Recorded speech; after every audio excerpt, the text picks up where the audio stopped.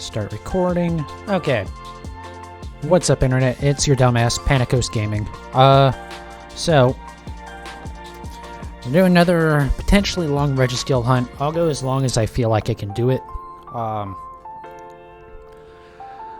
Name of this stream, the whole reason why I wanted to do this today, before Christmas, was all I want for Christmas is this freaking Registeel, which is about how I feel right now. So, oh, also you'll notice the count went up a few points from last time. It was like 1953 before. That's because I was testing my my new counting program. I tried it yesterday with a Glare and Meowth. It worked okay. Also, I'm just noticing the bot still hasn't posted for oh, there we go. Yeah, I say the bot for Stream Elements. Bring this back up. Okay. So yeah, I tested my new counter yesterday. I had a weird issue where the percentage wasn't sometimes truncating at the 100th place. It was like going really long past it. And from what I can tell, it has something to do with where I was doing the multiplication. So when you're doing like probabilities and stuff, at the end you need to usually multiply by 100 to actually get a percentage. And so I was just doing that at the end. For whatever reason, doing that after I had already truncated at 4 digits. So I was going 4 digits as the decimal and then multiplying by 100, so that way it was 2 in front, 2 behind. For whatever reason, sometimes that was giving me a weird, really weird number. And it wasn't doing it like before the truncate, or like it would truncate, it would be fine, and then I'd multiply it and it wouldn't be fine. Because like I was doing a whole bunch of rinse. So yeah, that was weird. But so basically I switched it so that way it multiplies before it truncates now. It really doesn't matter which order you do it in. That's just how I had done it the first time. But yes, now it works. I did a little bit of work on it for getting it to work with shiny chaining and BDSP. It's still gonna need a little bit more work for that, so you know, it'll be a little bit before we get there, but yeah. So I'm excited. I'm glad it like is working properly. It's nowhere near as user-friendly as the normal counters,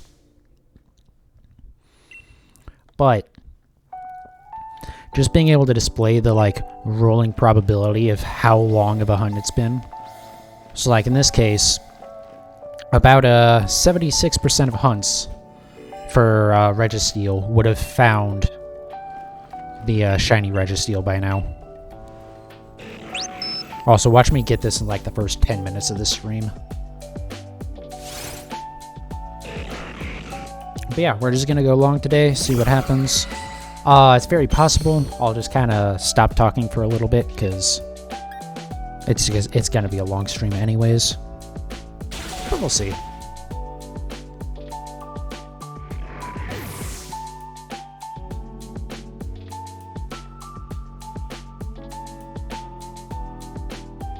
I should probably hold out on my energy drink until later into the stream, but oh well, too late now.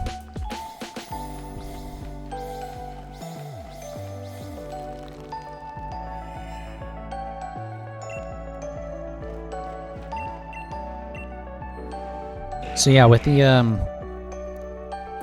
counter stuff that I'm doing with for the shiny chaining, it's gonna be a little bit different. So it's not gonna show that percentage most likely. What I'll have it do is it shows the current shiny odds at like whatever spot you're at in the chain. And then it's going to have counters for how many attempts we've done, how many I'm trying to think. How many attempts we've done, what we're currently at on the chain. So like, you know, 28, 39, wherever we're at. And then also, hopefully when we finish the chain, it'll show, or like when we get up to that 40 chain, I'll also have a number for how many resets of the Poke Radar we've done.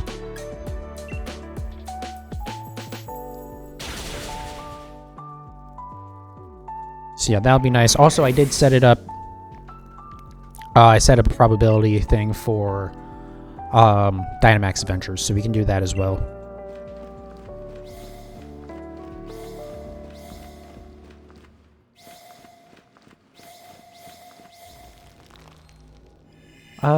Not 100% sure that I counted that one. Oh, something I didn't do. Hold on one sec. I still need to set up a second thing on my laptop. All right. 1962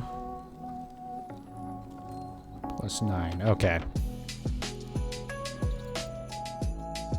So if I do get off on this, on my count, I can at least correct it still.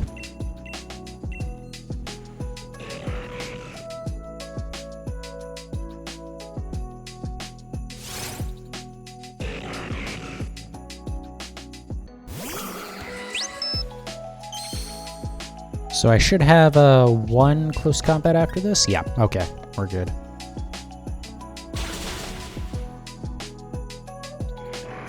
I do... hold on, let me write that down real quick. Need to remember to fix the thing on screen to actually say what the percentage is. Because otherwise that doesn't really mean anything.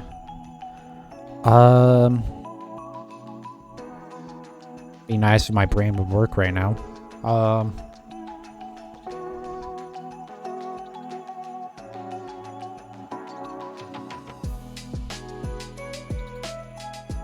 There we go. Ooh, numbers, yeah. It works. And unlike last night, it doesn't, like, sometimes show, like, 30 digits past the decimal for some reason. Anyways, what's up, Anna? Hope you're doing well.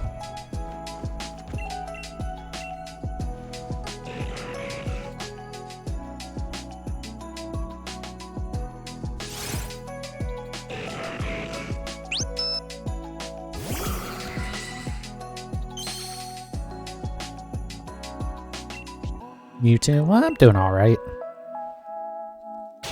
I ended up just taking today off. I probably, wasn't the greatest choice on the planet, but the thing is, it was raining a shit ton today.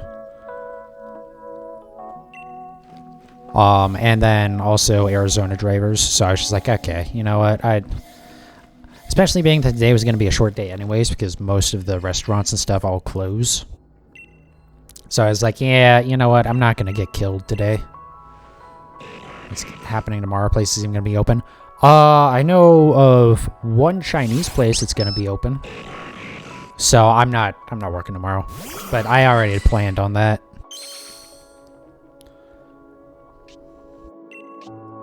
Because same with like the Turkey Day. It's like there's a couple places that might be open, but it's not worth bothering. Because places aren't going to be open, and also most people aren't going to be ordering. So like, what's the point?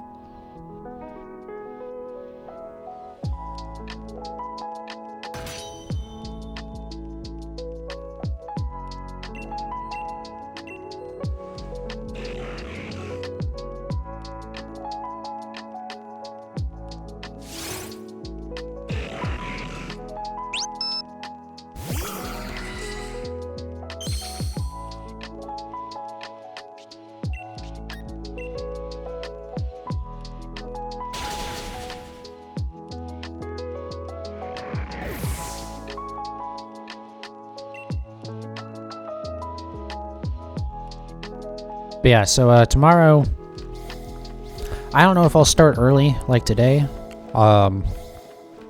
Might start a little bit early. I might start like 8 p.m. for me, so that's 3 a.m. for you. If you're in England. If you're watching YouTube, that's for if you're in England. But anyways. Yeah, if I do, it won't be terribly early. Yeah, we'll start with Viscera cleanup detail. And then we'll probably just do mystery trades. Or surprise trades in Pokemon.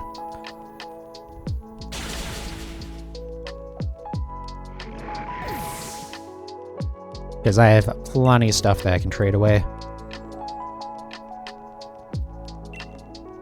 Besides, like, all the Meowth and everything, I also have all of the not 5 IV traded Pokemon that I have. So we'll see what nonsense we can get from that. I'm sure there'll be at least a few Machops.com Pokemon floating around and stuff like that. Or Machamps, actually, sorry. Still all of the Larvitars. I mean, not really. I mean, I have some of them still from, I think from the ones that were like all like 5 and 6 IV, but most of those got, most of those just got released.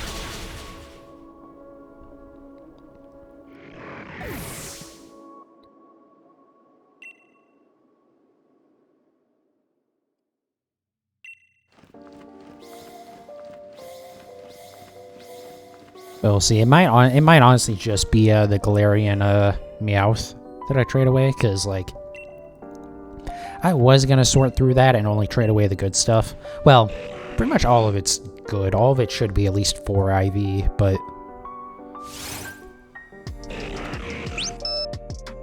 I don't know.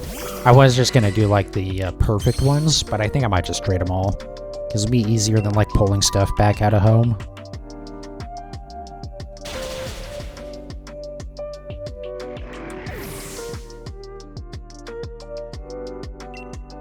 I mean, I guess I could also set up Pokemon Home on BlueStacks or something, and then trade through that, but like,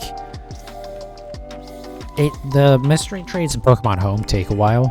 I'm not sure why that is, but like, the nice thing is you can load up a 10 of them at once, instead of Sword and Shield where it's just one, but it still takes like an hour to trade them all.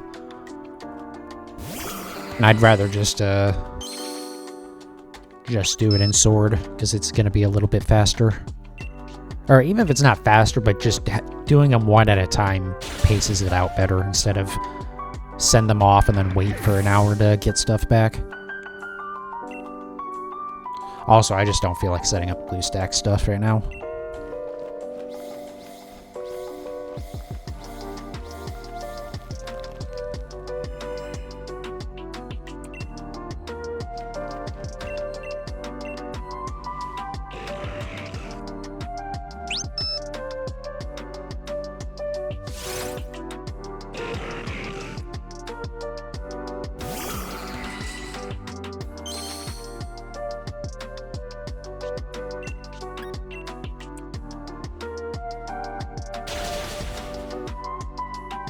God, it'd be really nice to get this Registeel tonight. I don't know what number we're gonna get up to, because I mean, I started 2 hours early, so... And I don't know that I'll actually go for the full length like I normally would. Just because of that, but I mean, we'll see. Because the thing is, in the past, I've done like, oh yeah, I'll start early and do a really long stream, and then I just like really don't care, especially when I did that Registeel one. That one wasn't great. But we'll see what happens. I will say we'll get to at least 2100 tonight.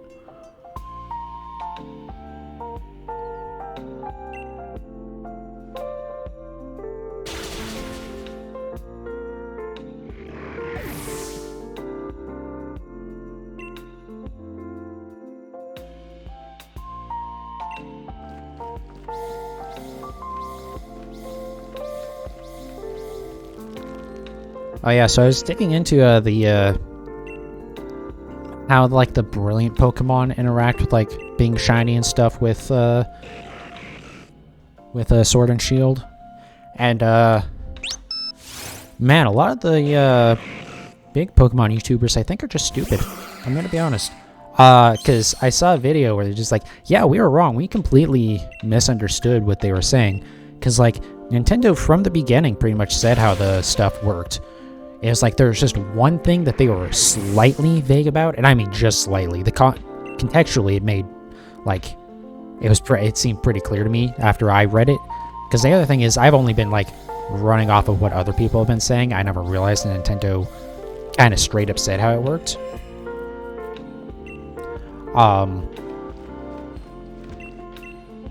Yeah, I guess when people saw there's an explanation that the more Pokemon that you encounter, like of a species, the more likely you are to get brilliant Pokemon, and the more likely those brilliant Pokemon are to be shiny.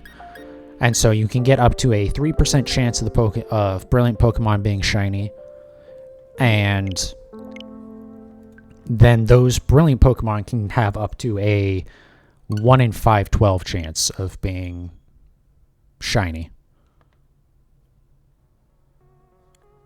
So, for some reason, people interpreted that to be just like across the board, like all Pokemon had a 3% chance of having the boosted rate, but then they also had the normal shiny charm rate.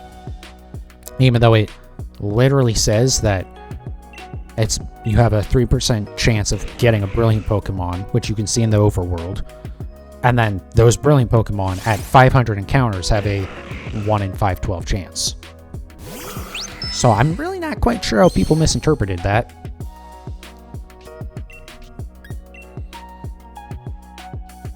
But I think what it really was is a couple of people misinterpreted it, and then everyone started parroting each other. And admittedly, the way Nintendo explained it was, or I say Nintendo, the Pokemon website, I should say. I don't know how much Nintendo had to do with that. It was like, it didn't explicitly say that only the brilliant Pokemon had like 1 in 512. What's the actual chance combining those? It's slightly better than 1366, basically.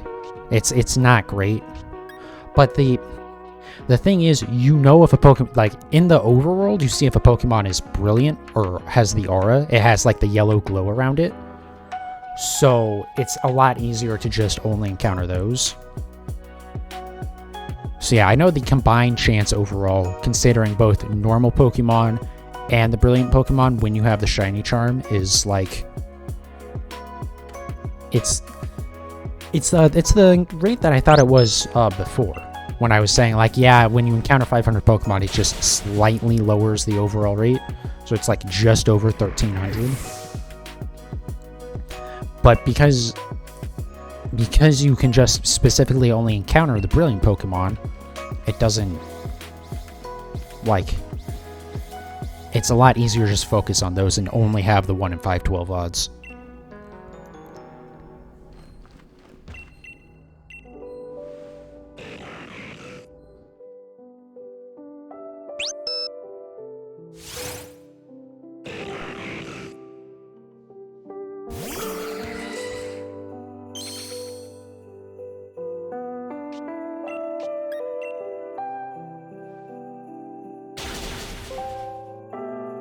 Yeah, and the one other thing is that, and this isn't really explained at all, in fact it actually seems to be backwards from how Pokemon officially explains it, is that with the chain fishing, so it says that the amount of encounters that you've done doesn't have any effect on the brilliant Pokemon there. And it's just basically, if you get up to like 25 Pokemon fish in a row, and weirdly enough, you can't catch them, you can only knock them out for it to count, which is a little odd.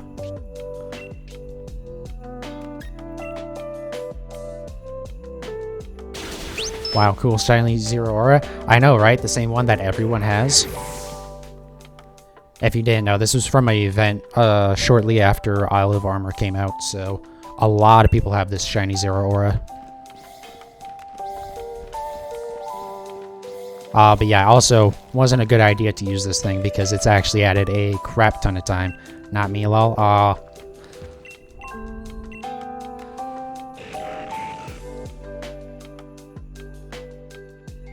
Well, don't worry. Since it's an event Pokemon, it's kind of like, is it really that interesting as a shiny? Like, I'm glad I have it because it counts towards my shiny dex, but...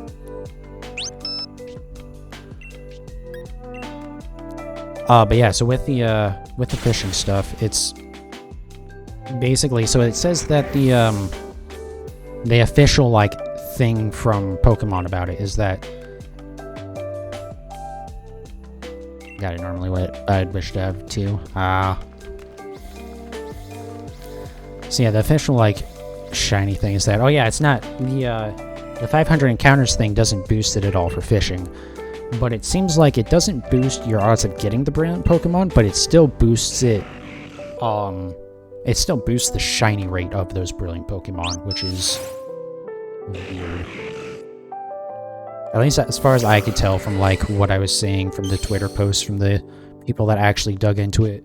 Which is funny, that only actually, like, got dug into just recently.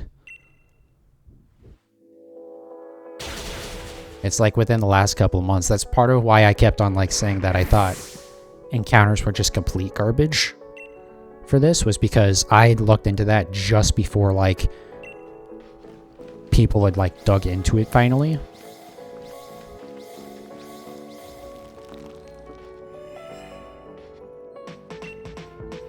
But yeah, I still don't know that I'm going to be doing encounter hunts, or like the normal encounter hunts in Sword and Shield.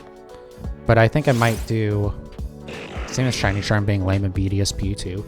Yeah, I wonder if there's, well, but see, the thing with BDSP is, people have just straight up torn through the code of that. Like, this game, they didn't ever, like, there was some data mining done, but they didn't, it wasn't like, as just, like, completely reverse engineered as BDSP was.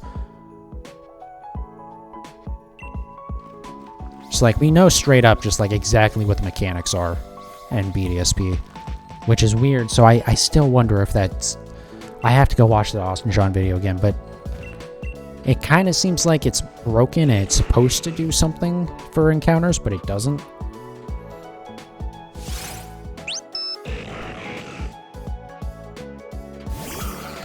But yeah, hopefully they get that, like, sorted. Again, I don't care if it affects chains or not, because it's like, who cares with chaining? Chaining already has stupid good odds anyways. But like, for underground or other stuff, it'd be nice if it worked. See, I'm not the only person trying to get a shiny Registeel. Yep. Only shiny you need before you're done with your shiny decks. Holy shit, dude. Yeah, I got a little ways to go after this. I've got 115 shinies, I think. Something like that. Or at least unique species shiny.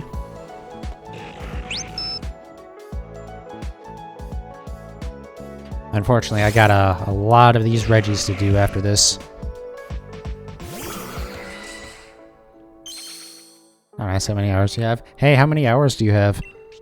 Is it somewhere in, like, the thousands, I would assume?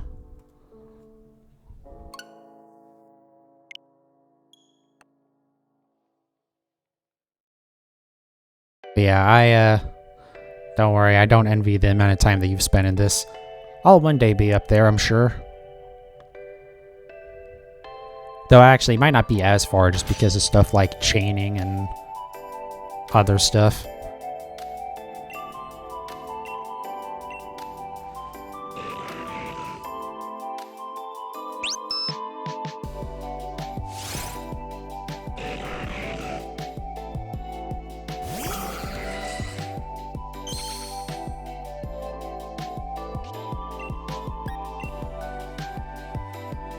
But yeah, after I finally get this, we're probably going to take a little bit of a break from Regis, and then eventually I have to get all the other Regis.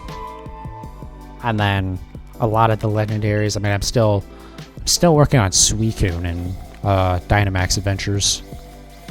Though I only started that hunt 2 months ago or something. I've only done a few of them.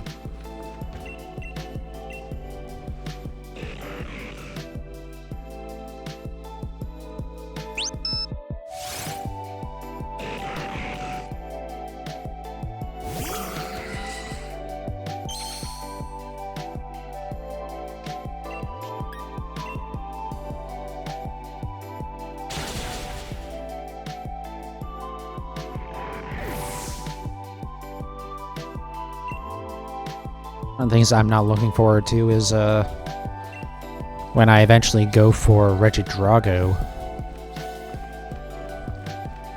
I'm gonna have to play through Sword and Shield for the 5th time in order to do that, because like my first main playthrough, that's where I got most of my legendaries, and then I also had a like Shield playthrough, and then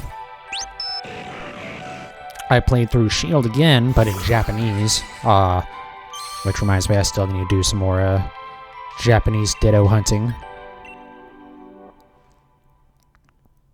And then, so that was number 3. And then I played through this game again, because when I went and did all the legendaries in,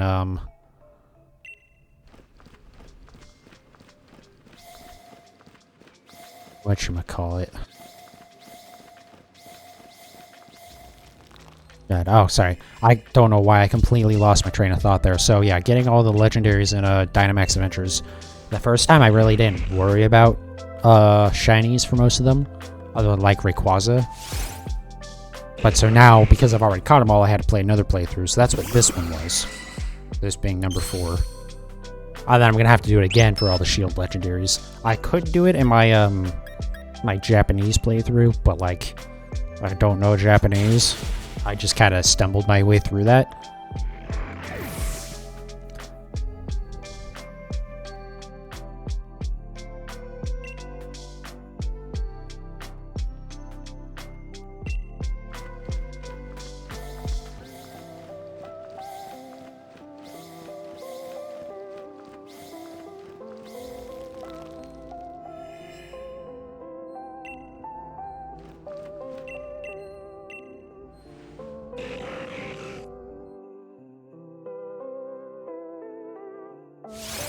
I was considering doing the legendaries in Let's Go Eevee, because like it seems like it'd be decently easy there, but I think Dynamax Adventures is still way easier.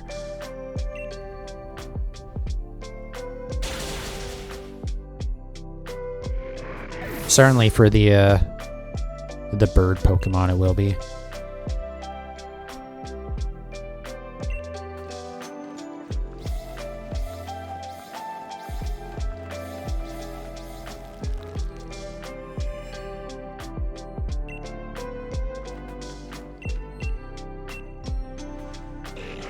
Yeah, I'm glad everything is Gens 1 through 4 is actually in BDSP, because that means I don't ever have to play Let's Go Eevee again.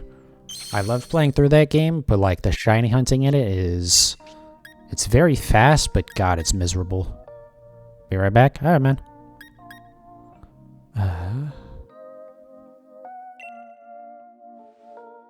Because after... Thanks for the follow, man. I appreciate it.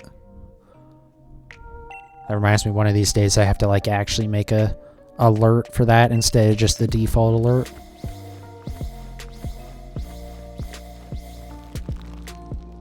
Oh yeah, doing the like the catch chain for legendaries isn't too bad, or not legendaries, but any Pokemon in Let's Go Eevee isn't too bad.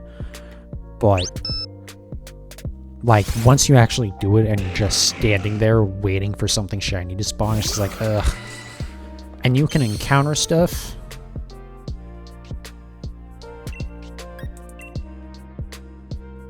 It's just like... Yeah, I don't know. It's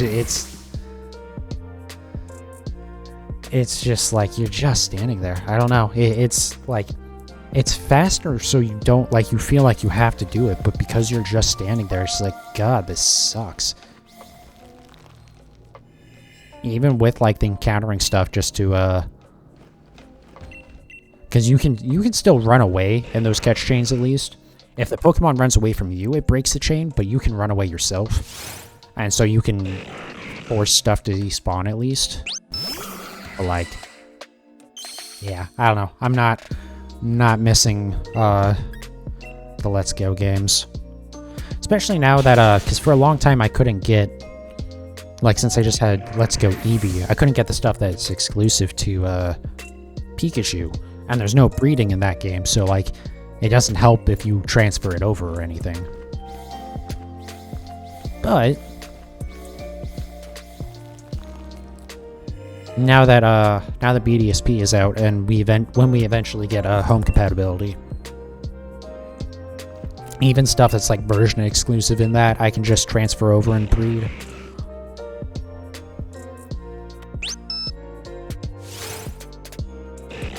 Alright, I think this is the last one of the set. That or I double counted something at some point. Something I do need to do is I need to set it so that the probability or the percentage or whatever only gets updated when I increase the count. When I decrease it, it doesn't update that.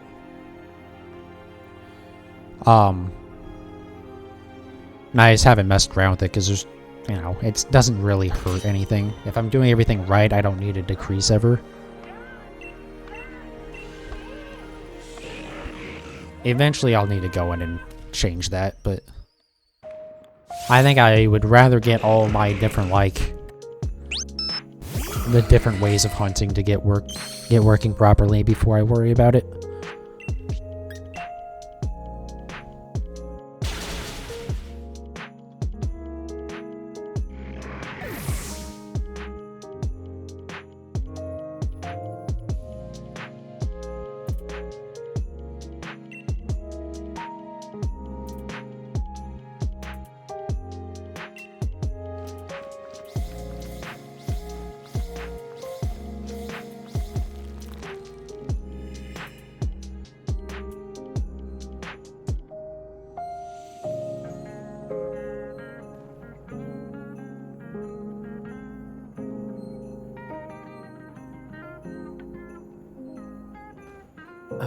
Sorry. I'm just looking at my laptop real quick. Alright.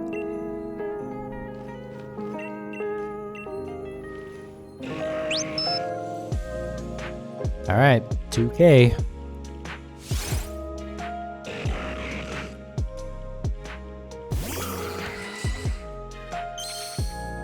So I saw a thing that one of the VTubers got up to like 13,000 encounters or something on Magikarp before they got their shiny Magikarp. Jesus Christ. I don't know if I got the number exactly right. It was in the 10,000s.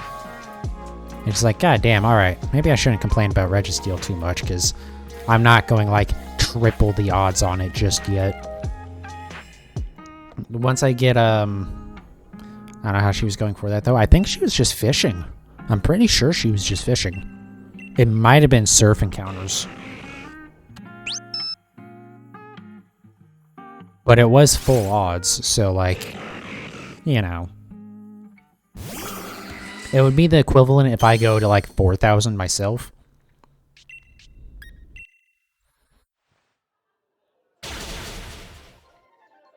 Art seemed to imply that, yeah.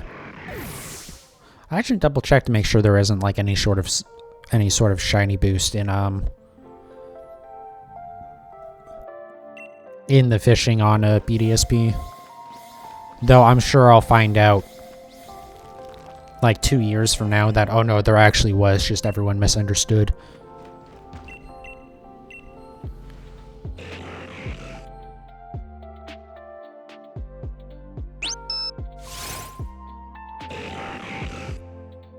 I did see that the way the fishing works in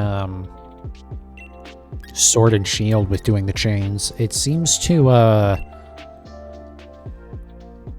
it seems like it almost has, like, a pity, counter where, like, event, like, because it gets really high in those chains, the rate of you getting a brilliant Pokemon.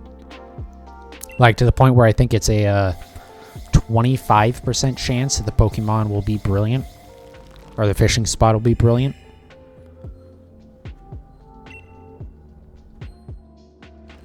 And that means you, well,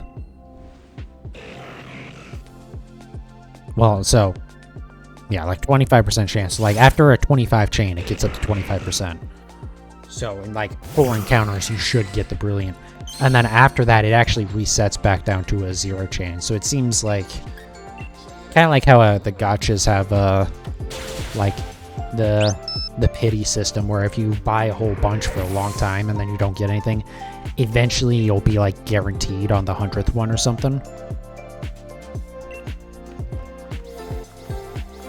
It doesn't quite get to be guaranteed, but it does get significantly better and then resets when you finally get something.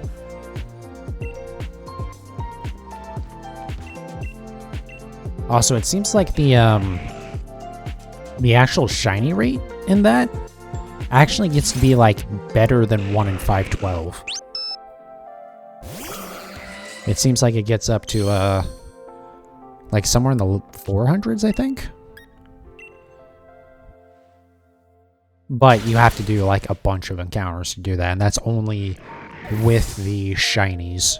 Or only with the brilliant that you have that shiny rate. So we'll see. I might do a little bit of fishing finally in Sword and Shield.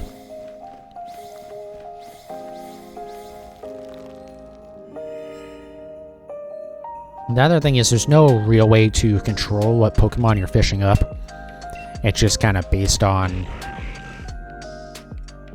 you know, what's in that area, what can spawn there. But, like, there's no way to guarantee a specific Pokemon.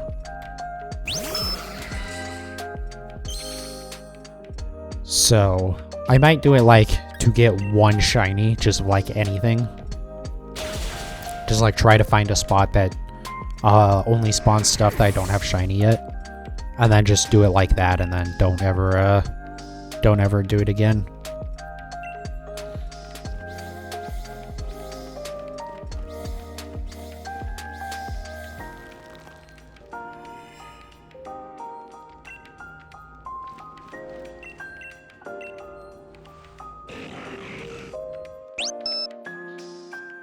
Alright, under 23%.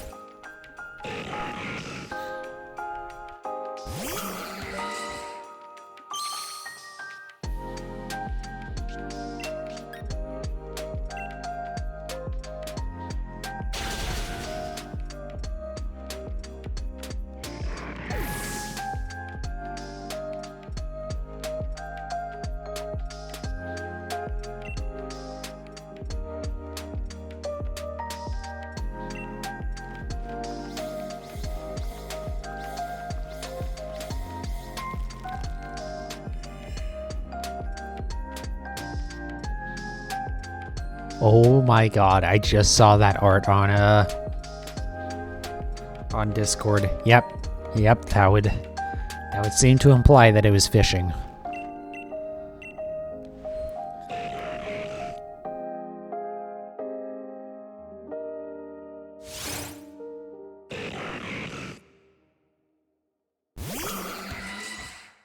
Oops.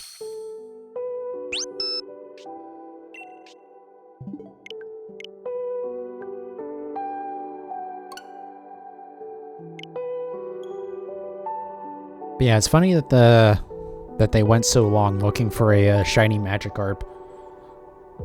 Only because, like, who cares about Magikarp by itself, right? Like, you only really care about Gyarados, and, like, Gyarados is by far one of the easiest Pokemon to get shiny outside of, like, event Pokemon, and even those are, you know, they're time limited.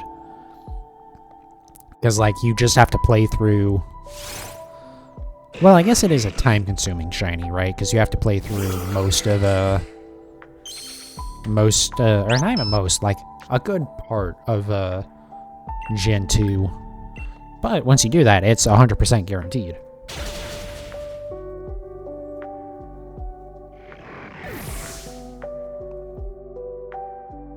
Suction cup sticky hold doesn't work in BDSP for fishing. I have no idea what that is. I'm assuming that was something in the original Gen 4 games.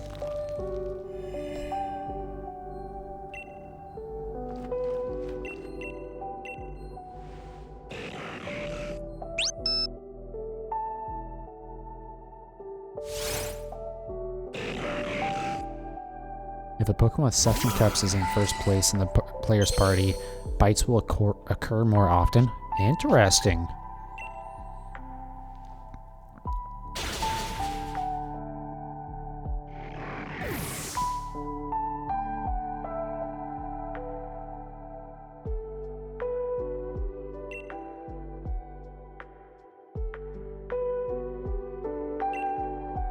Oh, so it didn't work in the original games either as broken, so they just made it not work in the remakes. Cool.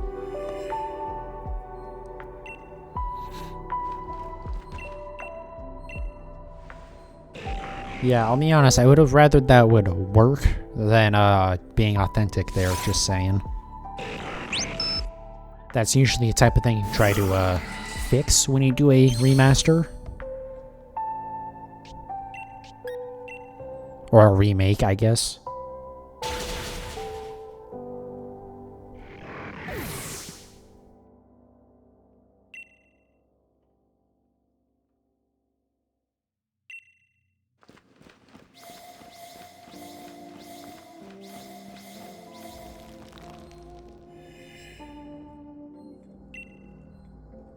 But hey, at least the remakes are still better than the Grand Theft Auto remakes were. God, I can't believe how bad those were.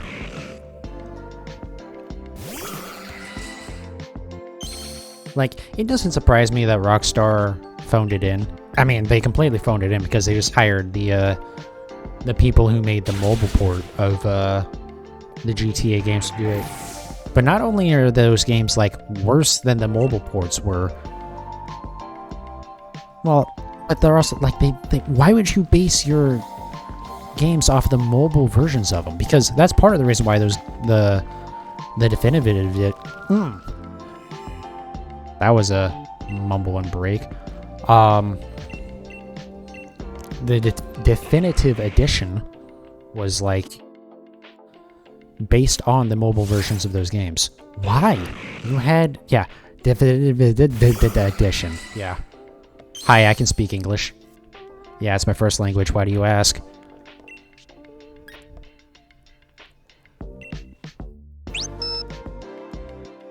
yeah, just like... Maybe base it on, like, the original versions and, like... Like, I get some of the logic, because apparently the mobile versions were made in Unreal Engine. So that's part of why they did it, but, like... You know. It says a lot when even Rockstar had to, like, give up and, like... I don't know if the definitive version is still off of the Rockstar store, but they had to, like, put the original versions back up, because that's how bad the new ones are. It's like, okay, well, let's go ahead and, like, try to sell something that isn't going to get us potentially sued.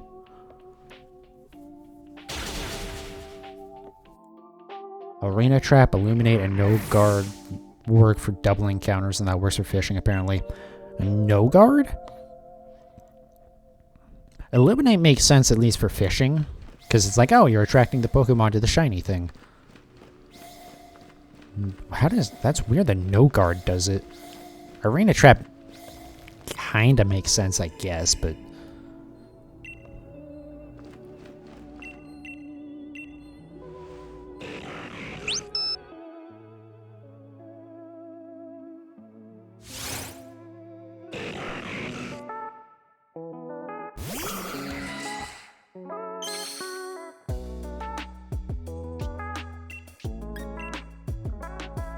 Oh yeah, so speaking of No Guard, I don't think I told you this, but the new like online competition for Pokemon Sword and Shield at like the beginning of next month is Try Your Luck is the name of it, and you can only use Metronome. That's it. That's the only move you can use.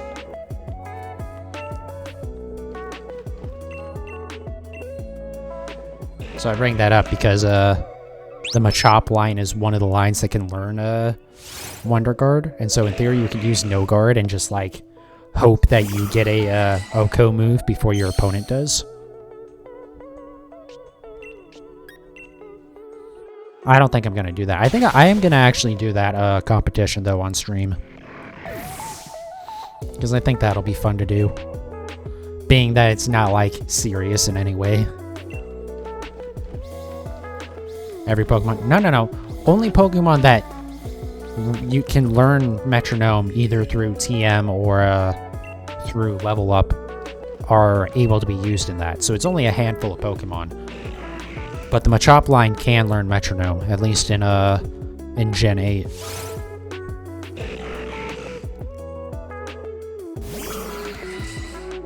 But yeah, I think we're going to be running a...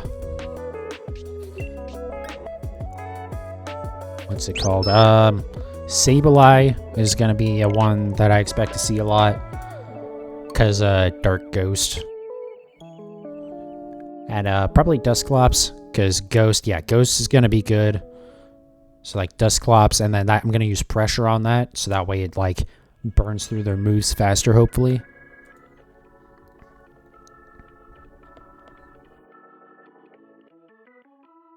A lot of the shitty normal moves. Yeah, I mean, it's... Metronome is most of the moves in the game. I think there's definitely some stuff like Protect it can't use. And then like some of the signature moves and stuff.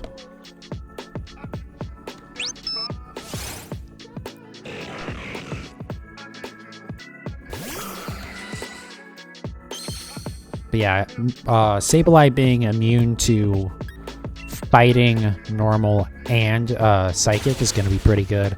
Togekiss, actually, I think is going to be pretty busted, because it's immune to Dragon and Ground type. And then also, you can have the boosted crit rate, and then you can run the item that boosts your crit rate even more. So, like, if you land a move, it's going to crit. You just have to hope it actually uses something. Yeah, I'm going to be using that. Actually, Miltank, I think, might be good for it, because Miltank has Scrappy. So that'll be a counter if someone's using, like, all Ghost Pokemon.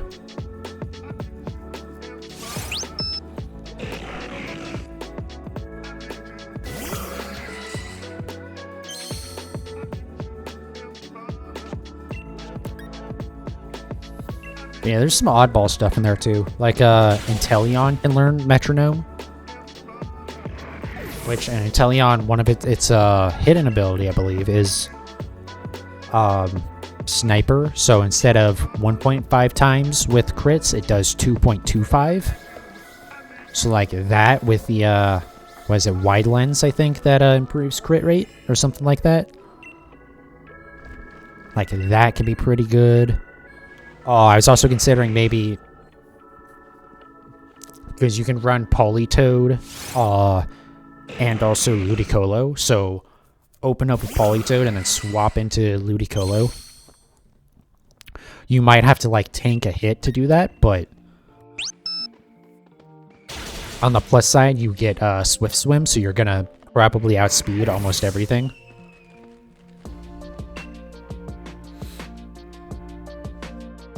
I don't know, it's interesting. Like, because it's not serious at all, it's like, it's really fun to think about what the different stupid ideas you could do with it is.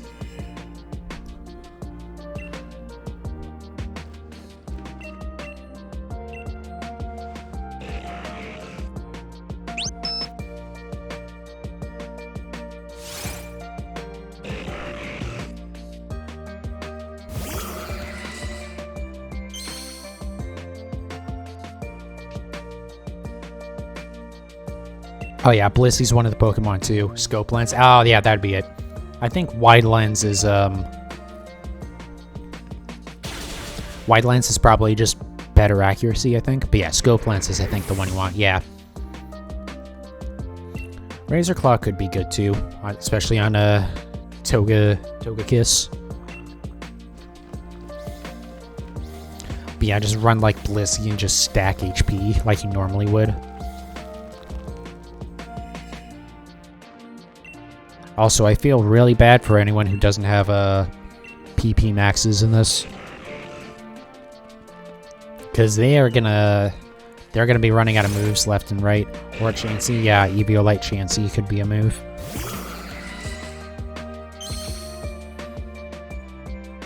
If you really wanted to be an asshole, you could run Eviolite Chansey and Blissey, since they're technically separate Pokemon, so they don't break species clause.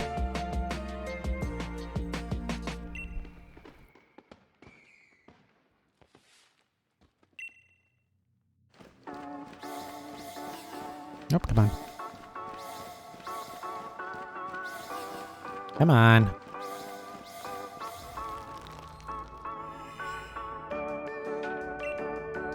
But yeah, I mean, there's plenty of dumb stuff with that.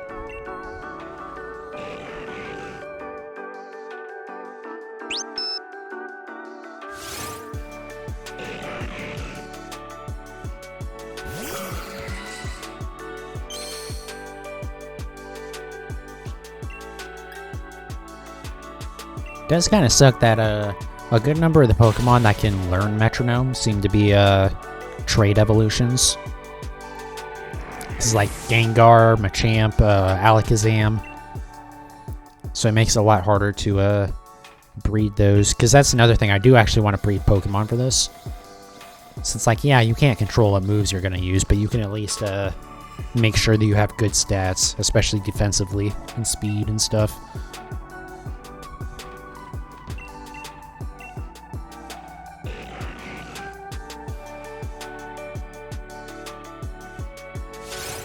Also, there's 3 or 4 different Pokemon that have Serene Grace, I believe it is, that doubles the chance of secondary effects, like actually activating. So, like, if a move has a chance to confuse or something, so it's going to be very good to run stuff with no good attack, because there's going to be a lot of confusion going around, I feel like. A lot of stats, a lot of status in general, but confusion for sure.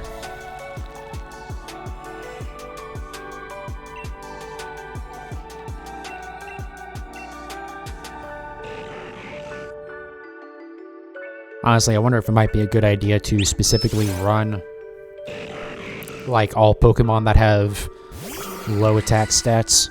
Like not just IVs, but just like their base stats.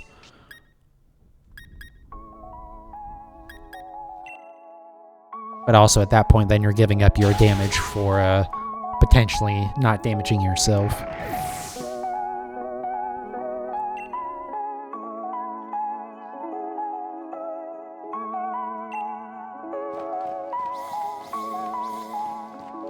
But yeah, it's gonna be chaos. I'm looking forward to that. That's the first weekend of January? Second weekend, I guess. Because it runs 7th, 8th, and 9th, I believe, is the days it's on of January.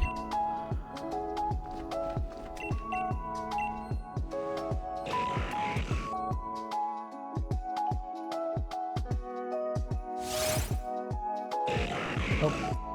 One thing that sucks about this counter program, at least right now, is since it's just using a command prompt, or not. It's a terminal like command prompt, so it's it doesn't run in the background. So if I ever like click off to look at anything, I have to make sure to pull it back up to the foreground. Eventually I'll deal with that, but that's like a very minor issue.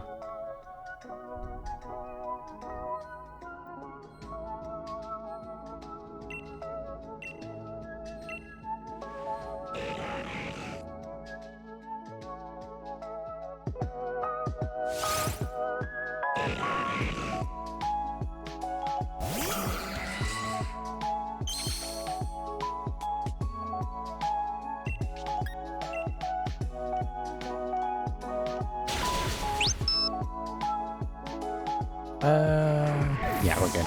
That's right. I wasn't sure for a second if I might have double counted that. Also, we are absolutely going to go way past 2100 tonight. Unless we get it, but I don't think that's going to happen.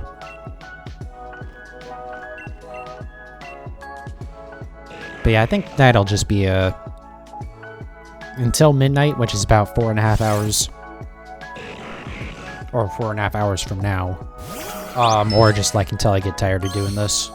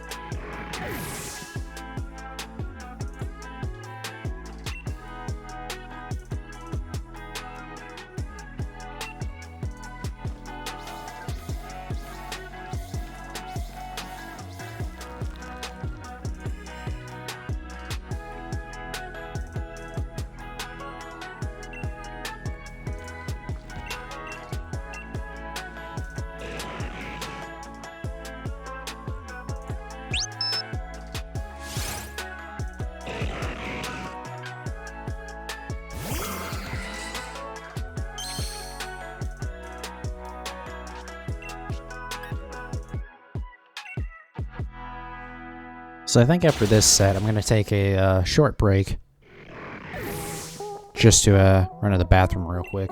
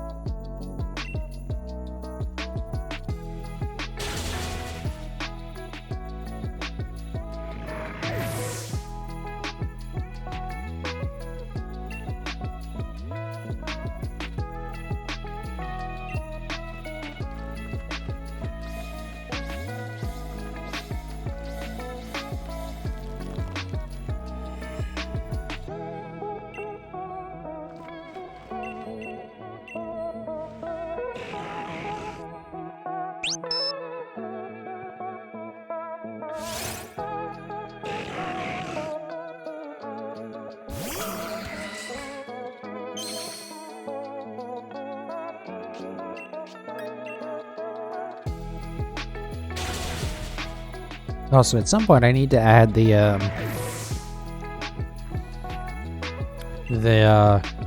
counter to the intermission screen.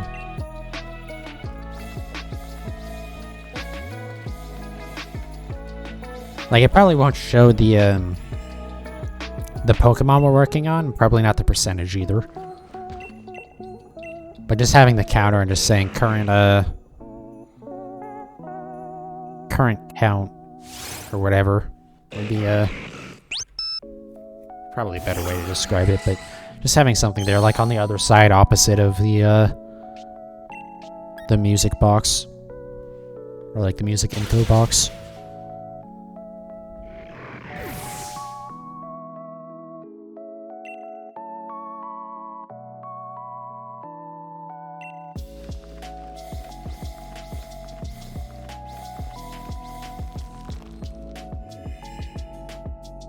Alright, I think this is the last one of the set.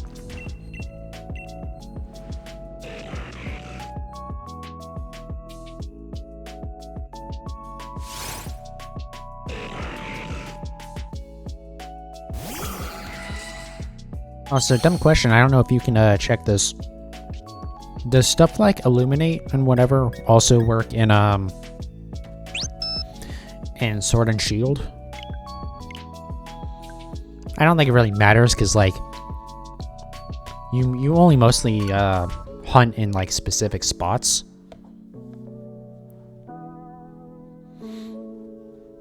And I don't think the rate is terrible at all. I think it's pretty good, actually.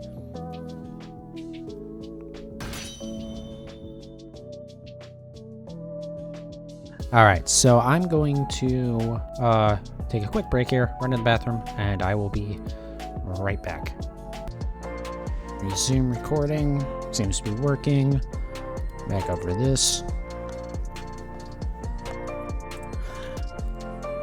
I have to say, as neat as it is that the button on the top of this microphone to mute it is like a touch button. You don't have to, like, you know, press down or anything.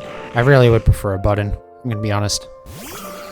Because there's definitely been times where I'm just like, I tap it like 2 or 3 times. It's like I don't quite hit the right spot.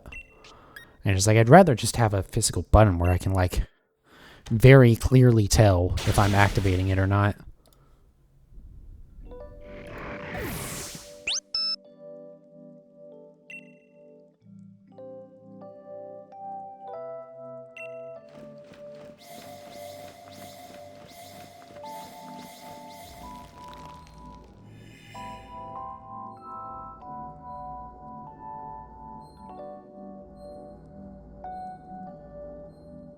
Alright. I just want to see how long this album is. I have it like shuffle and I have shuffle and repeat on, so it'll loop automatically, but I do want to like try and cycle through the different Christmas albums tonight.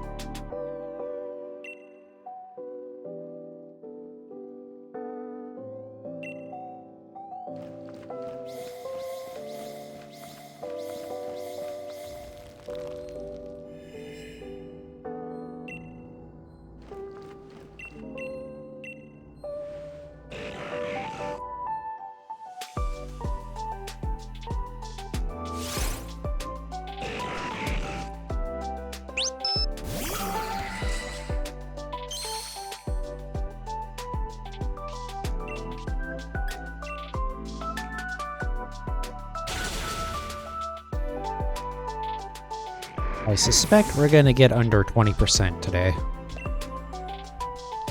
That being less than 20% of Registeel hunts should take this long or this many encounters. So 80% of hunts should have already gotten it.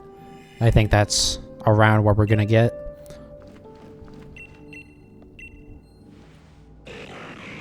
Which, it kind of hurts, but it could be a lot worse.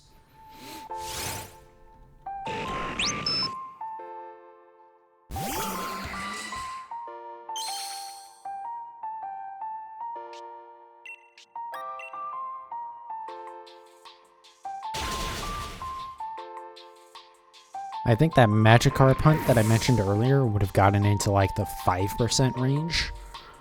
I think it was 1300. Oops. I did not do that math right at all.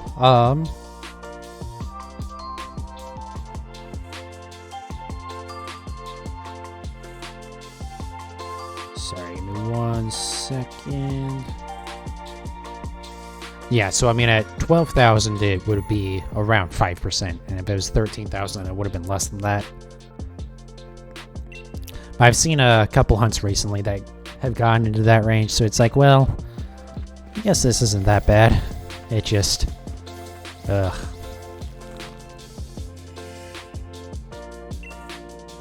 I'm not looking forward to the day that I have to do resets for Kyogre.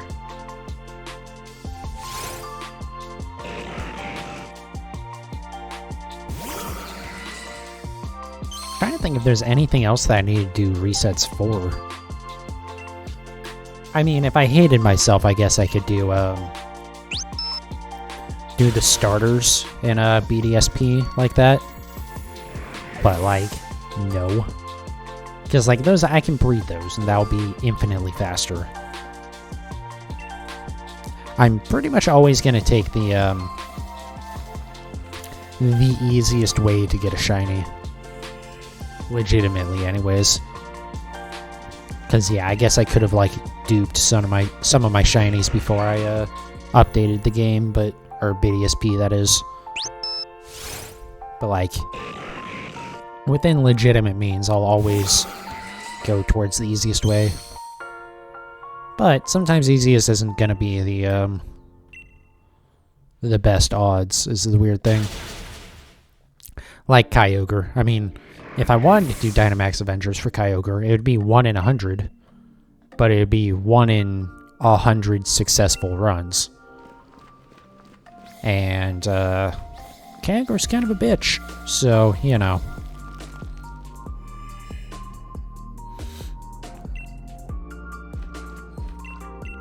Even though 1 in 4,000 wouldn't be a great hunt, I still think it'll be a lot better than doing 1 in 100 in Dynamax Adventures, where it's like you have to do a bunch of playthrough before you even get to it, and then there's a very good chance you won't beat it.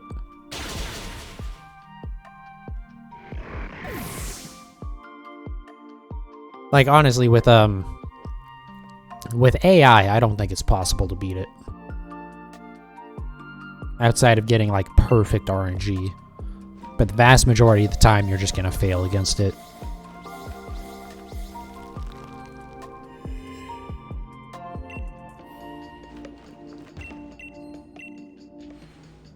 So like, yeah, it might be 1 in 100, but if it takes you 40 attempts to even get one successful run, then you're looking at, you know, basically 1 in 4,000, right? So I'll just do it the resets. If I had the game, I'd love to help. Well, something that doesn't help me is that, I guess this is a very reasonably easy problem to fix, is that I don't have, I don't have Pokemon or the Nintendo Online for my second profile. I just have it for the first one. Though, I guess there might be ways around that. Because, I mean, there is ways to get the path for, like, other people, I think. But anyways, the point is, yeah. I don't know, but yeah, you are correct. It's not hard at all to outplay the AI. The problem is, you do need, you need RNG just to even get the right Pokemon to spawn during the run. Because you need something with Wide Guard for sure, and then you really need, like, grass Pokemon, or just, like, stuff. Like, a Maractus would be really good to have for it, because of Storm Drain.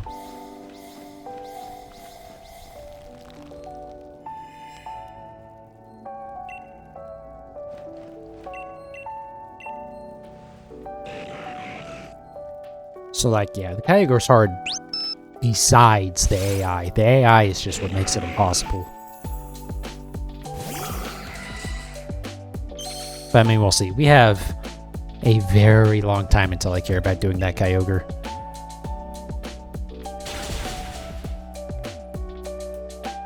The other thing is, you know, maybe it'll be... Not even maybe. It'll probably be in raids at some point in the next year in Pokemon Go.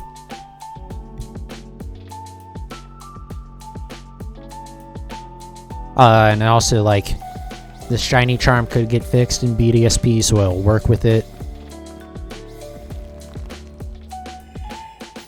Or, like, I assume it's not going to be in Legends Arceus.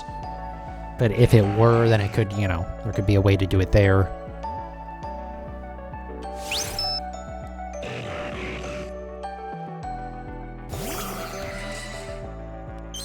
Legends Arceus is going to be interesting. That's for sure. I don't know if they'll be good or bad. I'm kind of leaning towards bad at the current moment. But it'll be interesting. It'll be interesting to play a Pokemon game that's like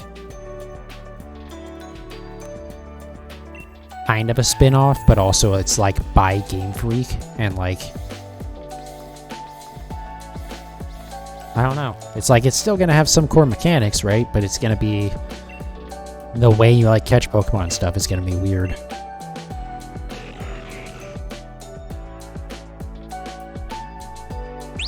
Also, it's going to have a... Alright, you know what? Actually, every time I talk about that game, I, like, forget how you say the name of the new region. Hisui? So, like, the new Hisuian Pokemon forms. So, like, Alola and Galar. So, like, so far we know Growlithe. We can assume Arcanine will have its own form. Voltorb, and we can assume Electrode as well. Or, like, some new evolution off of that. Zorua and Zoroark. And then Braviary. And then on top of that, we also have new evolutions. With the new evolutions for Stantler and Basculin and... I want to say they should... Oh, Cleaver, which is a new Scyther evolution. Why Scyther got a new evolution, I will never really understand. But it is weird, because, like, it's introducing new Pokemon that will be, like, part of the Pokedex, right? So...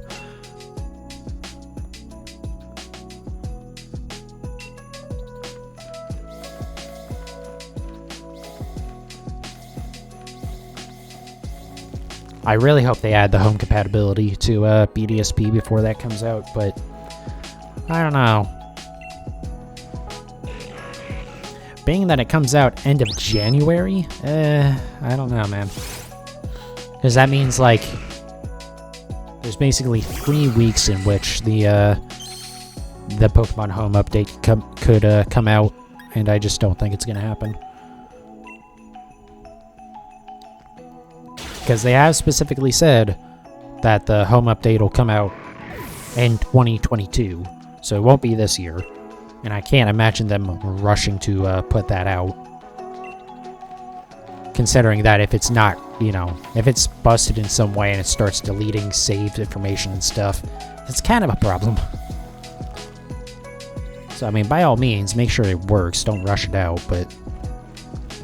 also, like, all the information's already there for all the Pokemon, so just, like, you know, I can't imagine it should be taking them... Even if they only just started working on it after the Gen 4 remakes came out, it shouldn't be taking this long for that update? I don't know.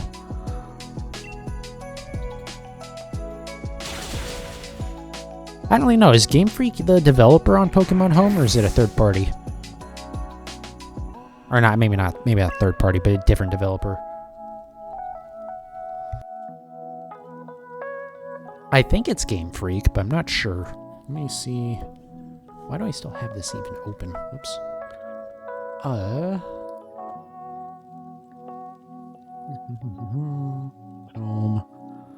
Oh no, it is Game Freak.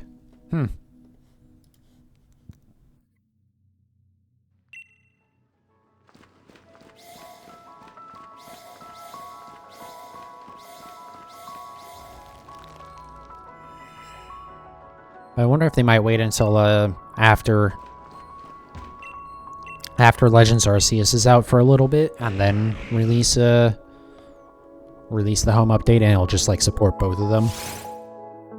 Oops.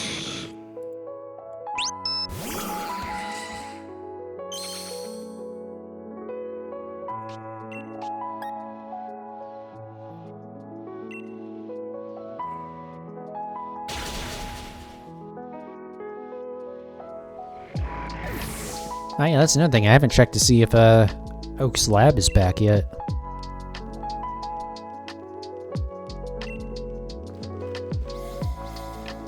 Or like anything equivalent, just like some free way to generate Pokemon.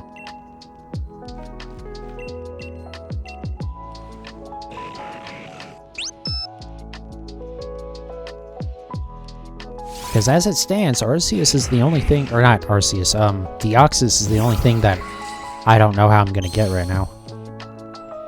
And like, yeah, I could buy the, whatchamacallit, the Gen 3 remakes, but like, that's not gonna happen. I'm never going back to the 3DS.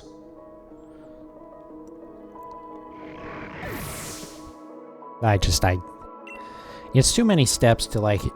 Besides the fact that I have to play through the entire game in order to get Deoxys.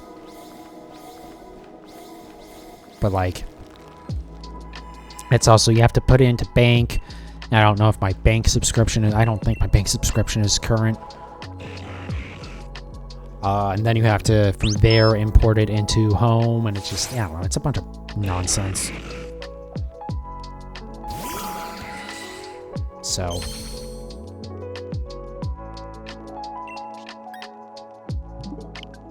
I mean, I would be more likely to do that, but being that the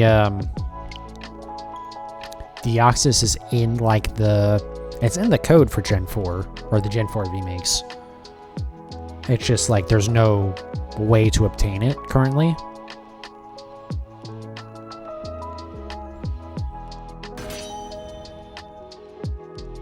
And you would think they would have some event for it at some point, just because, like, they have the meteorites for Deoxys in that one town.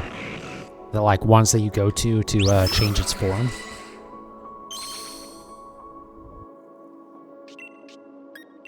So I gotta assume that they aren't just gonna, like, exclusively lock that part of it, or, like, that feature behind having a Deoxys from an event before the Switch even came out.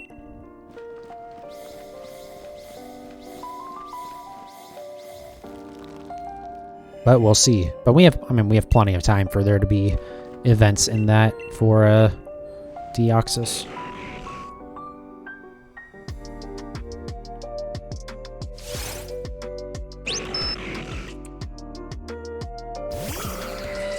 I mean, we know for sure that there's or there's information for, like, the events for Shaman and Darkrai, so... But we also know that both of those will be able to get with, Legends Arceus as well.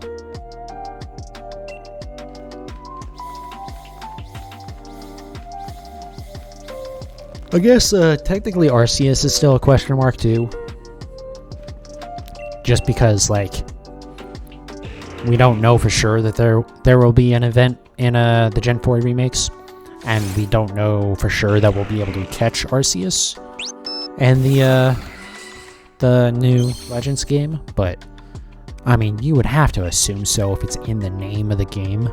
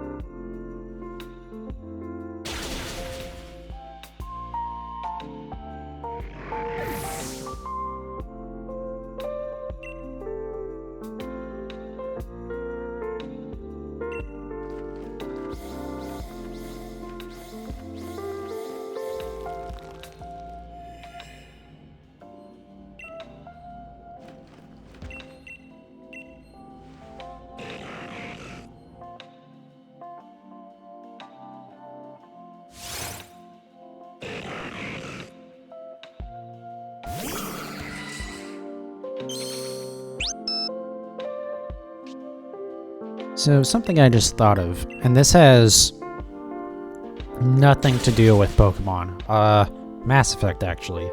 Probably my favorite game series of all time. I should see if the Xbox Game Pass versions of those for PC support achievements or not. I strongly suspect they won't. If only because they're through EA Play, actually. If that's still what or whatever Origin used to be. Because if those have achievements, I might play through those on PC. I'm certain they don't have separate lists if they do. Which is fine by me, because I would like to eventually have all the Xbox achievements for those games. I have... Did I get everything for Mass Effect 1? I think I did. Yeah, I did finally. Yeah, I got through all of Mass Effect 1's achievements.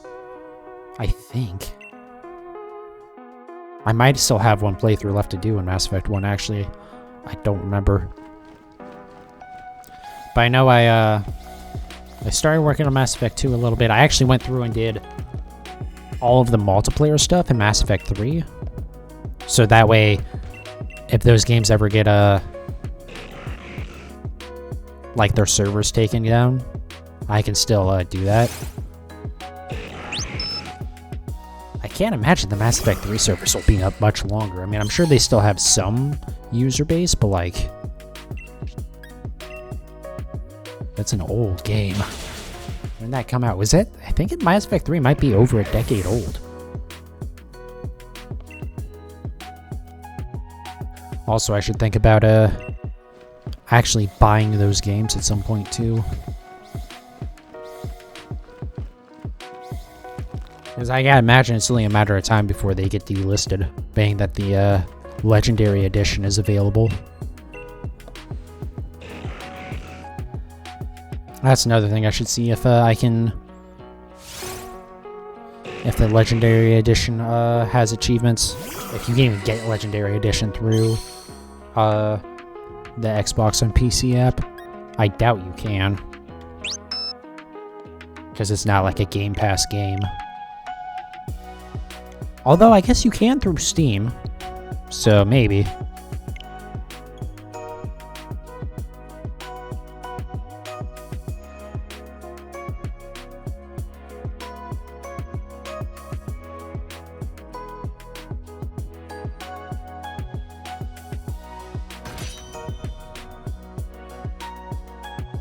I don't remember if I even still have Origin installed on this computer. I don't think I do. So I'd probably have to go through and set all that crap up again.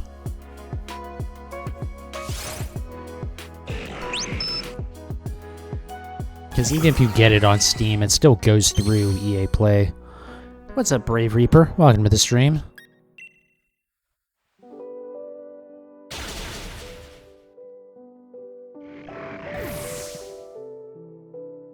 You have a shiny Reggie if you want it. At this point, no, because I am way too goddamn stubborn for it.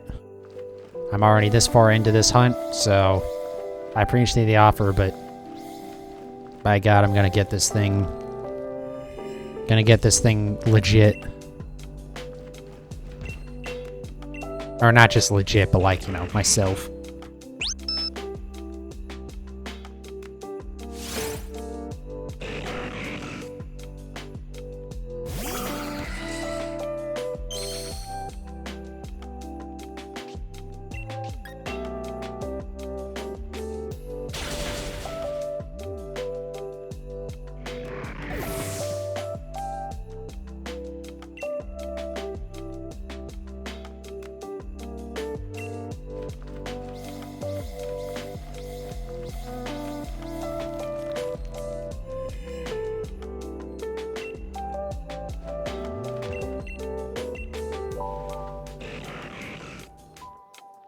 Watch, I'm probably gonna end up regretting that decision when I get up to like 5,000 encounters and still don't have this damn thing, but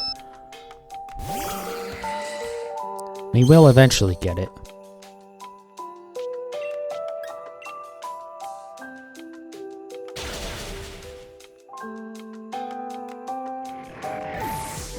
How bad would 5,000 be in terms of the percentage? Hold on.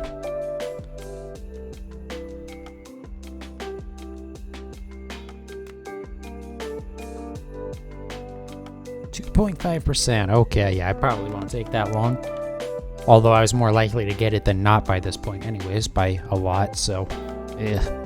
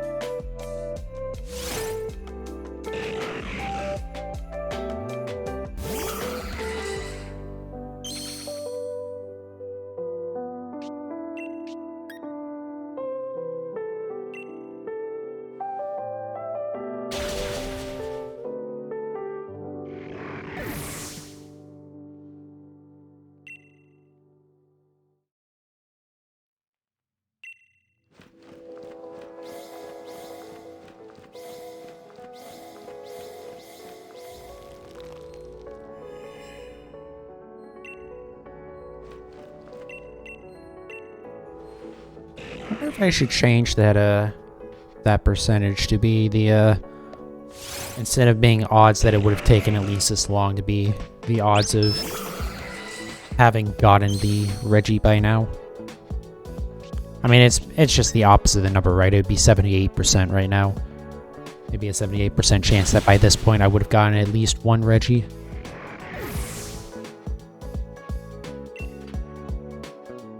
I don't know, I might have to think about that tonight.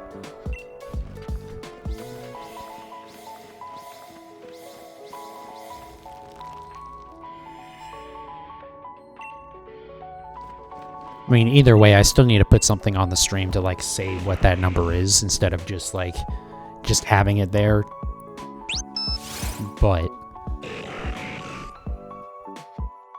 I guess it would be a good idea to decide how I want to display the number first before I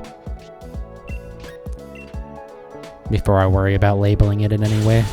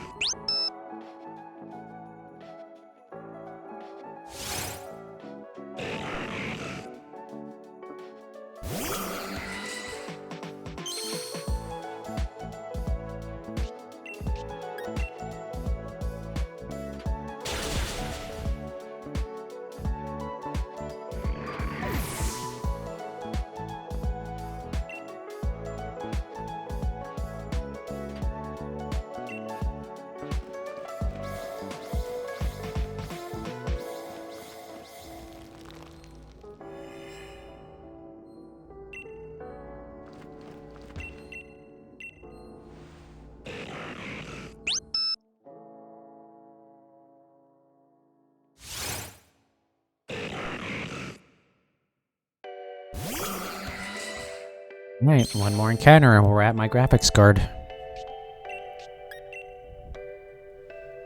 That's a really dumb joke.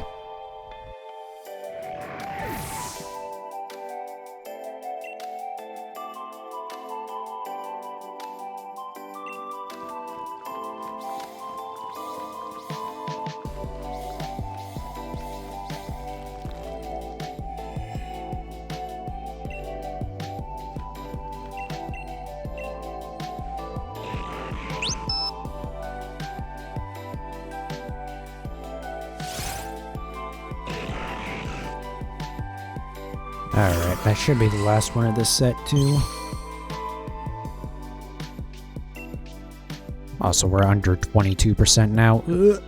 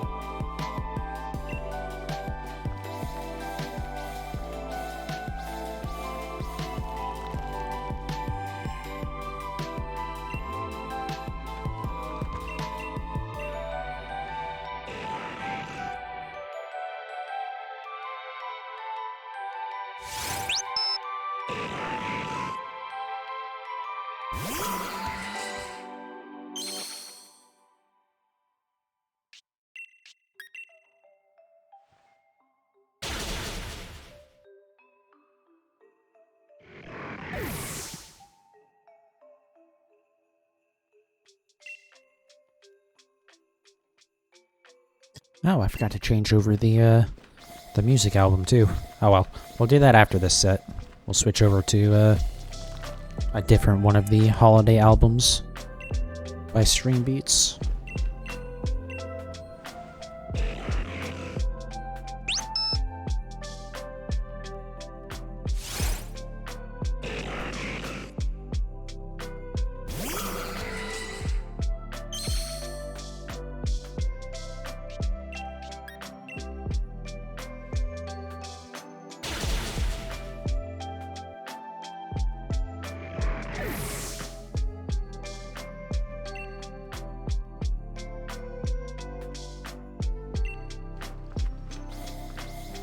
I have to double check to make sure I counted that one. I'm not sure that I did.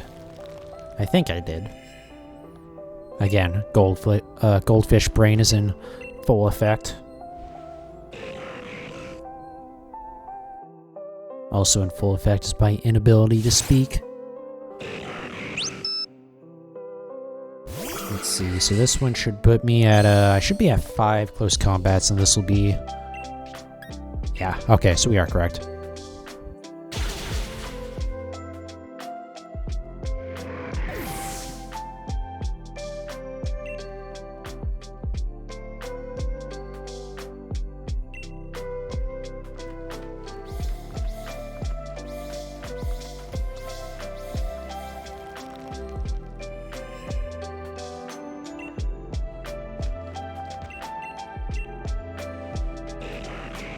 Oh, so I need to add,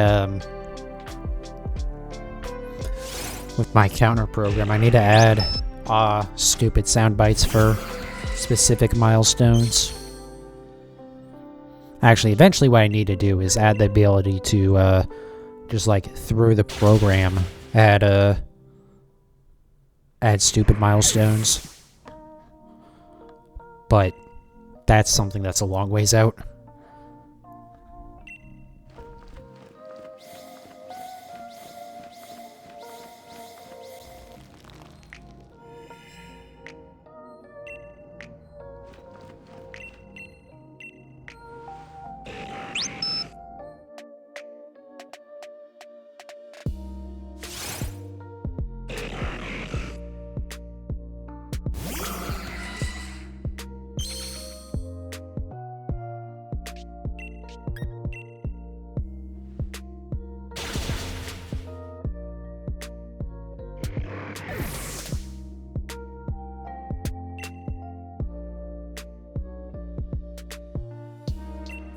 So something I was thinking about just now is, even though I do want to make a different catcher Pokemon instead of this Zero Aura, because like being shiny kind of makes it a pain in the ass and doesn't work as well as I would want. But I actually don't know if I can really do that, because one of the main reasons why I built this thing was for dealing with Registeel. Because being that it's electric type, it can't get paralyzed by Registeel. But also we're at the cyberpunk number. It might be a good idea to try and build something that can use Spore though instead. I wonder, are there any ground types that can use Spore? Because the reason why I specifically wanted this was it can't be paralyzed, and it can outspeed Registeel, and it has T-Wave, even though you can't use that on Registeel, but just be like an all-around good Pokemon. And what's the other thing? Oh, and it can use False Swipe. So those are like the big requirements.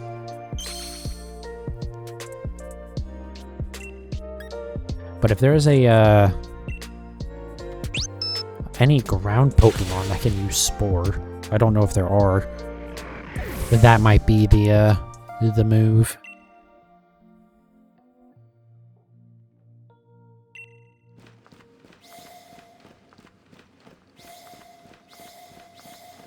I definitely prefer Paralyze over Sleep for catching Pokemon, just because Sleep can wear off, but Paralyze can't. But being that you can't paralyze Registeel because it's an electric type, it might be the next best option.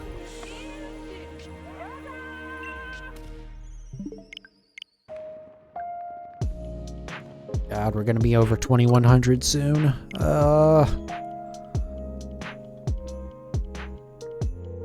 Why you do this to me, Registeel?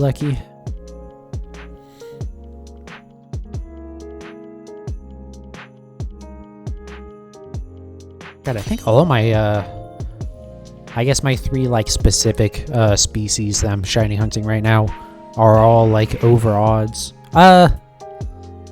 Or they're over percentage anyways. They're like over 50% chance of it taking so long. I think Suicune is. Maybe not, though. I should double check that. Certainly this one's way over. And, Meowth is over now, too.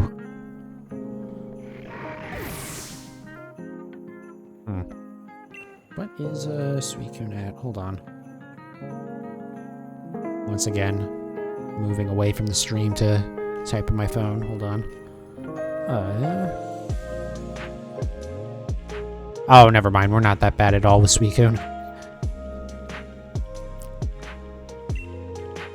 We're still at like a 2/3 of hunts won't have gotten it yet. So we still got a ways to go there.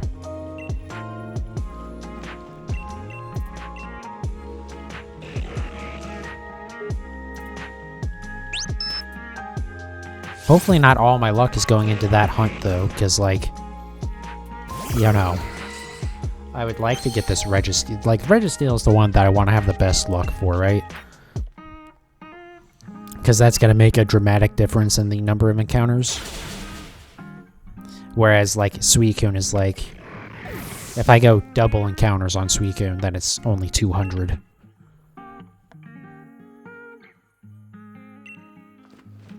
Whereas if I go double encounter, or double odds, rather, on a Registeel, it's, like, almost, like, 2,700 or something like that.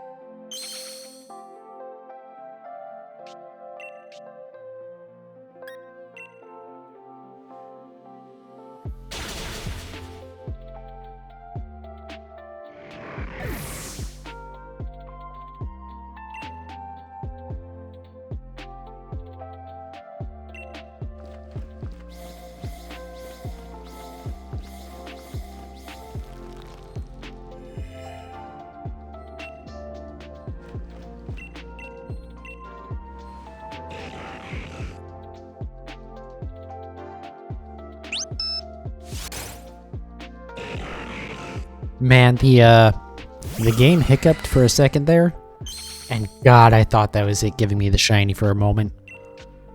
Ah, that would have been so nice.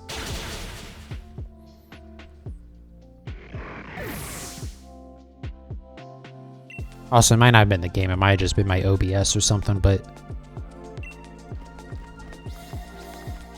there's definitely a freeze for a fraction of a second there.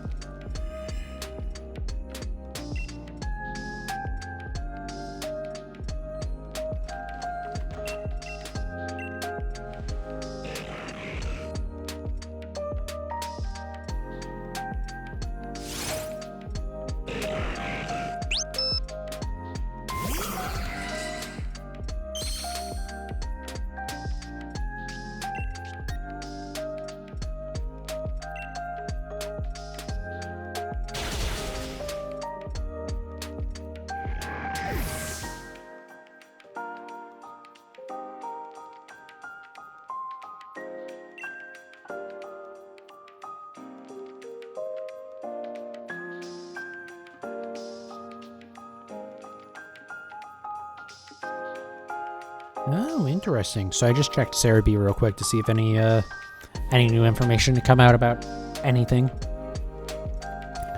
The like Pokemon sound library thing that came out last night. On top of being able to download the music for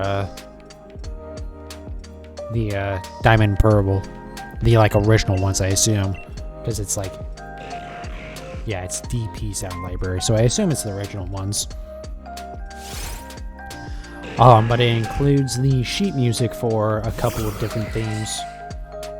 That's neat.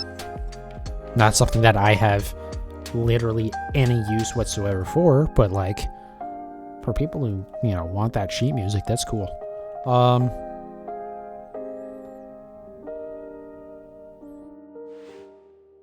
Yeah, no new information. Okay. I was just trying to see if there's anything new to talk about. Bringing this back up. All right.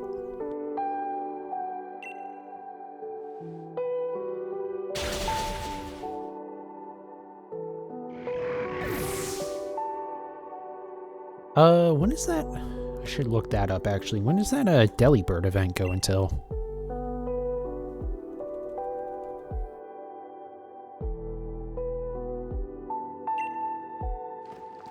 I want to say it's just until tomorrow, but it might be till, like, the 27th or something. I highly doubt there will be another event, for, like, New Year's. It might be worth looking.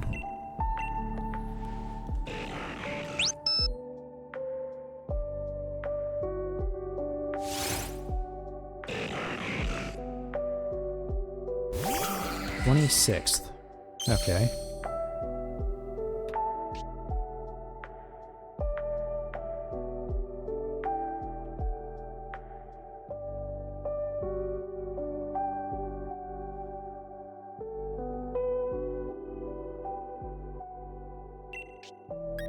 So probably like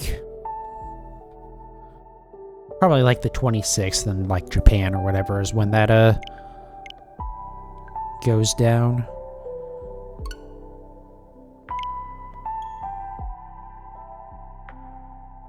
Anyways, I don't know. I highly doubt there will be a New Year's event. There could be, though. Also, it'd be cool if you got another distribution in a BDSP.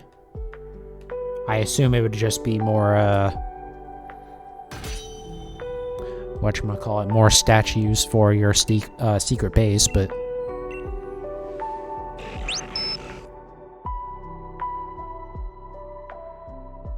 I don't know. I wonder if maybe they've been waiting, or they've been holding back on doing anything like Shaman or Darkrai or anything like that until after the holidays, so that way like people wouldn't like get the game, or kids wouldn't get the game for Christmas and then not be able to get the event Pokemon.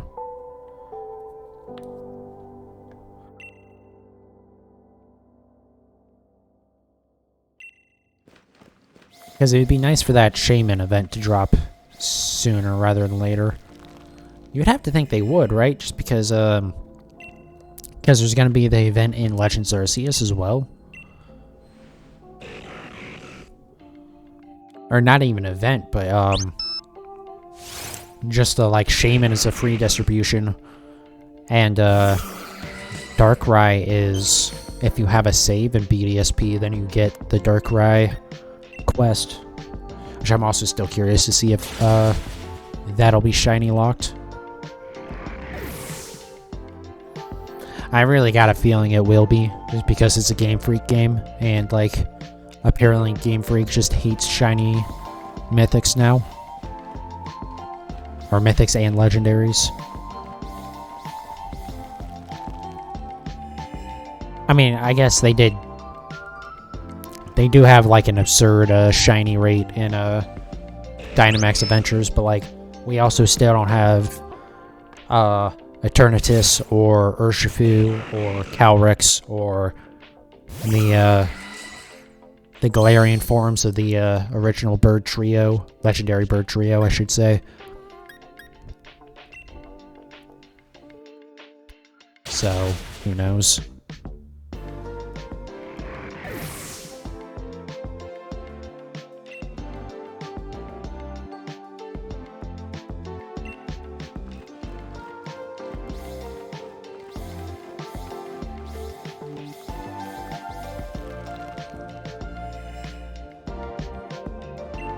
But it's just weird, because in comparison, Ilka with the Gen 4 remakes was just like, yeah, other than like the two mythics,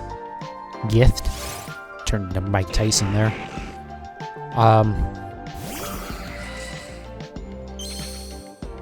But other than the Mew and the Jirachi that you get pretty early on into the game, and the Manaphy, I guess, technically.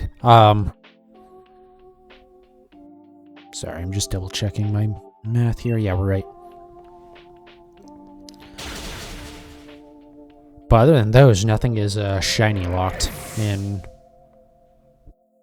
the Gen 4 remakes. I'm trying to think if there's anything else. But like, even the Manaphy makes sense because it's an event distribution.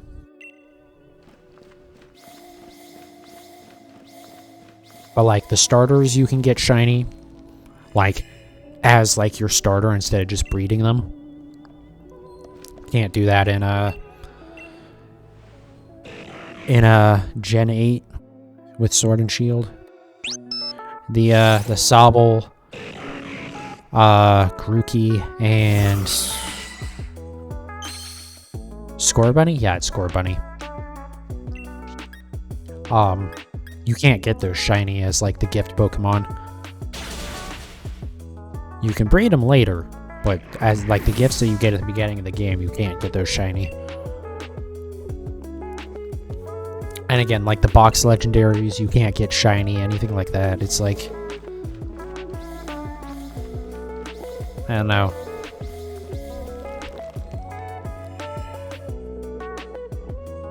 It's really weird that you can't get like the legendary shiny, to be honest. Like outside of the event that we just had a couple months ago, because like I kind of get it with the starters, even though it is stupid. But like I get that they don't want people just doing that when they start up the game. They want people to actually like play the game a little bit. It just seems weird the starters you can't get. Like, I get the point, maybe being to, you know, do them as events later, but, like, the game's been out for 2 years and we've only gotten 2 of the Pokemon that are shiny locked. So, like, what the hell are we doing?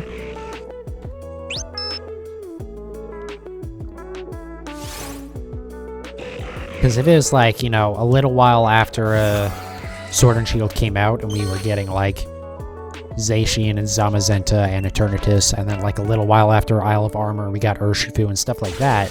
Like I would get that. But like just it haven't been so long and there's just like no sign whatsoever that those will ever be shiny is really weird.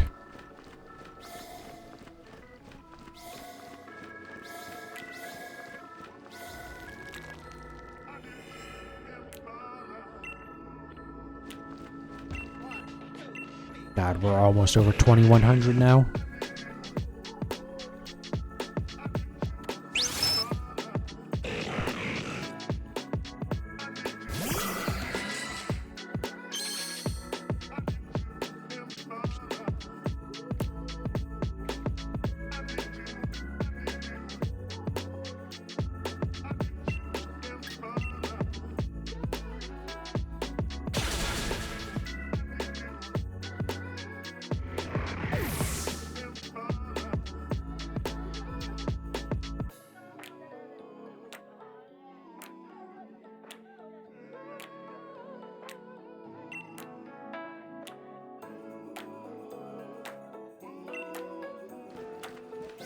Alright, this next one should be the last one of the set.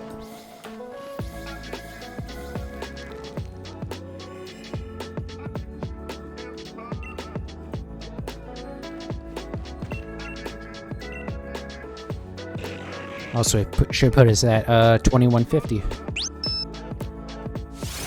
Oh. He only went down by 0.01 instead of 0.02. It seems to be alternating at this point, because it's how the truncating is working out. That's why it does that.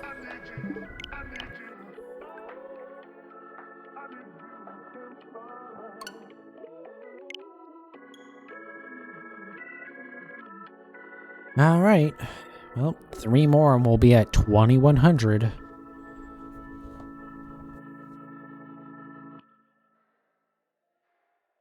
Hey, remember when I got Meryl in was it Meryl? Yeah, it was Meryl that I got in 6 eggs.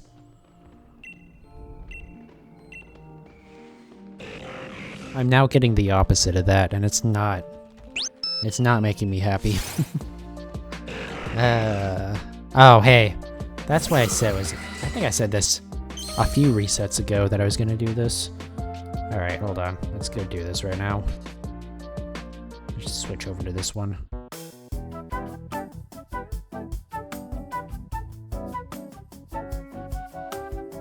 That, barely sounds like a Christmas song, but, sure, Harris Heller.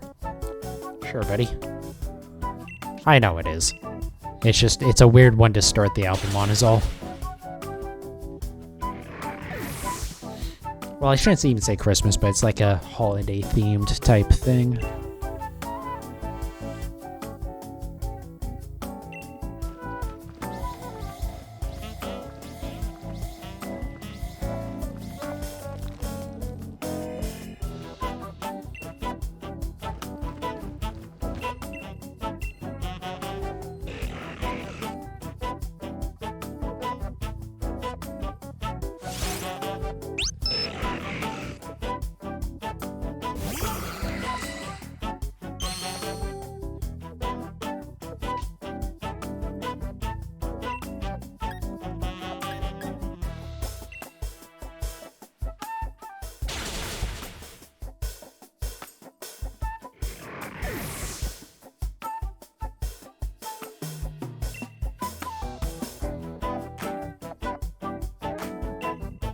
Yeah, one day I'm gonna find out from someone watching through, like, entire VODs that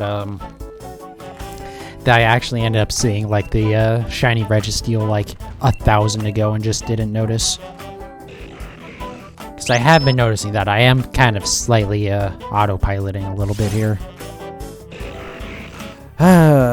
2100, still don't have it. Or at least I still haven't noticed if I did get it. That's the other thing. Having the shiny Zero Aura kind of throws me off, because it's like, at least if I didn't have that and like the Registeel popped up shiny, it would be like, oh wait a second, that was some sort of, thing. I might notice it, if I'm not like really paying attention.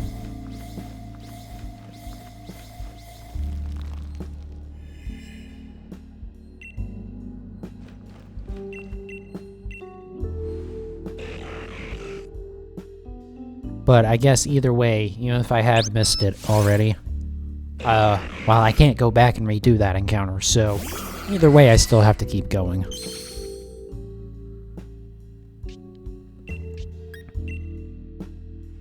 But also, I mean, it's not that unreasonable that I haven't gotten it yet. It's still a 20% chance of getting this far, so 1 in 5 shiny hunts take this long. That isn't that unreasonable. Now, if we get like sub 1%, then I might start being really worried.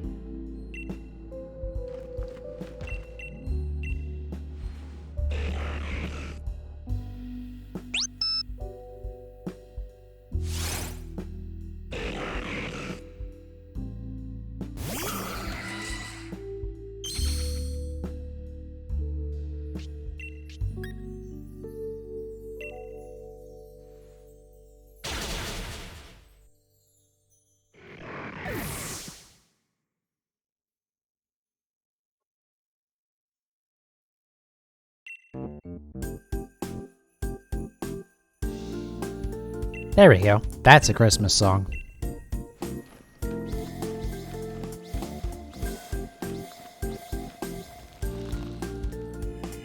I don't know if the song information is updated yet or not. It might have. I can check right now. Okay, it is.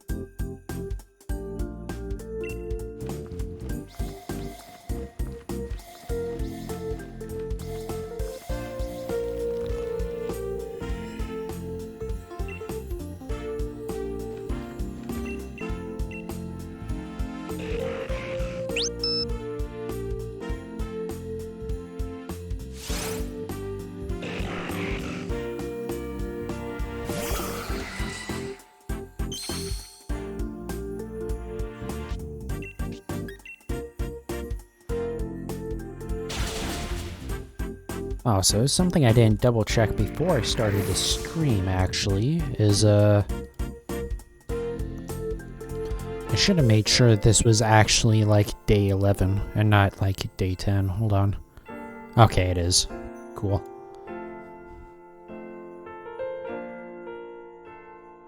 Alright, we're good. Just wanted to double check. I was pretty sure I had the title right.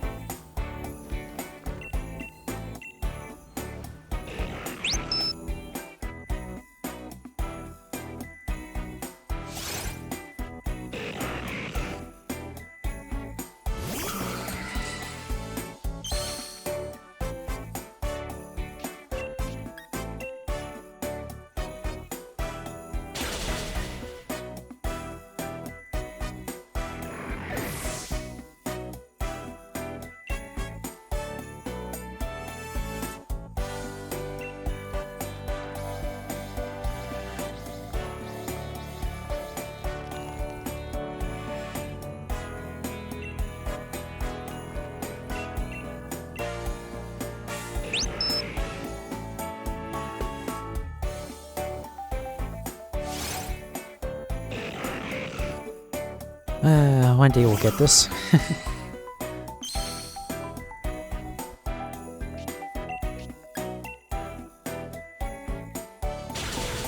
I was considering saying,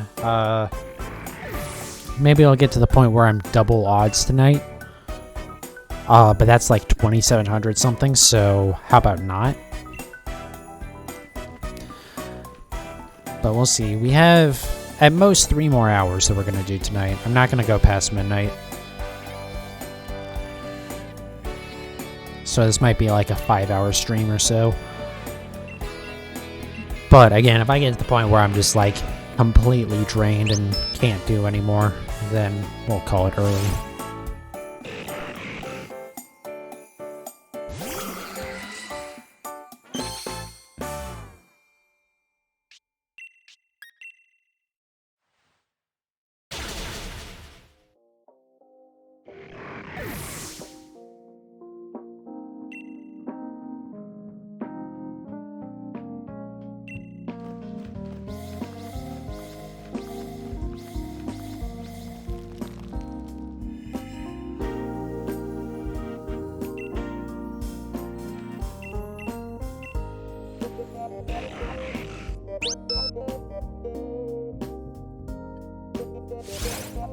We're almost under 21% now.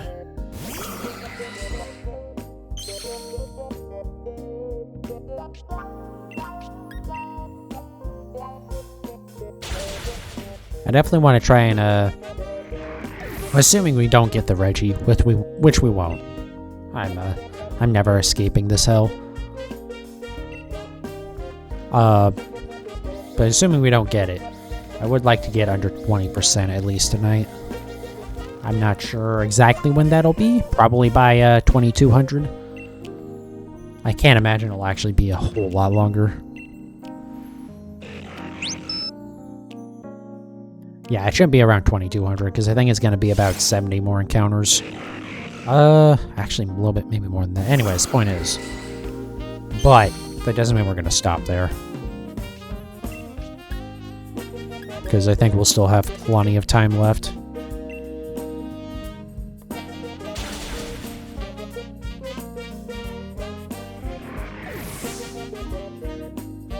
But yeah, tomorrow will be Viscera cleanup detail and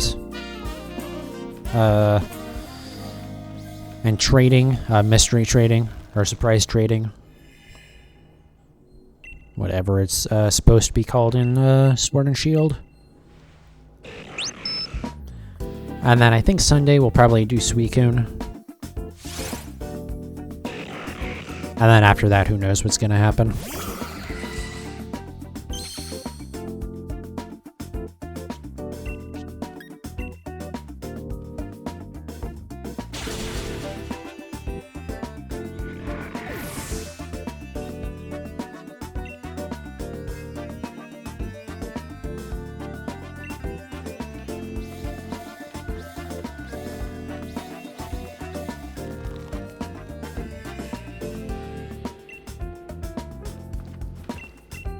Should be the last one of the set.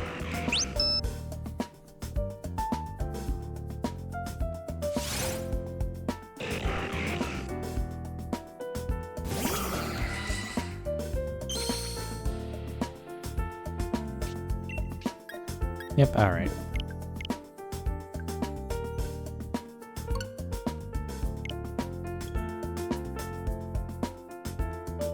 So, I'm actually going to open another drink here, so give me one moment.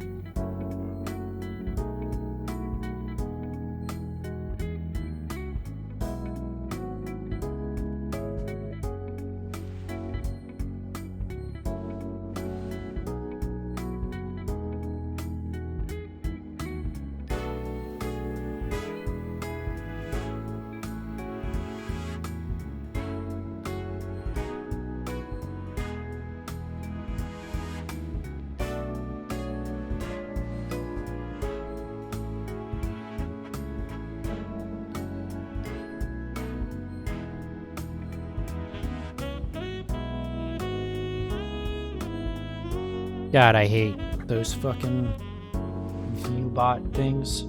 He's like, yeah, come buy views from us. No, thanks. I'm good with not getting my channel banned.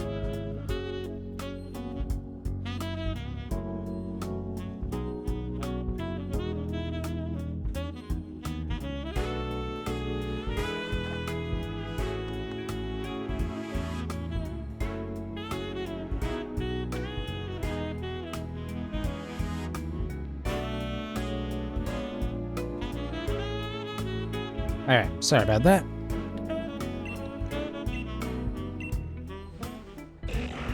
Oh, right, I need to pull this up again. I didn't just type something to chat, did I? I don't think so.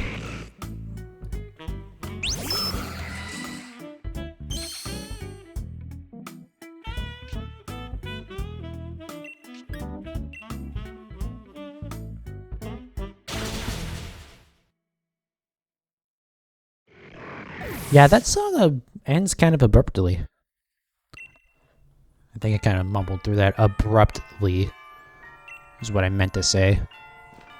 I got most of it there, I think.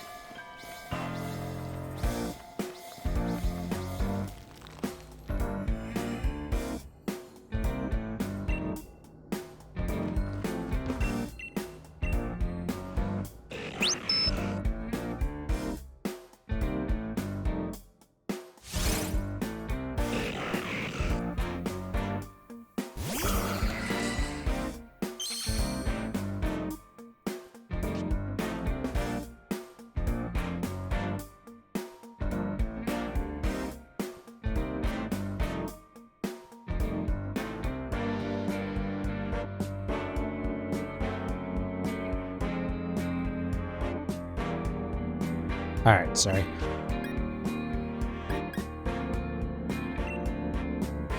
I was just looking at something real quick with moderating the chat, but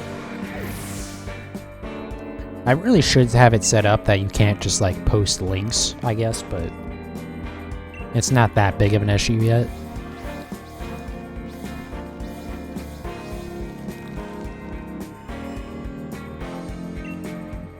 I do really need to set up my my chat rules and my oh my god, I've got to do this again.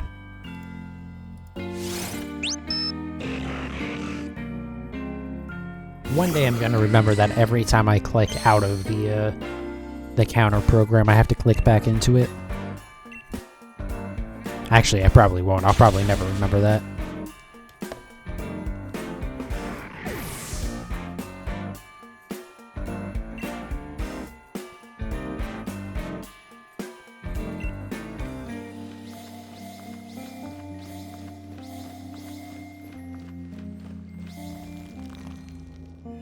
But that's definitely something that I want to set up with this program is letting it just run in the background. Jesus Christ. Background.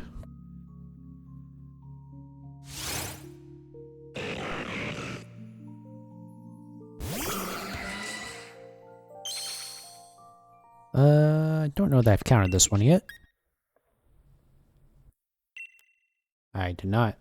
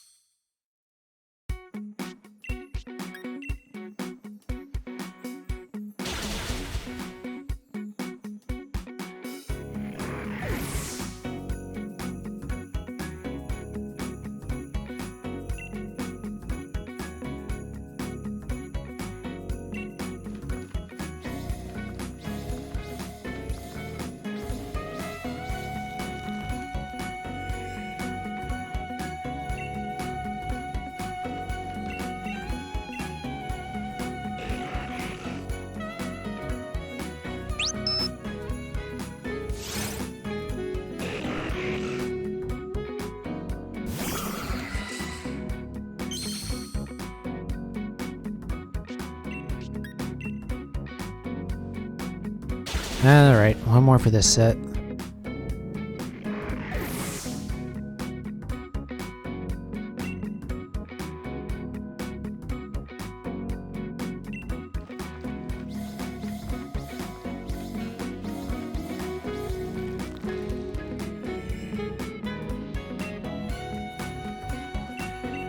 I should double check right now, actually.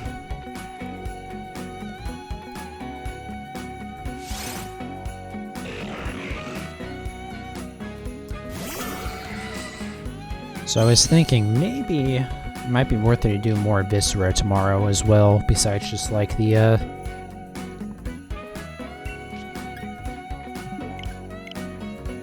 Santa's Workshop level.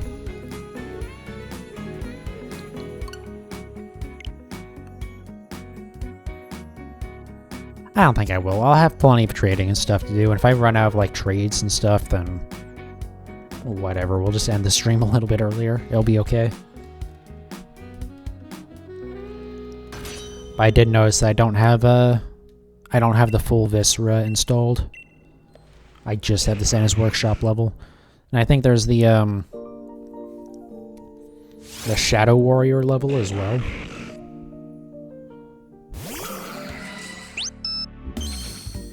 Which I think is how I actually got into Viscera to begin with, was, I think Shadow Warrior was just, like, straight up free. And so I downloaded that, and then I think you get the Viscera level for free as well if you have the Shadow Warrior, just like the whole game. I don't remember, maybe not.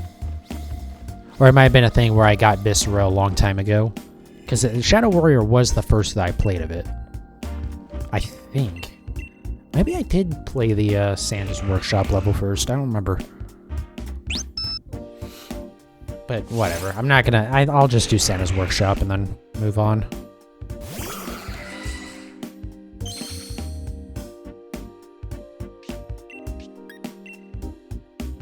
I would love to do more Viscera, but there's like one specific level that every time that I've done it, it like crashes at the end and then doesn't count the completion. So it's like every time I try and play the game, I try and do that level. And then, because I think it's one of the longest levels or one of the largest levels. Is it? Or maybe it's one of the smallest. I forget exactly what it is, but it's like one that I always gravitate towards, and so I always try and do it, and then it doesn't work. It's like, well, okay, I guess I'm done playing this game then if it's not gonna complete. But I don't know. I would definitely like to start maybe playing a little bit other stuff on stream. But we'll see what happens there.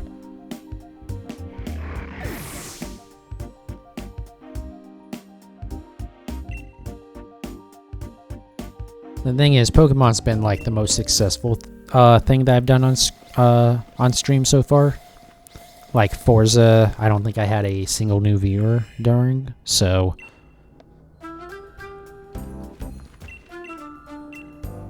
it's like it's definitely very easy to just stick to Pokemon.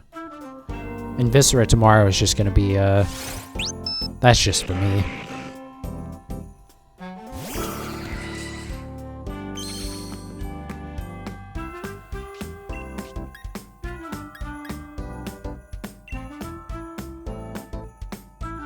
Alright, I think 2 more encounters and we should be under 21%.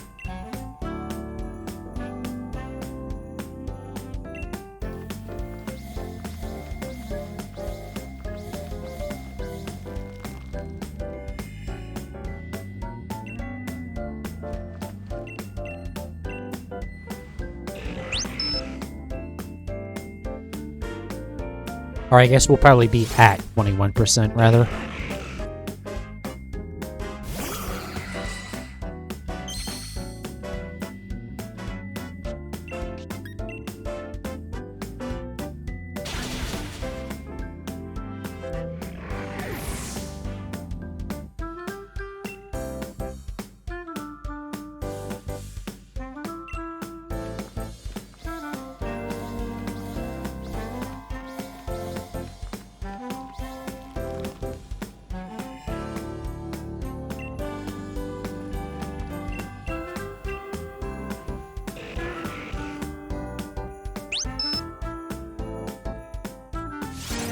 Nope, just under. And we still don't have it anyways. Maybe we'll get it tonight. In theory, we have 3 more hours.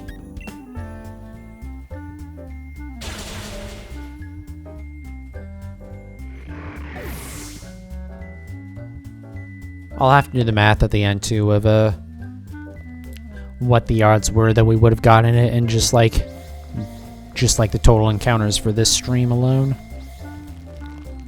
Or we'll include, like, the test ones from the other night, so 2190,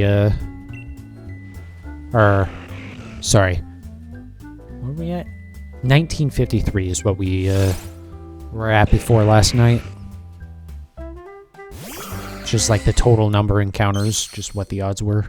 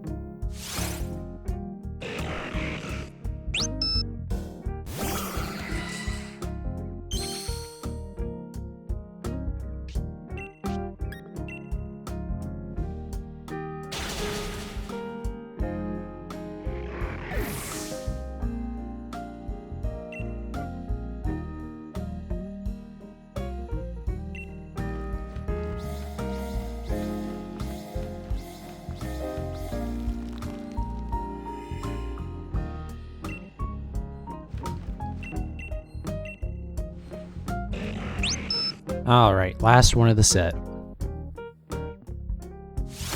Nope.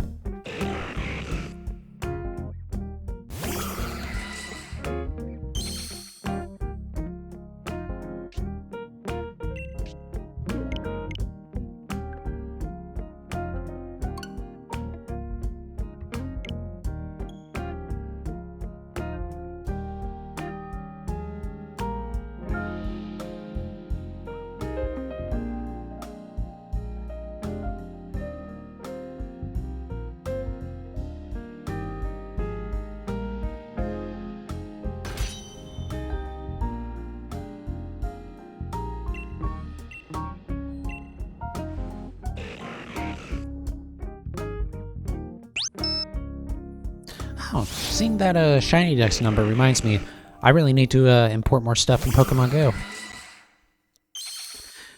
There's at least one less Pokemon that I need to import, because I'm very stupid.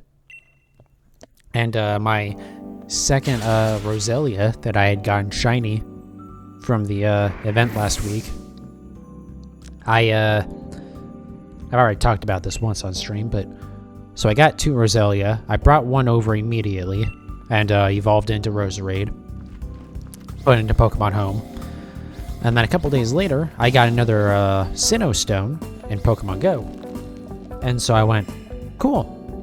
Hey, I still need to evolve my Roselia into Roserade in Pokemon Go, so let's do that right now. So now instead of having Roselia and Roserade Shiny, I have 2 Roserade. Whoops.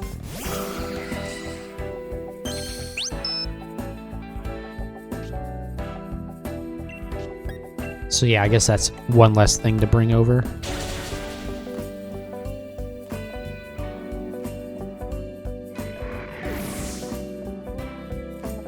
I mean, I still have my my Talonflame, my my Machoke. I'm trying to think what else. A couple Gabites.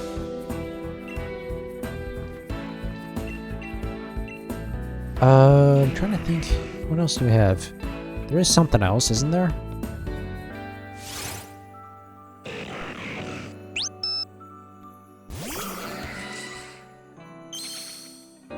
Anyways, I have a few things to import still.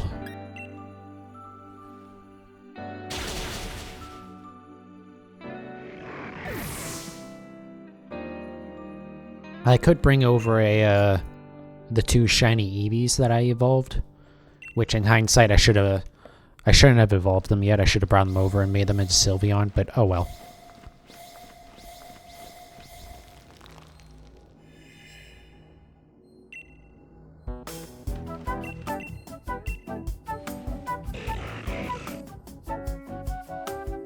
Is this where the album loops? Yep, it's looping now. Okay, cool. Just curious. Alright, we're still accurate.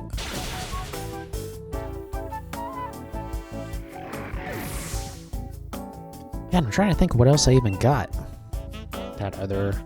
During that event. I know I got, like, the Snivy.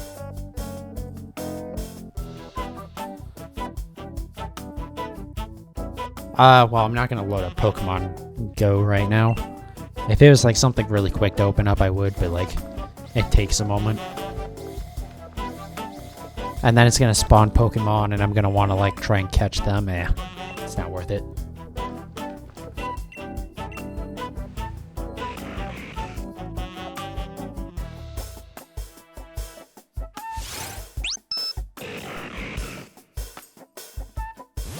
Oh, I did get a... That's right, I got a Beedrill. Or I got a Weedle that evolved into Beedrill, but... I was never gonna import that anyways, because I already have, that whole evolution line shiny.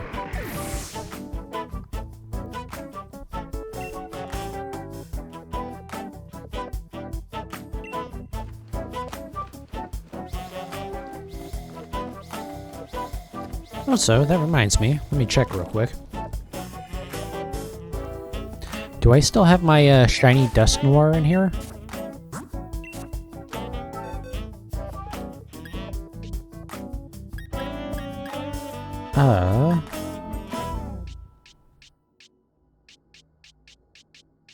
I don't think so. I think I must have imported that over.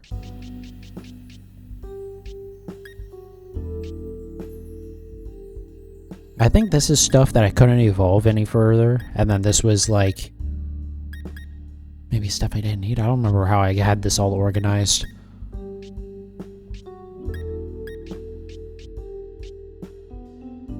I really don't know why I have a Gallade here.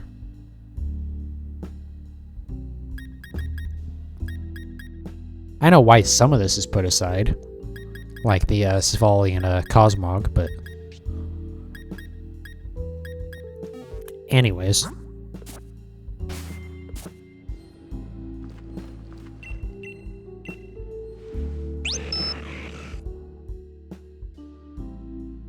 I really need to stop getting sidetracked.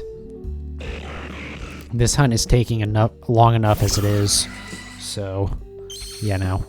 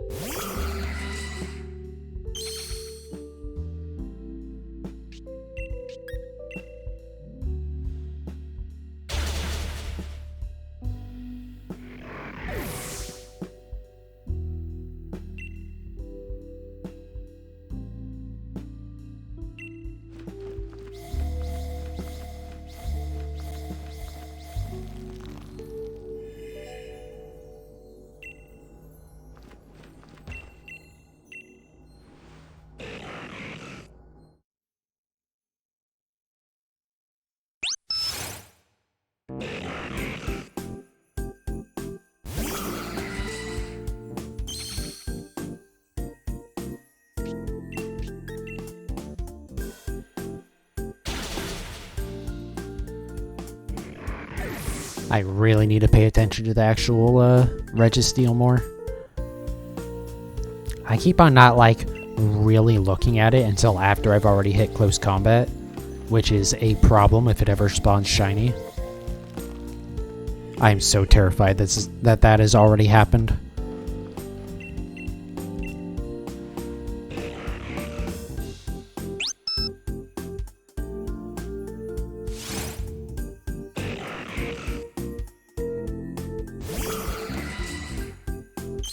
Anyways, I think this is last one. Should be. Yep. Okay.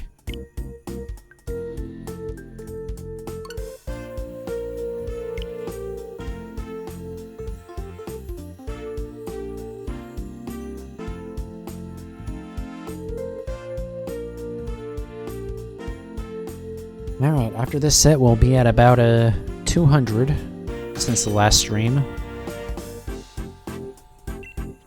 It's actually 99, and actually it'd be it's actually 90 if you consider the actually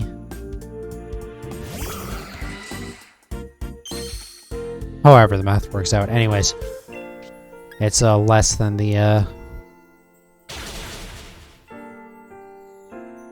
it's less because the last stream kind of ended with me testing the counter on this. Not really, though, because I accidentally turned off the stream when I was doing it.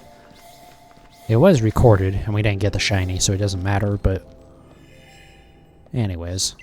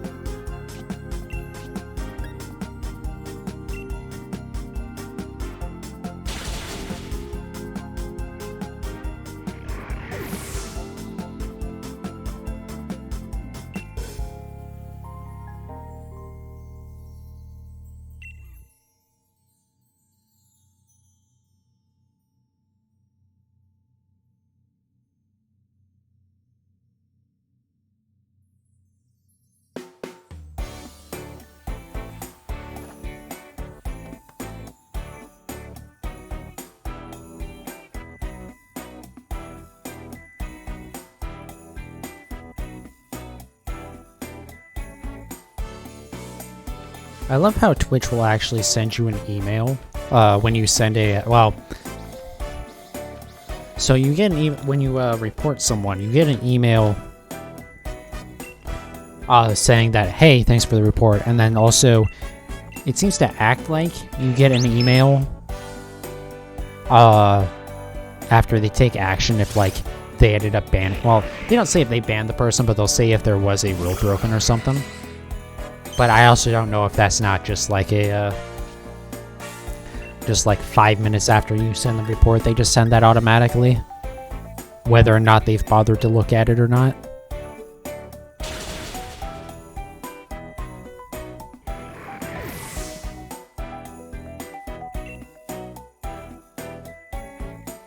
Like, I wouldn't be surprised if that was the case. Or, I mean, yeah, I don't know. I wouldn't be surprised either way, because, like, on one hand, that was absolutely a ViewBot channel. Or, like, they were trying to sell ViewBots in my chat. It's like, okay, get the fuck out of here. But also, like, it wouldn't surprise me if it's just an automated thing to just be like, yeah, we totally did that. Thanks you for reporting people. Just to make people think that anything's happening, even though it's not.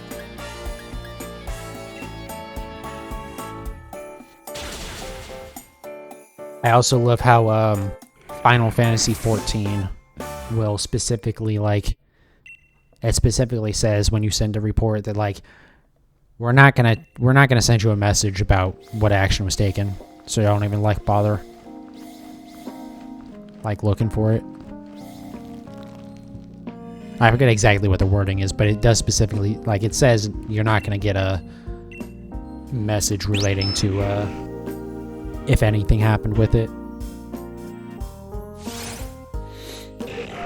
Or at least that's how it is for reporting the bots trying to sell Gil and shit. Which makes sense because they don't ban those bots as, like, they pop up, they ban them in waves, which is really annoying.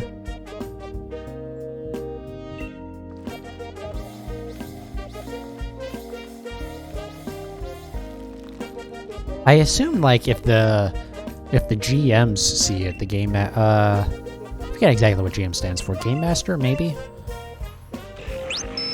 But, like, you know, like, kind of like the head admins for the server. They, I assume they have a way to, like, shadow ban those guys, at least. I assume they have a way to, like, permaban them, but I assume they probably, if anything, they just shadow ban and then wait for, like, the main ban wave.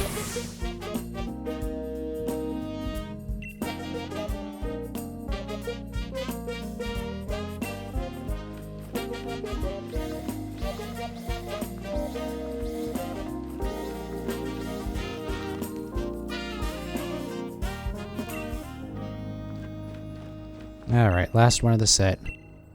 What's up, Enzo? Welcome to the stream. Also, what emote is that? Because that is cute as hell.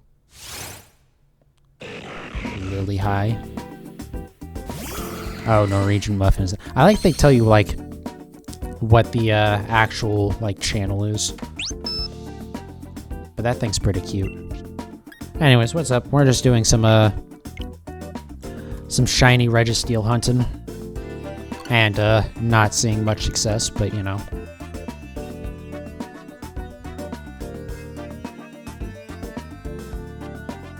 When I'm done with this, this hunt, finally, and I get it, I need to add up, like, all the time that I spent on stream hunting for this. We gotta be getting near, like, 40 hours or something by this point.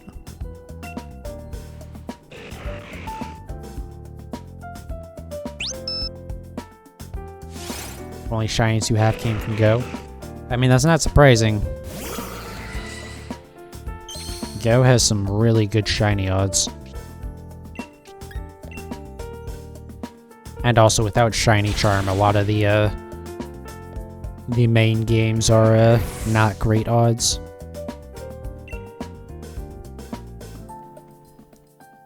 A lot of my stuff has come from Go, too. I mean, I think I got, like, 10 or something new ones off of the new, or off of the latest, community day, so.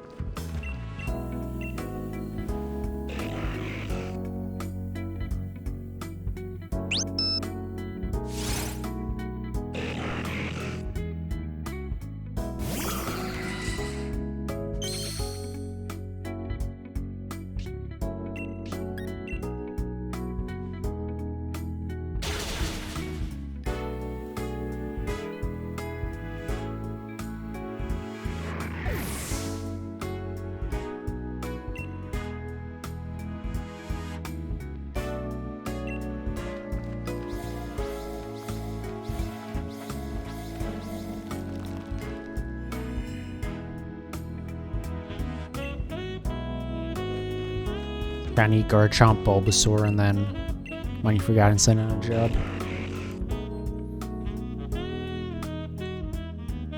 Yeah, I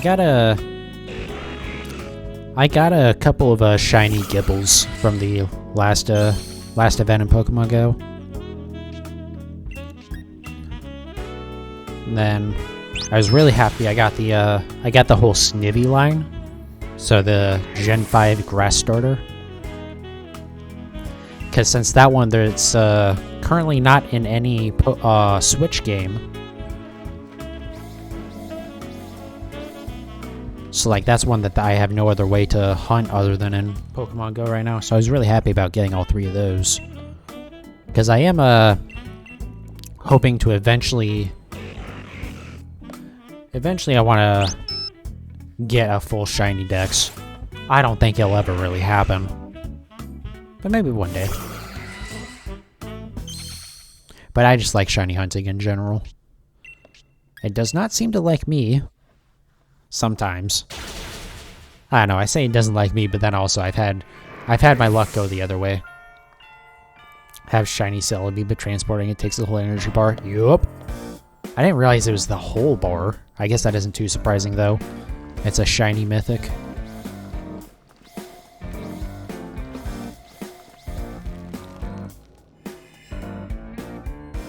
Gotta wait before taking his sword, yeah.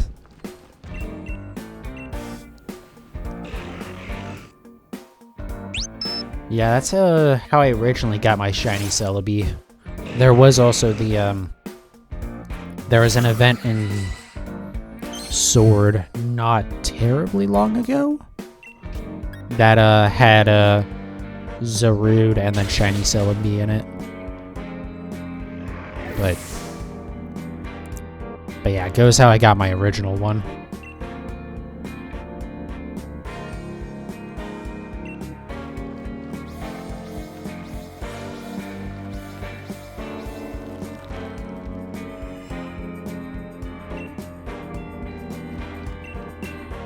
But yeah, that energy mechanic for transferring Pokemon is really annoying that it exists.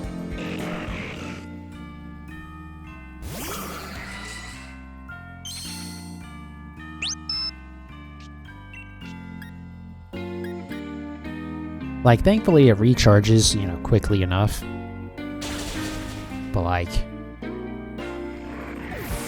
it's just such an annoying way for them to try and monetize the game.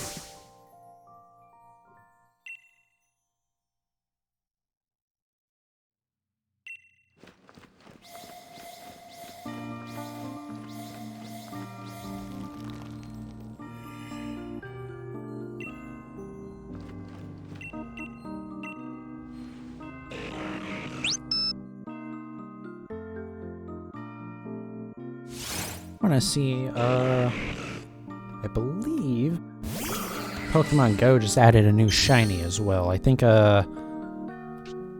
Bergmite and Basculin were just added, and I think they can be shiny. Let me see here.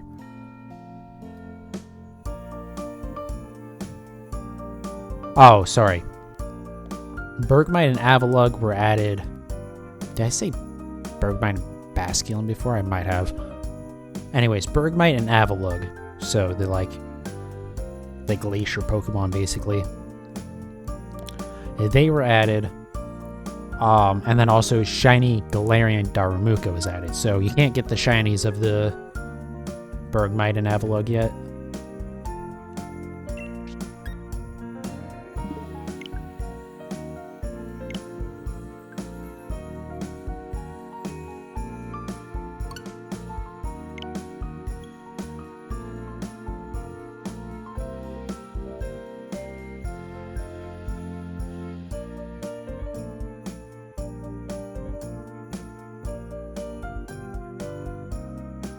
But yeah, definitely in Pokemon Go, take advantage of those community days every month. Because, like, those are definitely a great way to get shinies.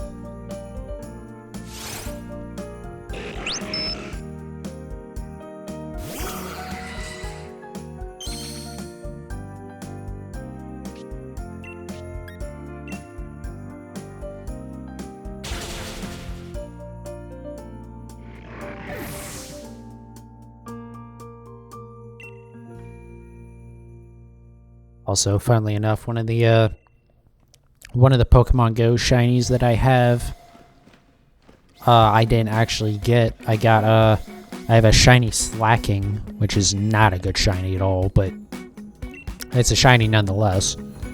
But I got that actually just randomly through a trade in Pokemon Home. Just like throwing stuff up in the surprise trade box or whatever. Just like one of the Pokemon I randomly got back one time was a Slacking that was shiny.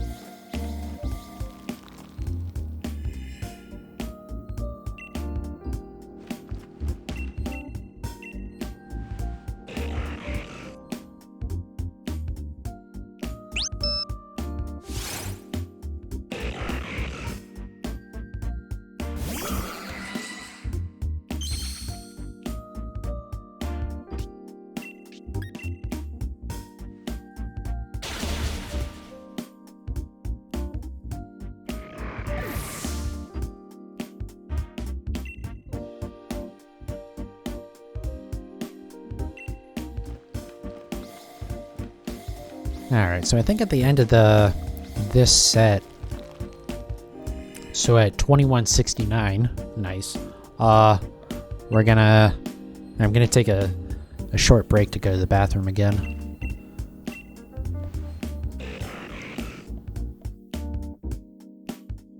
Because between the beer and the energy drink, it's kind of shooting right through me. But also, we've been going for like 3 hours, so that isn't too surprising. And I got a couple hours left tonight, at least. I don't know, I was thinking just until midnight, which it's 9:45-ish right now, so still plenty of time left. But honestly, even after midnight, I might just keep going. I'm kind of half tempted to just say let's just go until we get this damn thing tonight. But also, like, eventually I might just have to call it. But we'll see. Because I've said that before when I've been like, oh yeah, I'll keep going on this stream until whenever. And then I actually get to, like, get to like my original time, and it's just like, okay, never mind. I don't want to go any longer.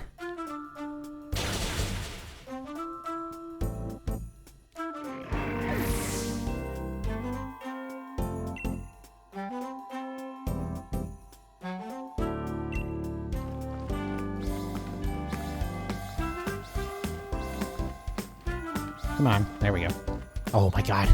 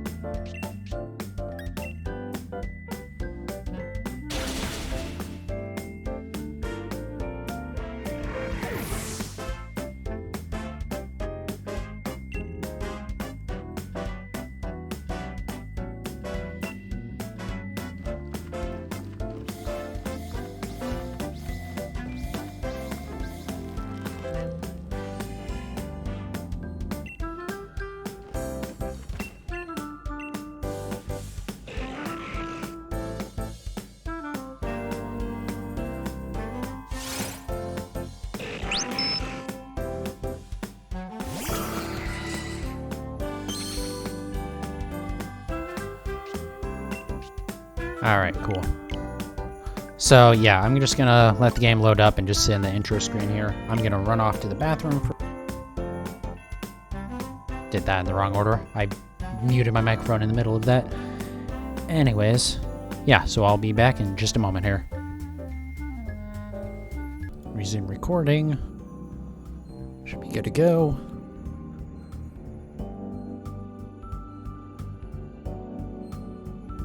And back to this. Okay.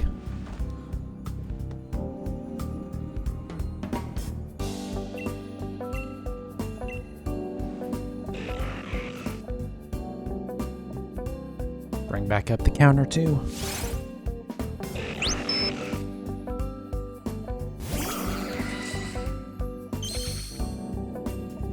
You're quiet because you're transferring some Pokemon. No worries, man. You don't need to worry about chatting. If you don't want to. If you do, go ahead. I don't mind.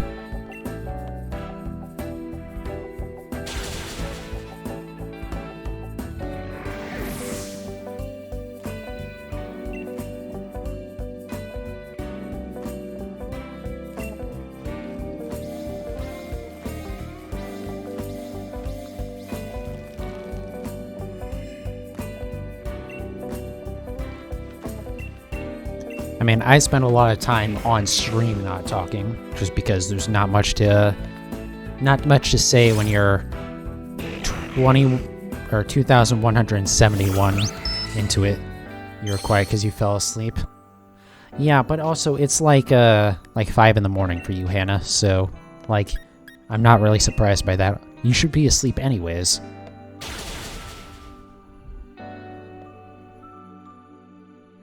Anyways, welcome back, though.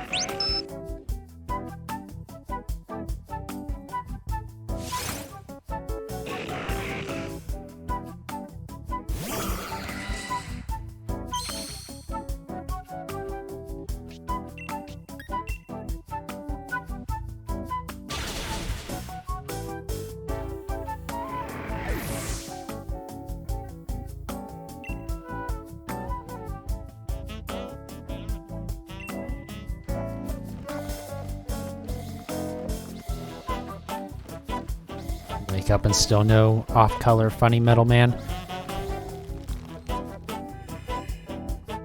Don't worry, I can't wake up from this nightmare of hunting for the damn thing, so...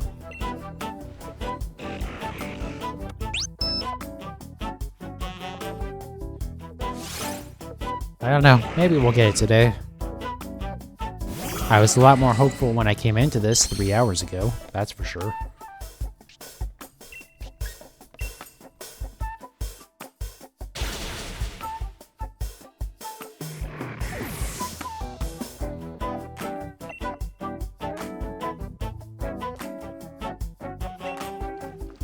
I mean, in theory, I don't have anywhere to be tomorrow, so I can just do this all night until I like pass out, but I don't know that I want to do that. I'm kind of considering it though, because I kind of want to get this hunt done with. It's been since October, at least like 2 months, I think.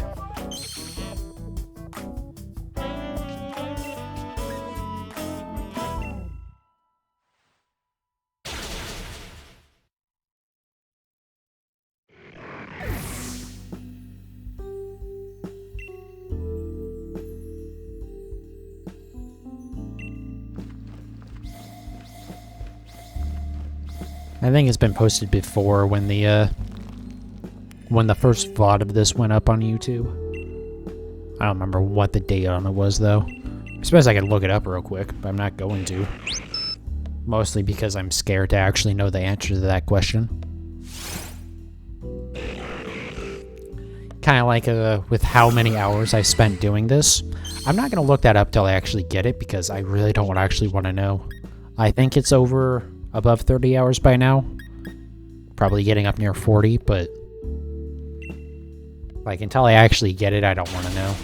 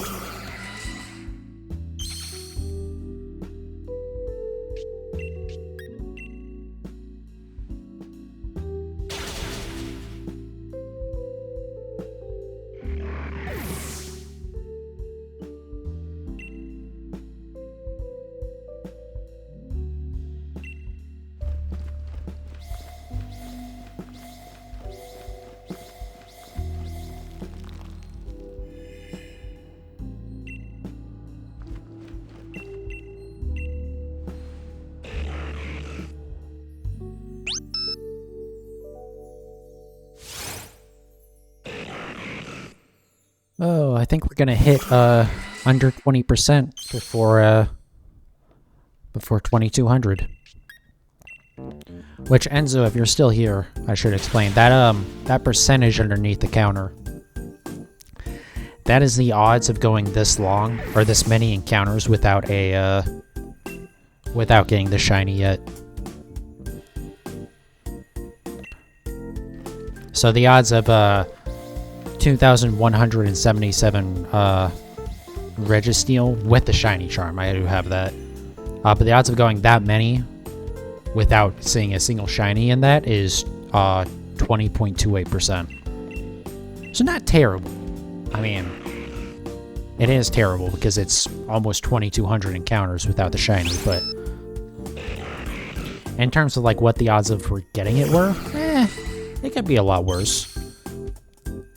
We're definitely a lot more likely to have gotten it by now than not getting it, but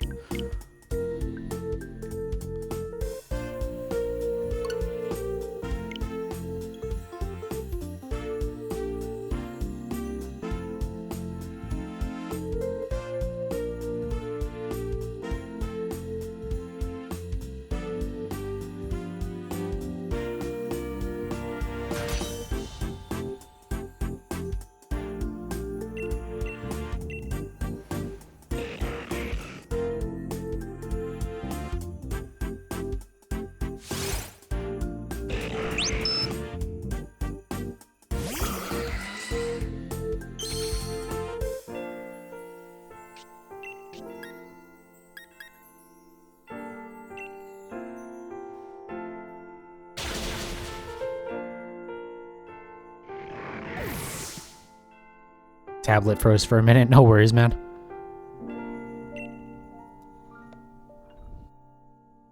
But yeah, eventually I do want to, like, I want to put something on screen that explains that.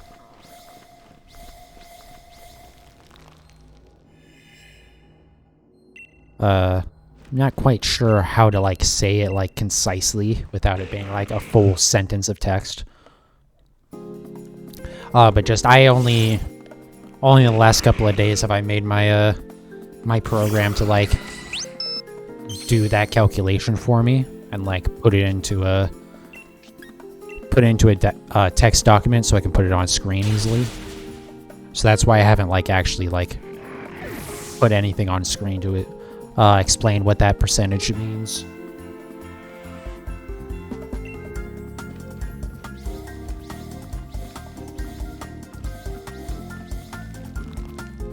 I think I'll just say, like, odds of taking this long or something.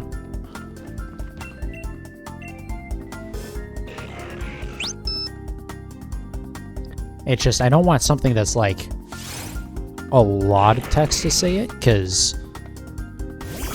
I don't want it to take up, like, a huge amount on screen. And if it's too small, then, like, it's, you know, it's hard to actually read.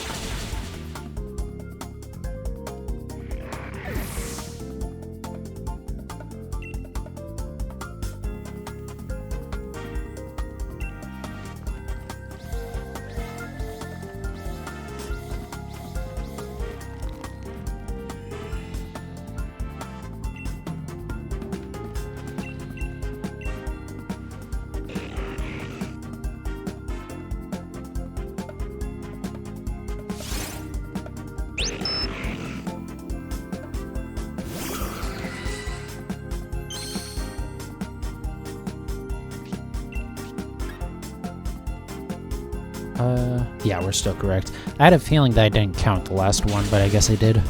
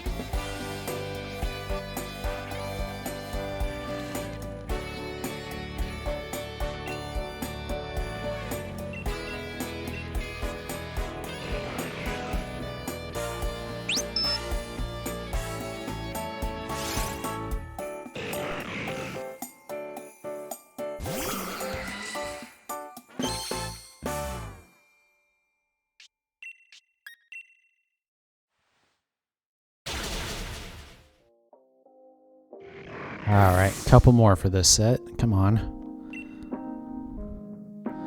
I'm not going to get this before 2200, am I? You, sir, are a man of patience. Yeah.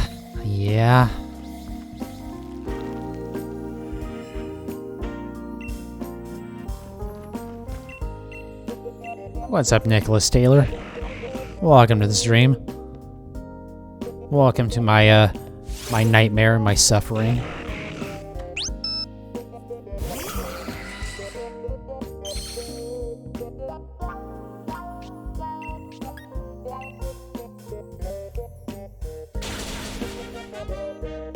It's been a while. How you doing? I'm doing all right. I'm just desperately hoping that one day I eventually get this shiny Registeel.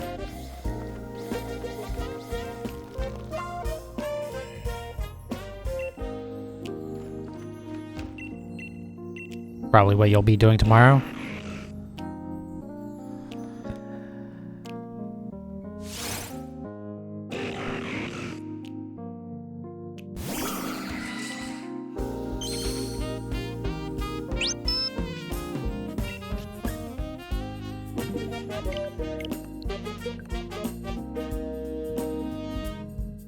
Hopefully you're good luck. Man, I hope so too. I'll take anything I can get right now. Though again, so I should probably explain for both of you. So I recently got my custom counter program going that has like a probability thing. So that percentage that you see under the number of encounters, the 2187, that is how likely I have been to go with that many encounters without seeing the shiny. So after 2,187 encounters, you have a 20.14% chance of not getting or not seeing even one shiny. Which, like, in the grand scheme of things, 20% isn't too bad. It's when you get down to like 5% where it's like, okay, I just have bad luck. It's just that. So this far, it's been a 1 in 5 chance to not have seen it. Exactly, yeah. Which is like definitely bad luck, right? Like anything under 50% is like you're more likely to have seen it by now than not, but it's definitely there's definitely people who have a lot worse luck.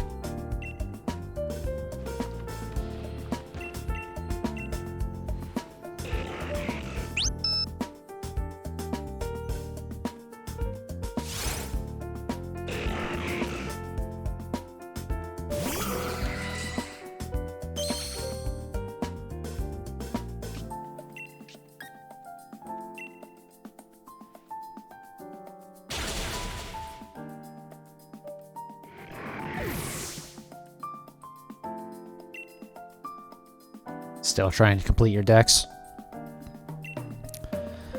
Yeah, I mean, which I assume Sword and Shield, or are you working on a BDSP?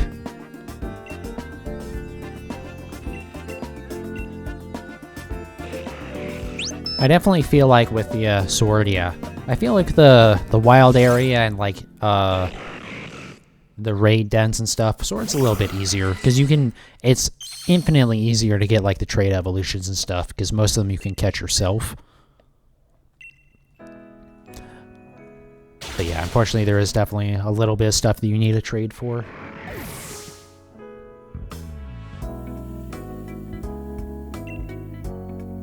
We're getting a Nintendo Switch tomorrow and trying to do a shiny only team.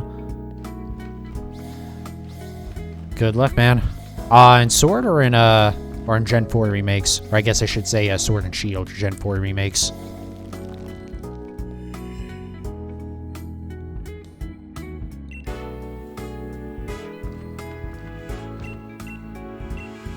You don't know? I think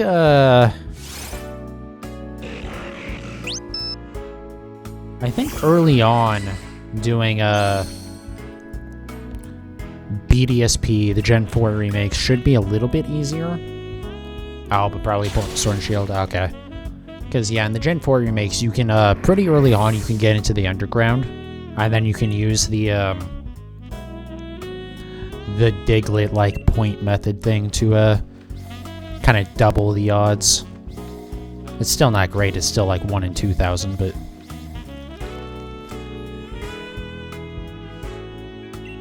Consider buying Diamond Pearl as Diamond was your first Pokemon. Yeah, I'm one of the weird people who who never really played the original Gen 4 games. I played Heart Gold, but I never played like the Diamond, Pearl, Platinum. Diglett Point method. So when you're in the underground, you'll like see these not in like the dens, just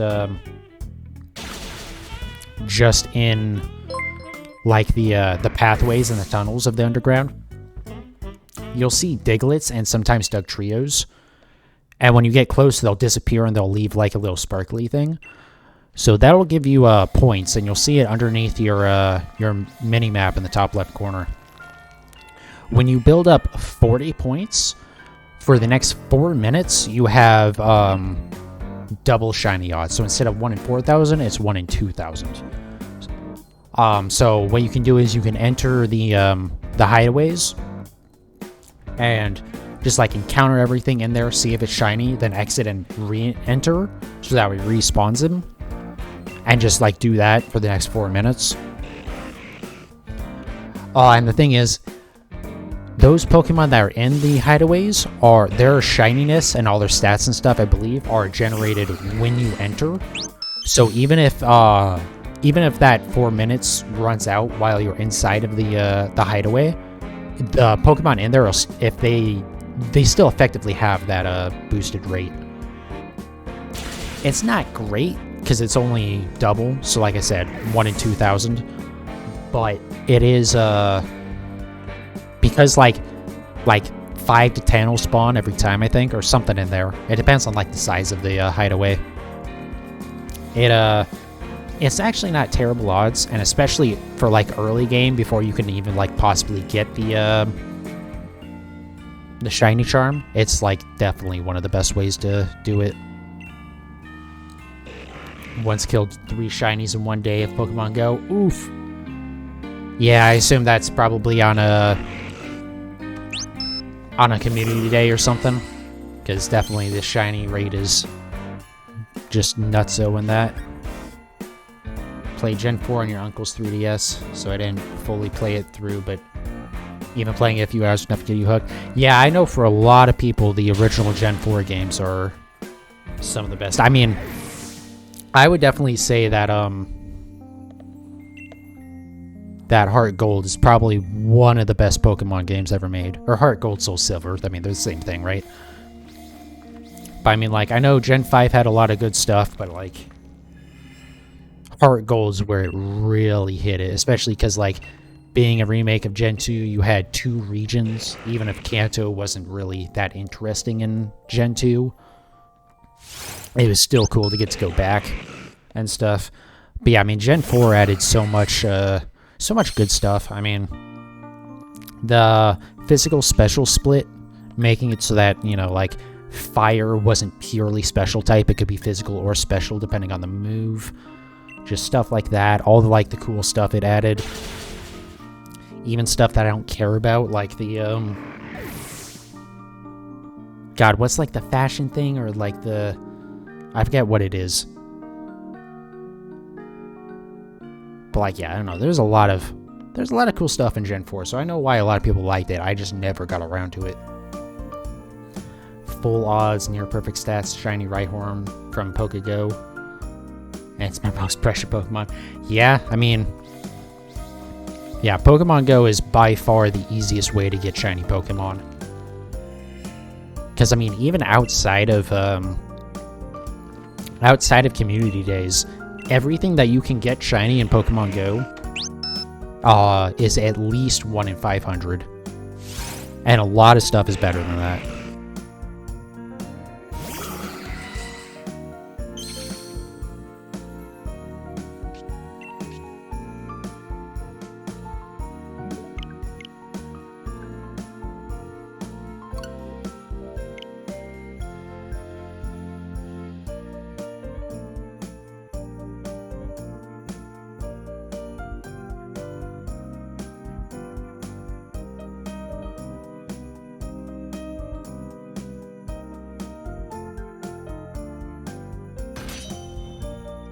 One was a shiny Wurmple. Wurmple's one of the ones I need to specifically hunt at some point.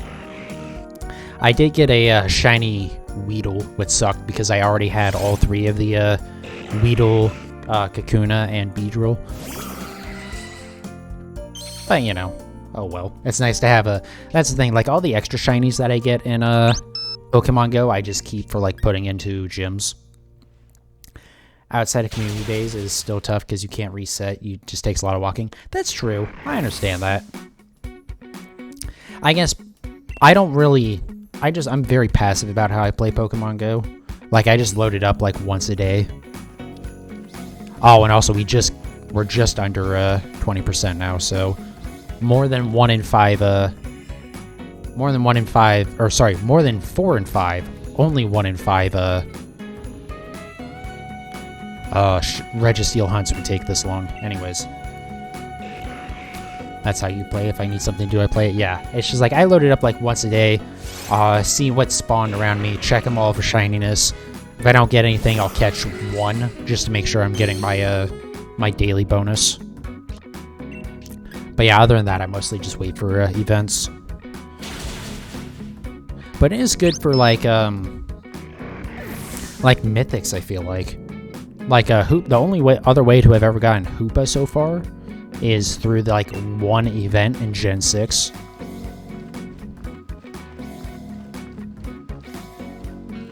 So like that's the only way that I was ever gonna get Hoopa, because there's no other way for me to get it.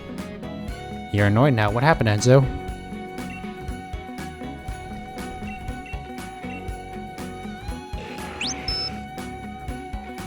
That's why you love your Rhyhorn. You hardly find shinies outside. Yeah.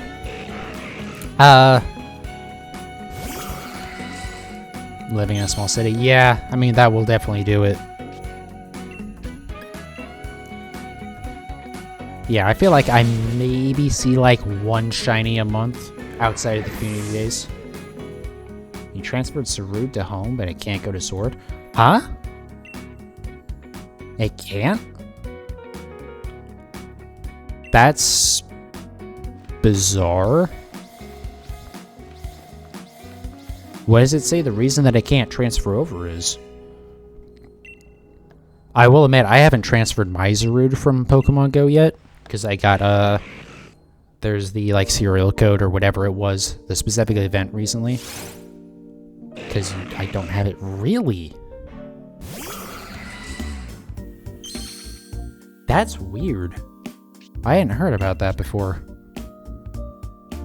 Yeah, that's very annoying. You missed the December community event. Yeah, with the December community event, at least it was just repeats of all the other events this year. But yeah, that sucks. I only did Saturday, just because I couldn't justify, like... Because, like, I kind of had to take time away from work, because, like, it's a long event, and also I needed a lot of shinies from it. But I was like, okay, well, Sunday, the only thing I needed was Tepig, and after Saturday, I was like, I needed a shiny Gibble from the small bit I had. I mean, hey, at least it's a pseudo-legendary. I know that Garchomp is a not good shiny, but at least it's something. But I feel like I have noticed that with community days. It seems like most of the time when you load up the app for the first time for the day, and you look at everything around you, probably something is shiny in there at least. You only started going like August. Yeah, I mean, that was the same with me. I didn't... Like, I had been playing Go a little bit, but I hadn't really cared about community stuff.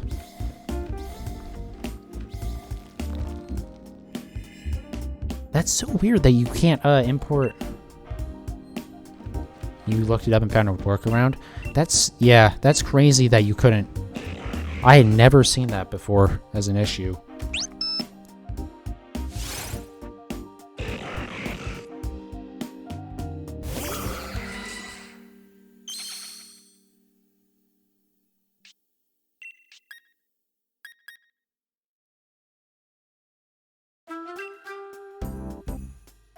Yeah, if Oak's Lab was still up right now, I would just tell you to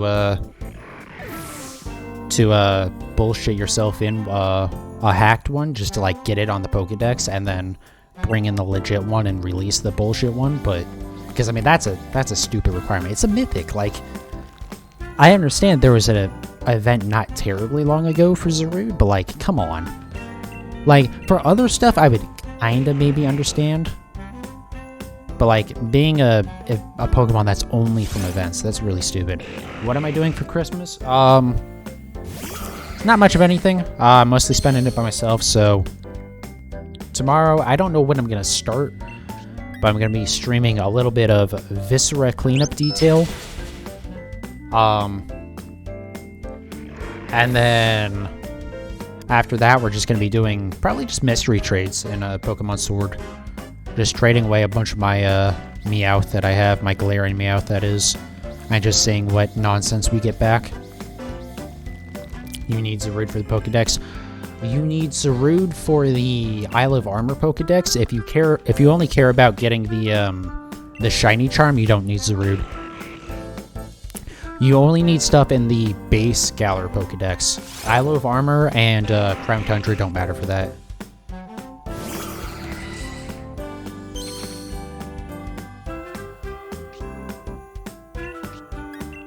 Maybe you can get a friend to trade you Zarude for a moment. Yeah, that would be a good way to do it too. It doesn't surprise me that Game Freak would do something stupid like that, but also, like, why would they do something stupid like that? I'm sorry, man, that sucks.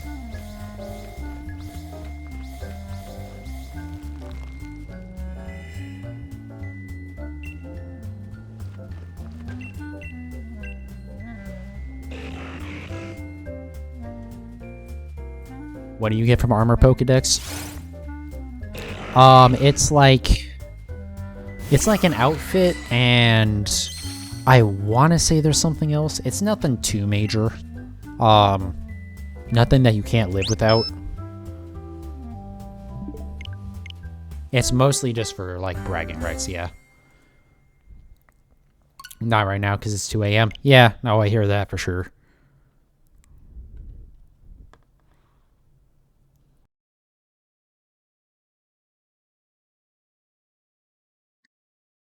But yeah, I don't even know if there's anything for the Crown Tundra Pokedex. I'm sure there is.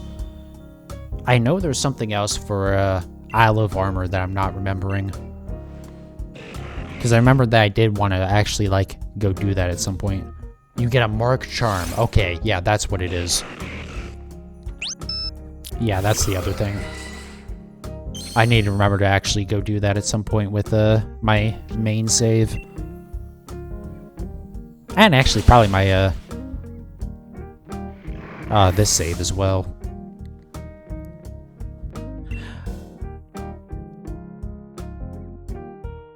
But yeah, marks aren't something that I really care about at all, but, like... Yeah, I mean, if I can get a shiny with a mark, then sure, why not?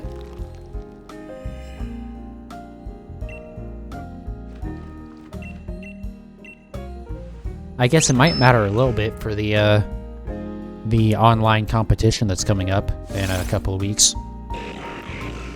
Are you guys ready for metronome-only mode? It's such a silly event that's happening, but I'm so glad they're doing it. So yeah, the online competition in a couple of weeks is you can only use Pokemon that that only have metronome in their move list. So like, it has to be able to know metronome, and that's the only move that it can actually have, that it can actually know when you bring it into the event. So yeah, there's gonna be some silliness going on. I normally don't care about those events. Didn't even know it was happening. Yeah, I feel like they could announce that stuff better by, like, having an announcement in-game instead of just, like, on the Switch, or just, like, checking Cerebi.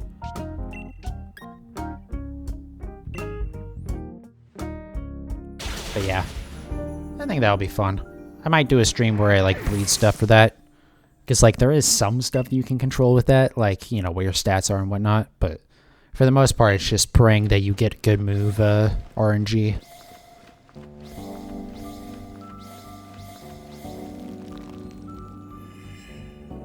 And if you do even one battle in it, because you don't even need to do the whole thing, but if you do at least one battle, you get 50 BP, which is not great, but not terrible. It's 1 mint from the battle tower, so, you know.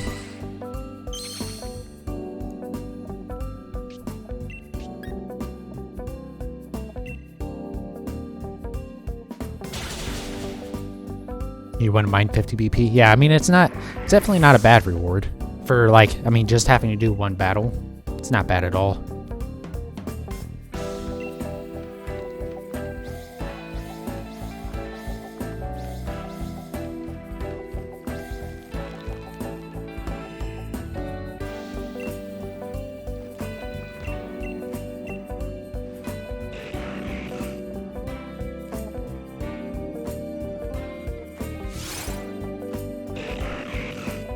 Been meaning to get into competitive. Man, I love the idea of competitive. And like I love like breeding and stuff like that, but I'm terrible at team building. And I'm not good at like strategy and stuff anyway, so like I would just get destroyed doing it. Like I'm sure I could get into like Ultra Ball tier because you're fighting, you know, stupid. Like, either stupid people or people that just don't care.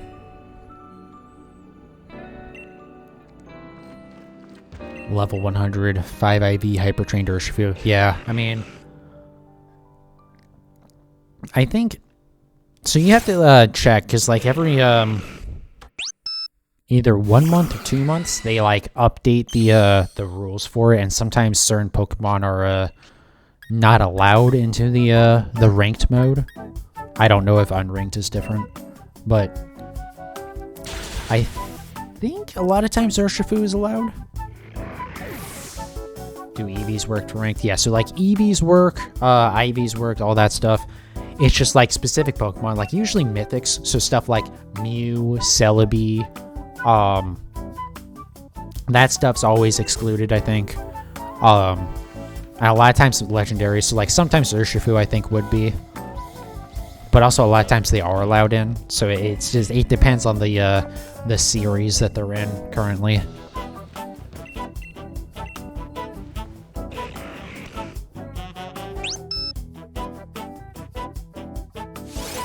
Yeah, as far as I know, EVs are always allowed.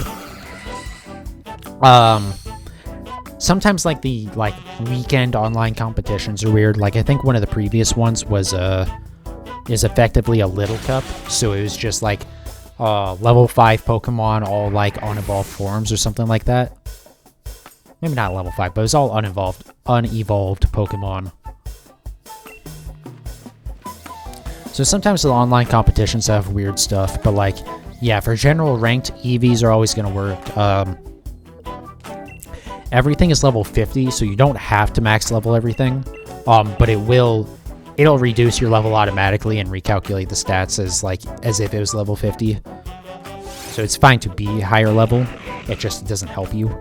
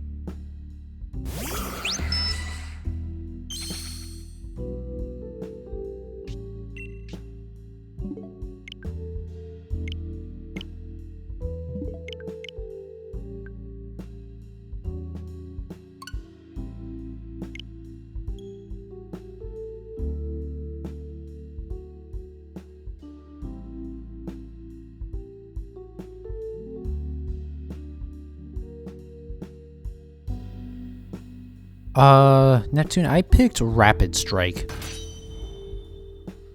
Just because I like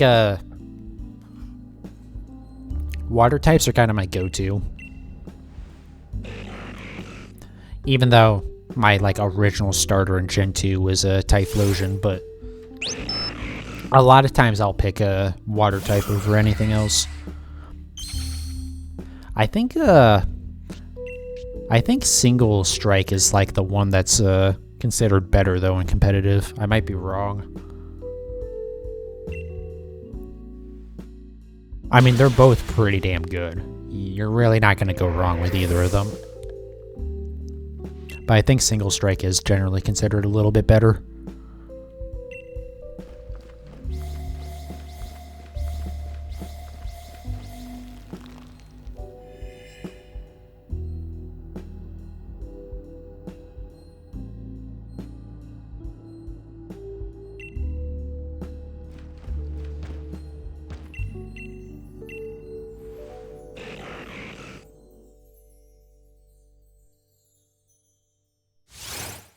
Generally, water is your go-to, but water types in this game are disappointing. Yeah.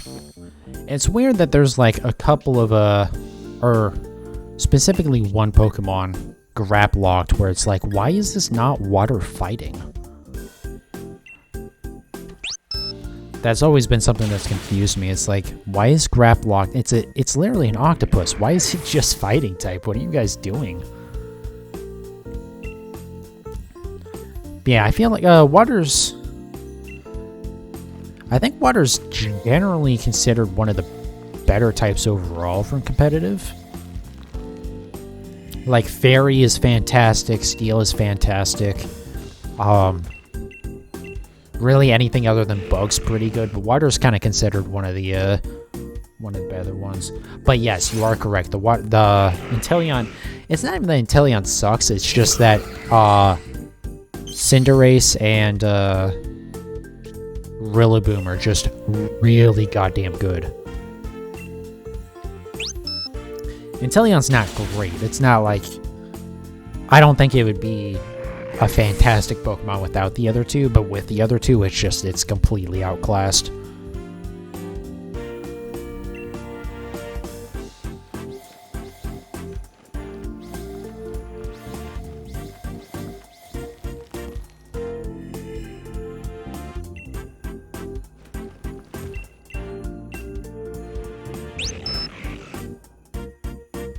Only good at thing is its speed. Yeah, I mean, Sniper as an ability is pretty good, but... I mean, it's going up against, not a... Whatever Cinderace's ability is that lets it change its type. And then, yeah, yeah. Just the other two are so damn good.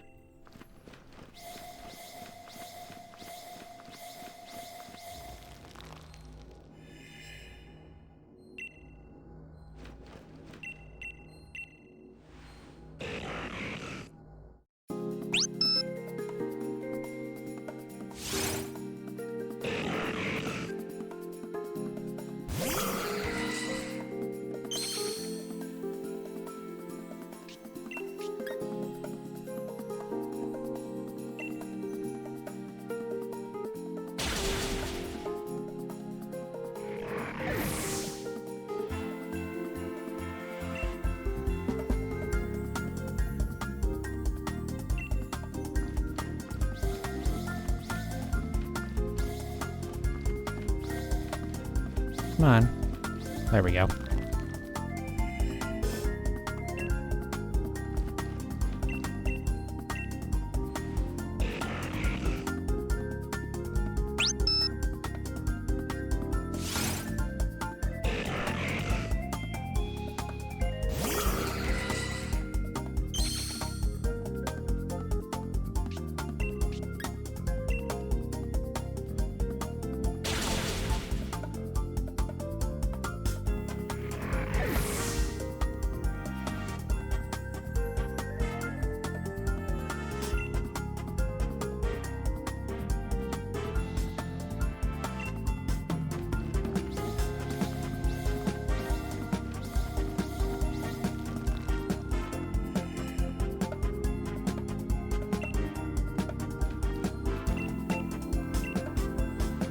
Libero, okay.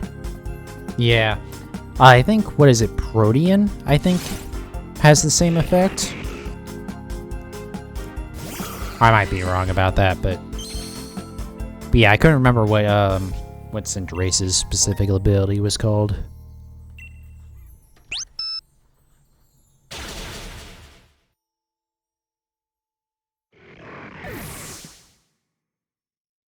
But yeah, that ability is... that might be one of the better abilities in the game, to be honest. Just like across the board. No idea that Greninja has the exact... almost like the exact same ability. Yeah.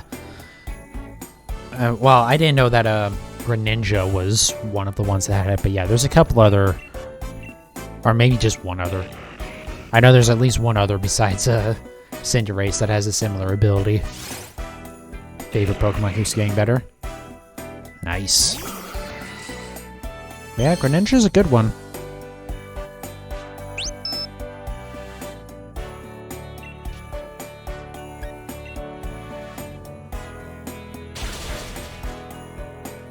Yeah, unfortunately, Gen 6 is kind of like a blind spot for me where I kind of forget everything about it.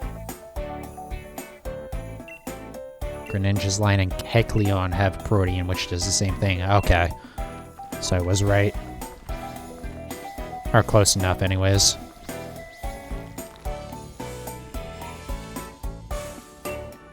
Makes sense that Kecleon has that, right? It's the chameleon Pokemon. Unfortunately, it's still Kecleon, so, you know. Not much else going on for it, I don't think. But at least it has that.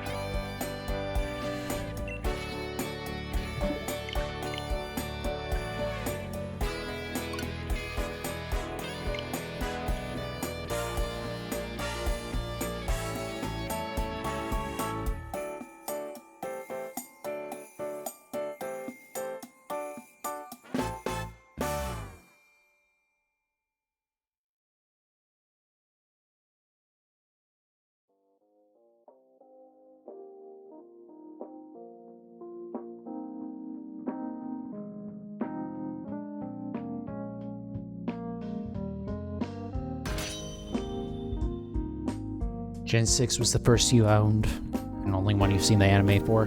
Makes sense. Also, Greninja has its own, like, special mega form, right? Because, like, Ash's Greninja or whatever.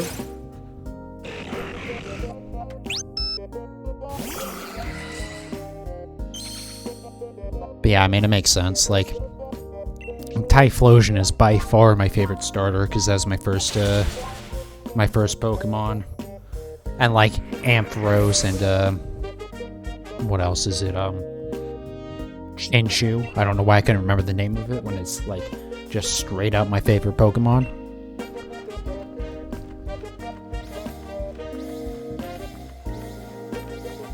You can't actually get it in games. Is there not a way to get it?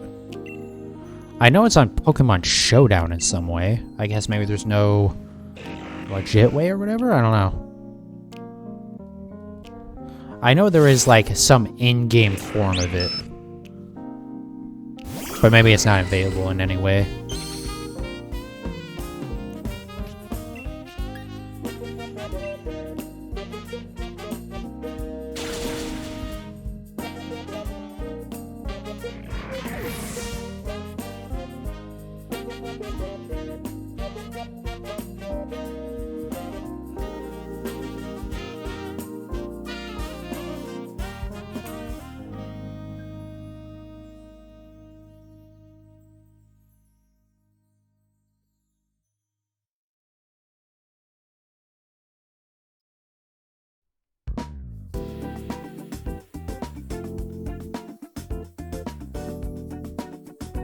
Alright, sorry about that.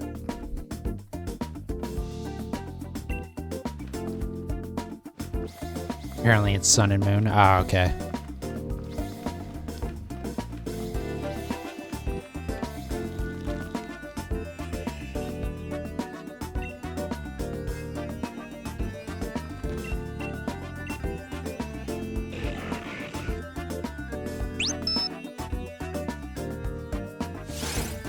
You liked Sun and Moon? Yeah, I mean, I wasn't big on how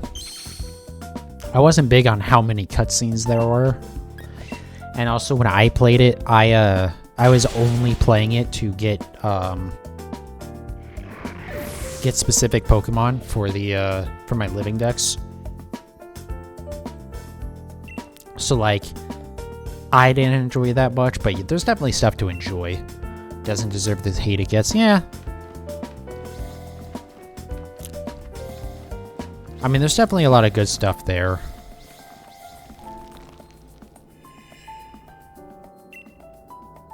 I did like that it felt like it was the first, like, actually, like, 3D Pokemon game. In that, like, you weren't still kind of stuck to a grid for most of it.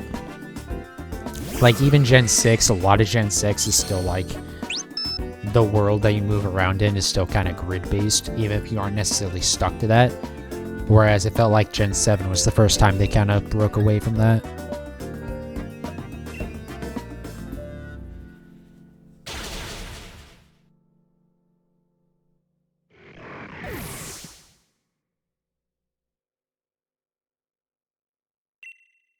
Only one of the new games I found decently challenging.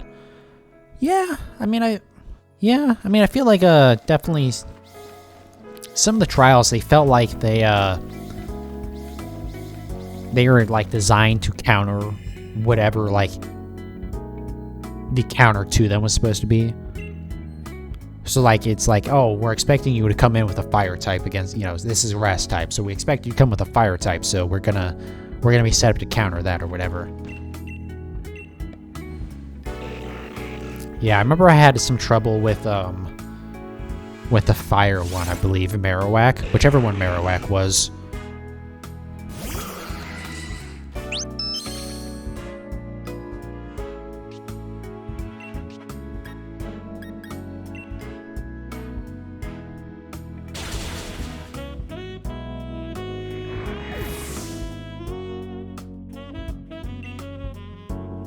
It would spawn in water types and stuff that would heal it. Which one was the grass type again? I think I do, now that I think about it. I remember having maybe a little bit of trouble with that, but I don't remember for sure. Also, to be fair, I did play Ultra Sun or Ultra Moon, I forget which one, but it was like the Ultra version. So maybe it was different.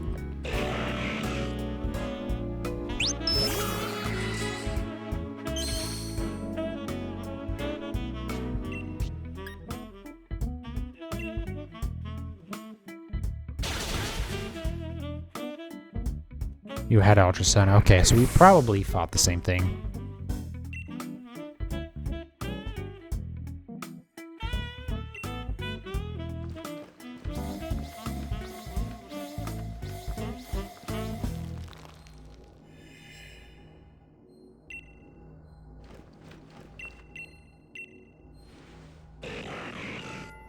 Lurantis. Okay, yeah, I think I remember that now. I remember that being a little bit of a pain.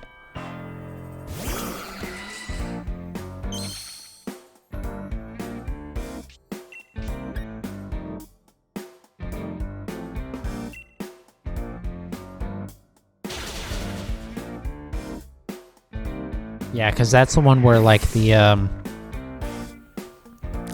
lead up of the trial means, like, you have to like go to a specific berry tree, and if you pick the wrong one, then stuff spawns, and then like pick the right Sudowoodo and stuff like that, right?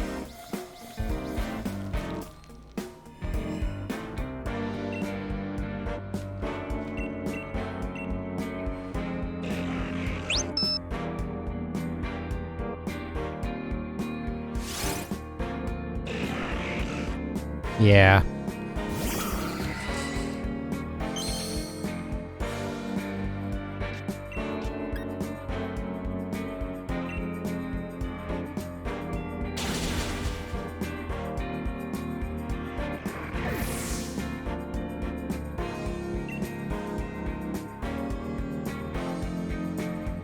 Yeah, I remember, I didn't enjoy that game as much, but again, I went into it just, like, I just specifically wanted some Pokemon, so like I was kind of like not wanting to mess with it for too long. And so I got up to like I got up to the point where all I had left was a Crabrawler, I think. Or maybe not that, but it was something where it was like the only way to get it was right before Victory Road, and I still had like multiple trials left. And I went, all right, screw this. I'm just gonna go get it through Pokemon Home and just trade for it. Trying to use Decidueye and getting completely fucked by X-Scissor. Yep, that'll happen. I'm not dropping frames, I don't think. My my Twitch preview on my laptop is frozen, but I think it's fine. I think it's just my laptop sucks is the issue. No frame drops here. Yeah, it's just my laptop is a piece of shit. I mean, with just Twitch open, it's like it's pinned at 100% utilization for the CPU, so I'm not surprised that it's not cooperating. I just wanted to make sure.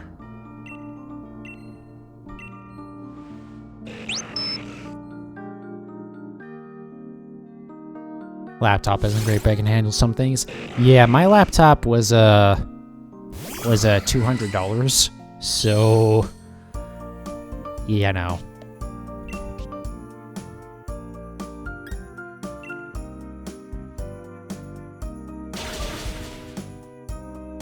Yeah, I don't know if this thing could handle Minecraft, even. Like, just base Minecraft. Or even Minecraft with, like, optimization mods. It's a whopping dual core, like 1.6, I want to say. 1.6 gigahertz.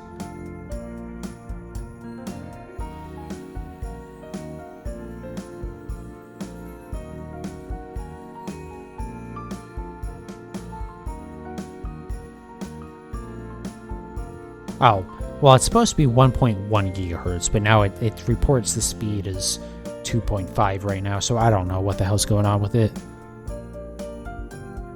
But, yeah, it's not stellar.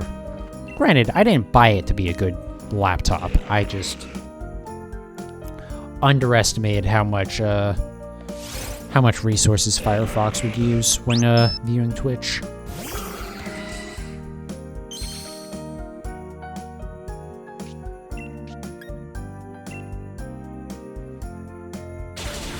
But considering how much time it spends pinned at 100%, I'm surprised it doesn't like, the Twitch preview doesn't hang up more often.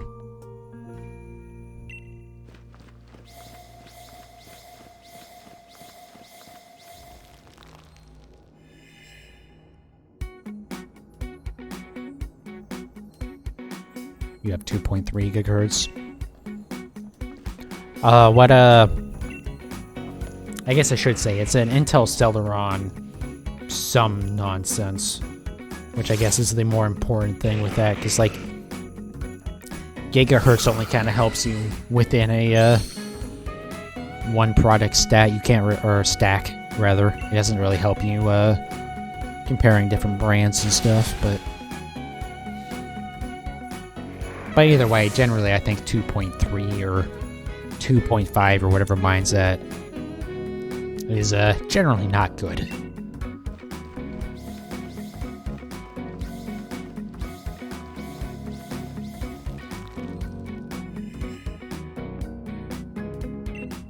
HP laptop 14, that's all it tells you. If you open up Task Manager, let's see here. Open a Task Manager and go the second tab next to Processes, Performance. It should show you like a breakdown of all your stuff, and it should in CPU it should tell you what it is.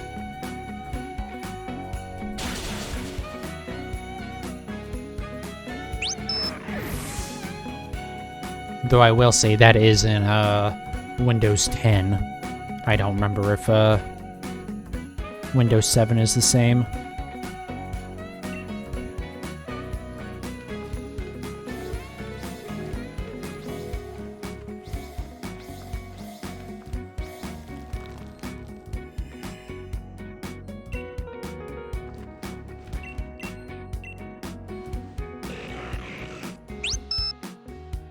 Yeah, I mean, it has a bunch of different things for like CPU, RAM, and stuff. But if you select CPU specifically,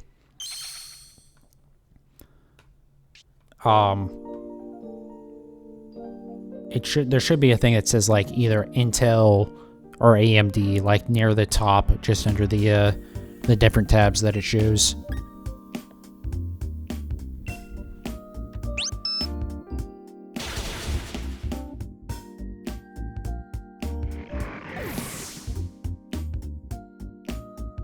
AMD Athlon Silver? Holy shit. Are they still using the Athlon name?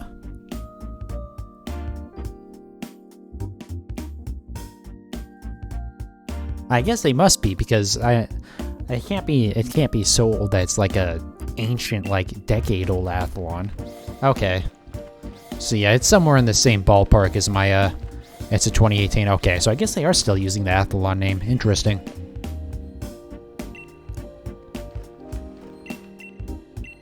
But yeah, I mean, it's somewhere in the same ballpark as mine.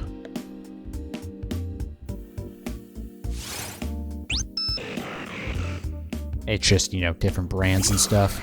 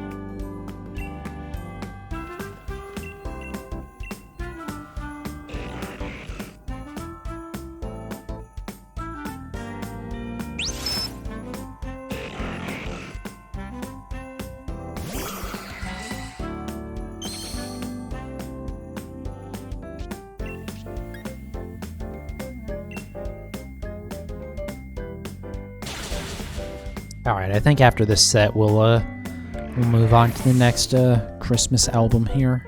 This has been going on for like 2 hours now. Oh, come on.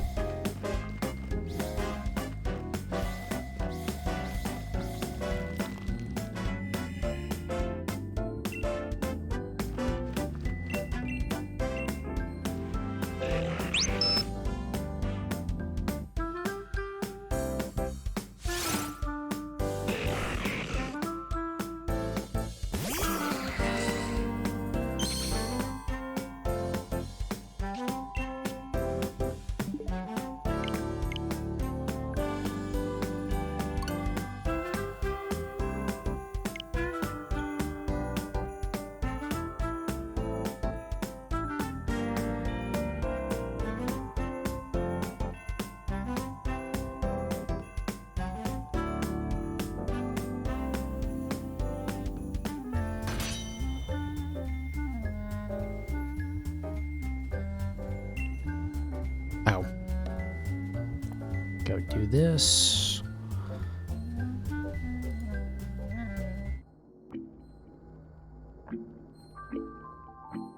All right.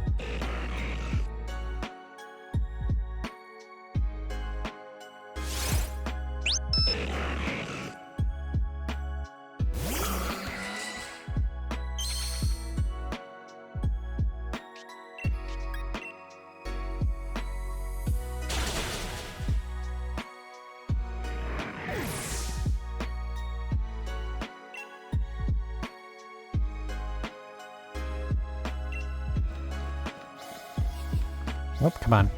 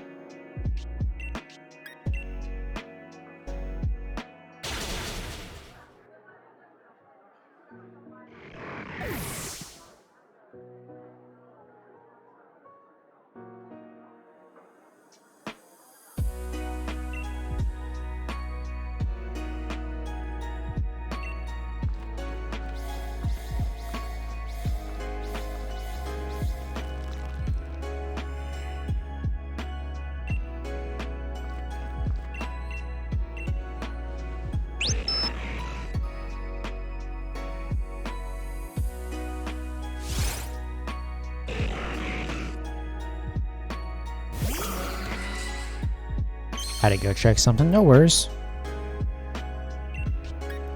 I'm still gonna just be vibing here for a couple more hours, so no worries, man.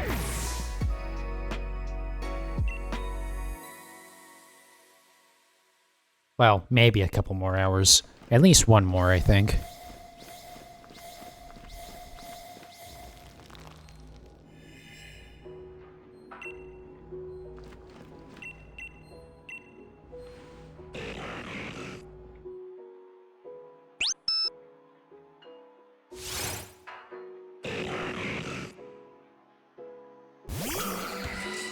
Hopefully only like 10 more minutes. Yeah, no kidding.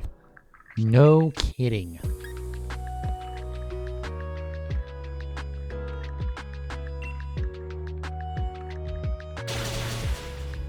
But I get the feeling that won't be the case.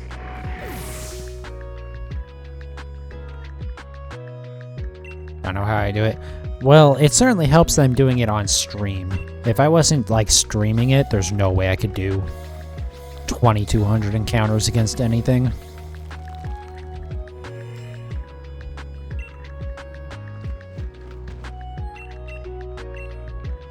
Because at least with streaming against, I can share my suffering with others a little bit.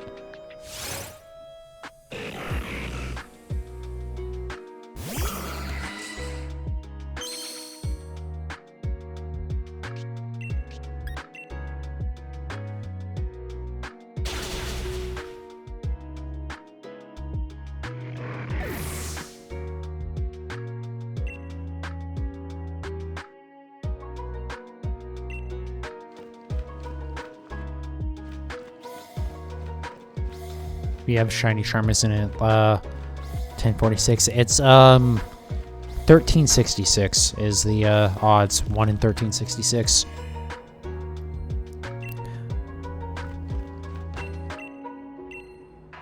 So we're definitely well past that, but at least it's not too bad. It's not like we're at we're not like shiny charm and Masuda method eggs, where it's like 1 in 500. In theory, you should have run into it twice now. Yeah, around like 2,700 something is when we should have hit it twice. But yeah, I definitely should have, like, according to odds, I should have seen it by now.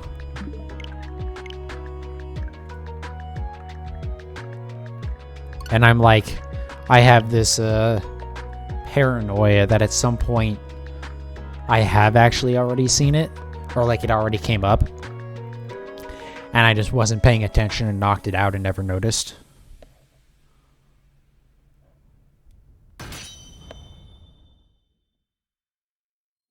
I really don't think so. I feel like I probably would have noticed. Now, whether or not I would be kind of autopiloting and hit close combat before realizing that it was shiny. The animation is hard to miss. It is, but also you gotta remember that because this Zero Aura is also shiny, I'm kind of like used to seeing that animation come up every time. But yeah, like, I doubt I have. And it's like, again, it's still a 20% chance that it would have taken this long, so this isn't, like, absurdly bad luck. It is definitely bad luck, but it's not, like, obscene yet.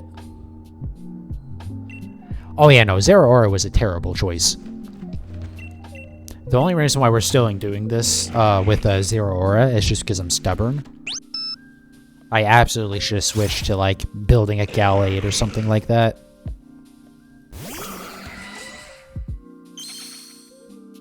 Though, when I do my, when I eventually hunt for Registeel, I'll probably have to come back to the Zero Aura.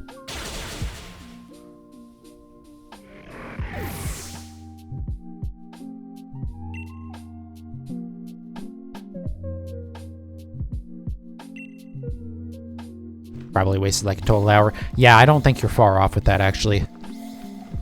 Because I remember doing the math a while ago, and it being like... And granted, this is like estimating what the length of that animation is, but it being like 30 or 40 minutes of time wasted.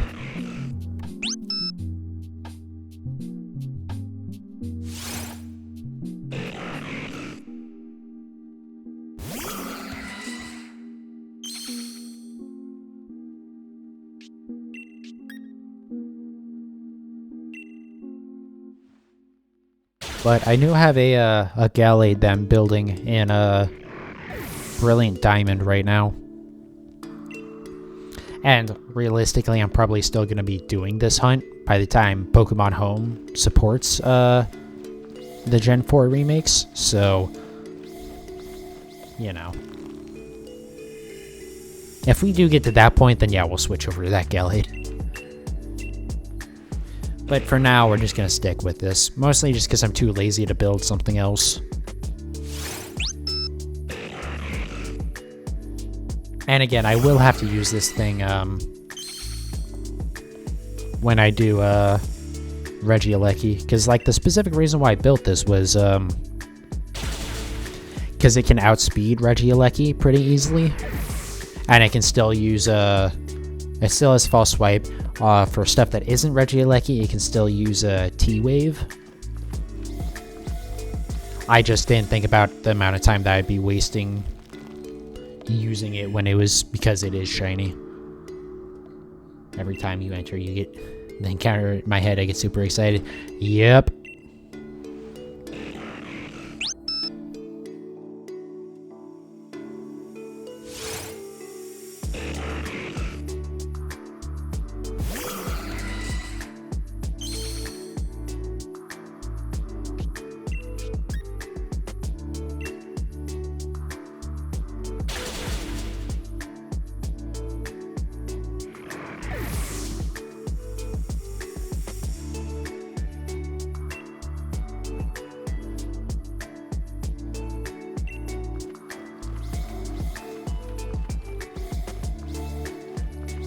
Might plug in the Switch and continue grinding for the decks. Yeah.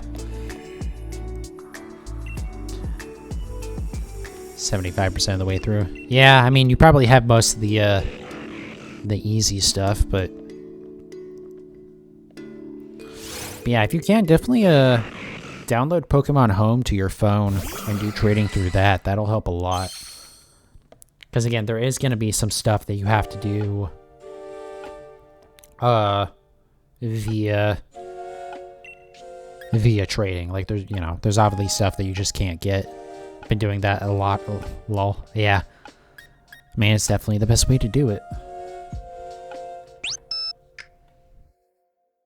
Is that? I might have double counted that one actually. Whoops.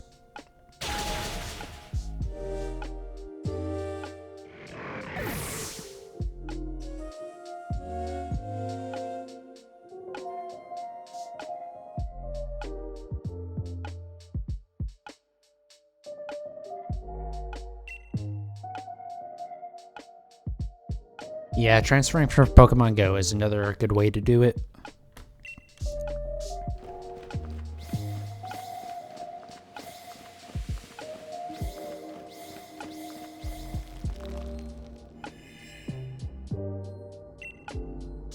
Especially because, pretty much everything that is a trait evolution you can do, in theory, you can do solo in Pokemon Go. Usually it takes like a crap load of candies to do it, but...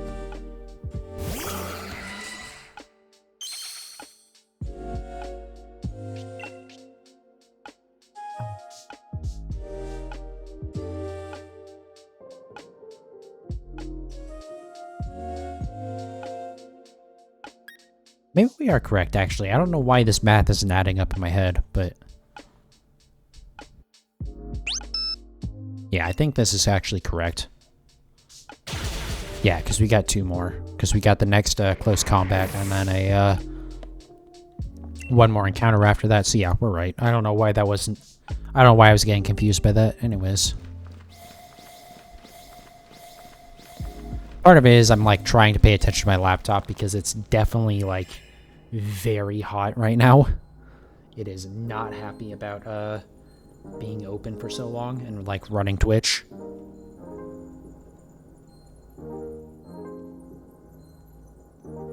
I might have to try and figure out a way to, lift it up into the air a little bit in the future here. Just so I can get, like, more airflow underneath it.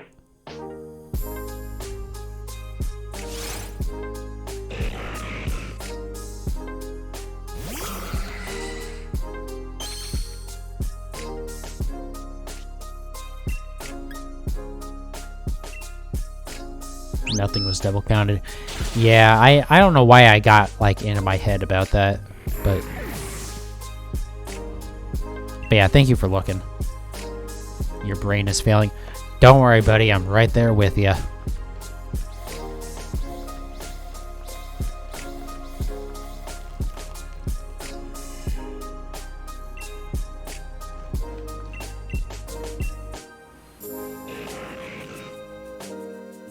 Yeah, so for some reason my brain was failing to do math, and I was thinking I was further ahead than I was.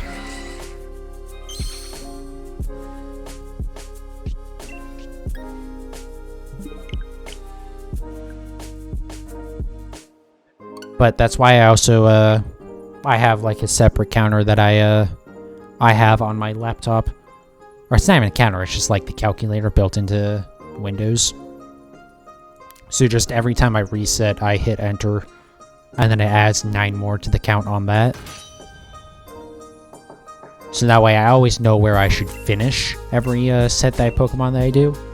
So even if I get a little bit off, I'm, like, not gonna completely screw it up.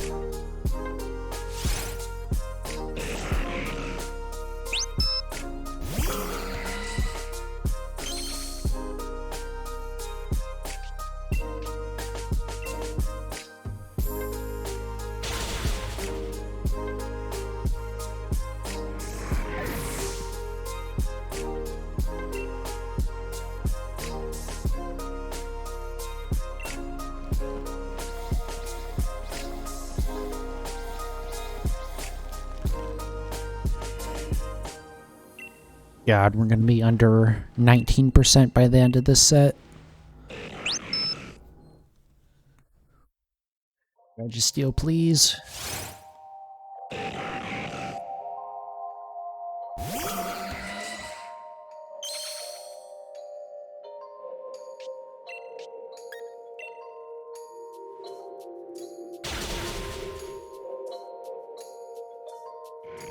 Why did I choose Registeel? No real reason. I mean, I wanted to do Regieleki first, but you have to catch Registeel, Regice, and Regirock first, and like you can't just import them to kind of cheese it. Like you have to actually like catch them in this save file. So, and then just Registeel is like the closest one to the base town and Crown Tundra, I guess.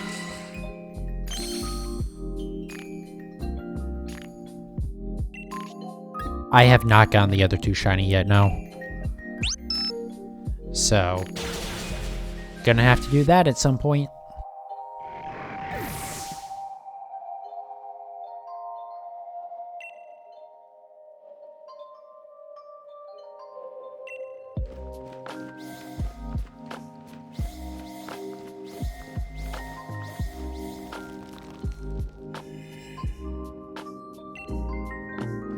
But yeah, I don't know. Maybe hopefully sometime by like 2023 I'll be able to start Registeel.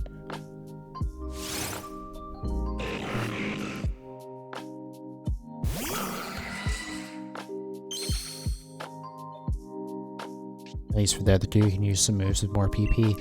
Yeah, I'll have to dig into that and see if there's something better I can use. Hope it's quicker than 2023. Man, you and me both. You and me both. But I'm not gonna get my hopes up after this one. I'll be happy if I have this before 2022.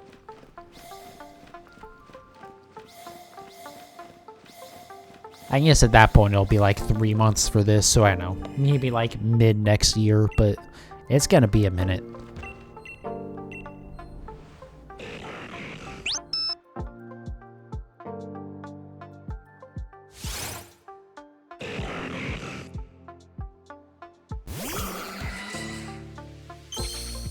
Hopefully the shiny guys will feel bad and give you them both first try. Yeah, you know, I'm not gonna bet on that crazily enough. It certainly would be nice. Or even with like, you know, within 100, we'll even say would be nice. Somewhere in the odds of like my my shiny Meryl hunt. That'd be nice. Or even just like by 1366, that would be a nice change of pace.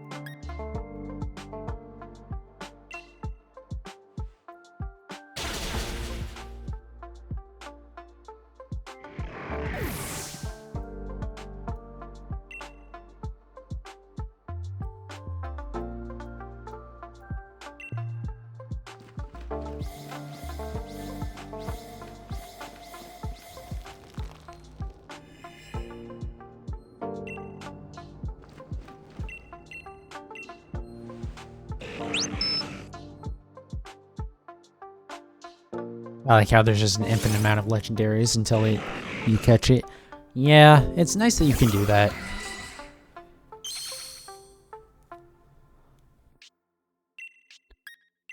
Like, it's certainly better than resets. I know you could run away, and I've been told a couple times that it's a little bit faster, and I think it is, probably. Just because you don't have to, like, reset after every 9. But knocking them out does at least help me keep track a little bit better. Because, like what I mentioned earlier with the secondary counter and, like, keeping track that way.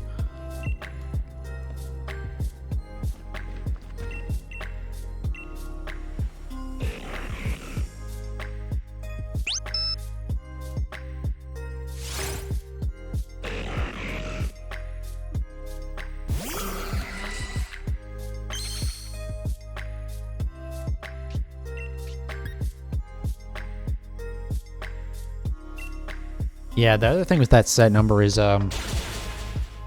there's one point where I screwed up and I didn't actually save the number before I overrode it with a different hunt. And so having like that set number helped me, like I could just, you know, do the math really quick. Or quick-ish anyways.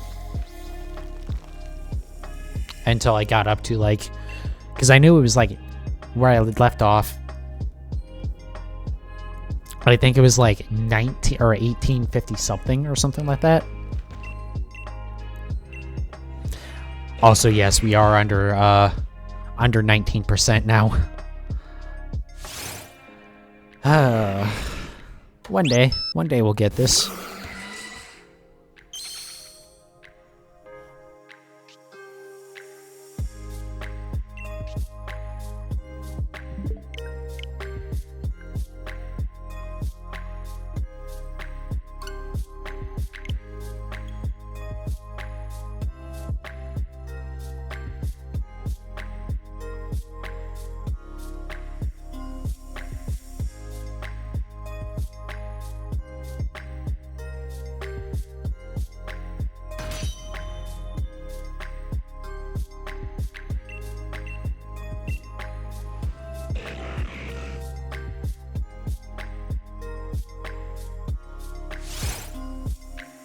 would have lost their mind doing this so many times. I mean, you do have to remember, this has been spread over close to 3 months at this point, so that's part of it. Like, it's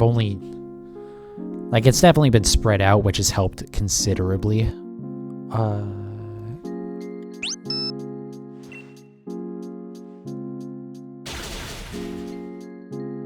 But yeah, this is absolutely mind-numbing to have to do, so, you know, I definitely understand that.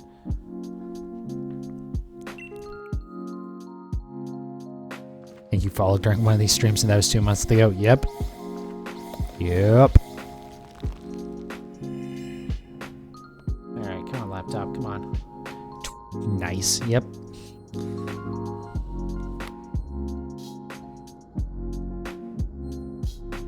Come on, laptop.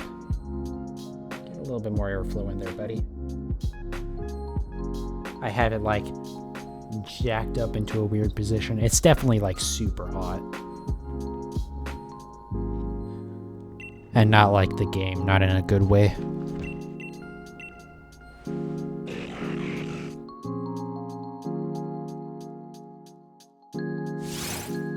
Have to hit for as many 420s and 69s as possible. Nice. Yeah, eventually I want to set up this counter to have some stupid sound effect every time there's, like, something like that.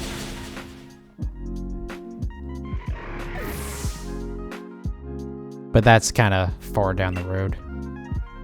Funny if you cut on 4269. Please no. Please no.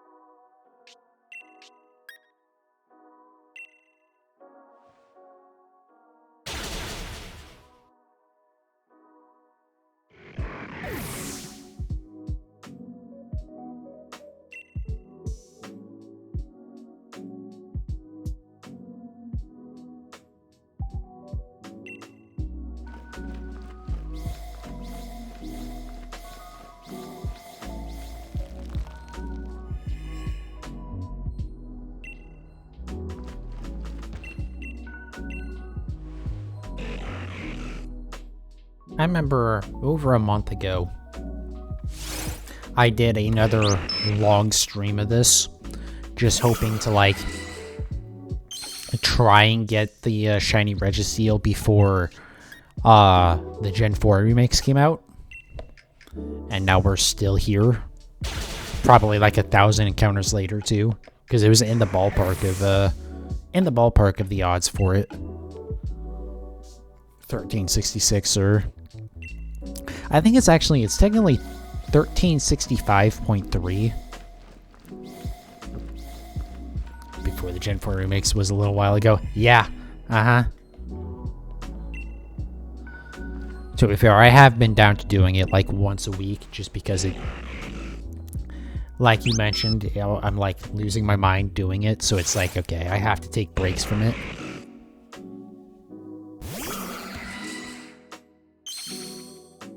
There was one point where I think I actually said that I didn't want to even ever do it on stream again, because it was part of like another, I was trying to do Suicune raids, or Dynamax Adventures anyways, and I screwed up and accidentally deleted the path for Suicune. And so I was already frustrated on that day, and then I was like, okay, well, I guess I'll just do this since I already screwed up, and then it was just like, oh my god. So, like, I've been all over the place with my emotions on this hunt.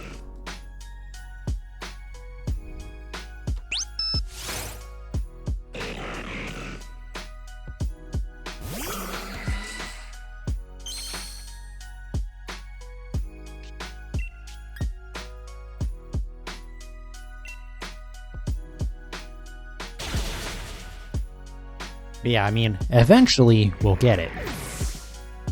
Actually, maybe I shouldn't say that. There is like the insanely small, tiny possibility that no matter how many of these we do, we never get it. Only missing 3 for the living decks. Yeah. And 2 of them we know are going to be coming up soon. Because it's Deoxys, Shaman, and Arceus.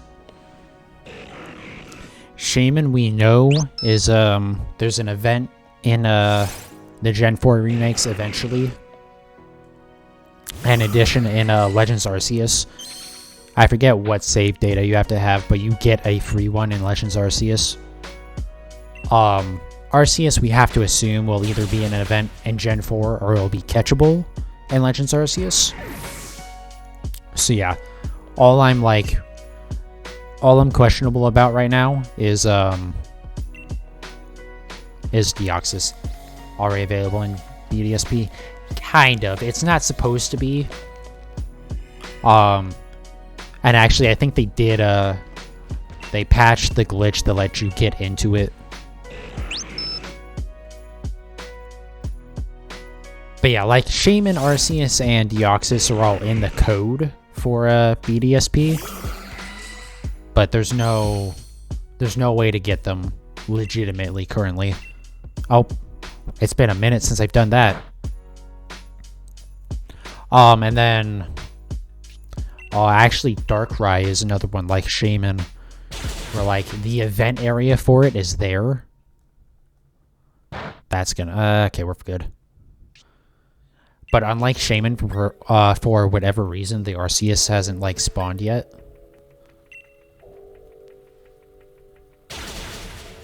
Alright, good. We screwed it up, but we're still good.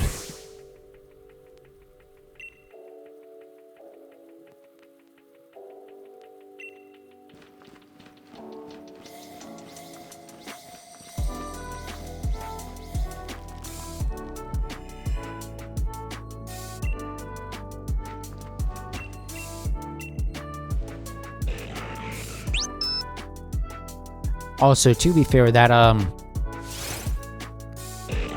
count that I have includes the stuff that I can't transfer over yet from BDSP. So, like, that includes my my Manaphy and my Fione that I don't have. They're only in the save for the game right now, so I don't have them in home yet, but they are in this. But since there's no way to transfer them yet, I'm just counting them for the time being.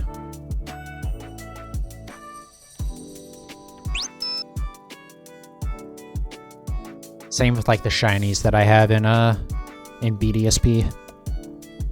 But for instance, like, the shinies that I have in Pokemon Go that I just haven't transferred over yet, I don't count those yet.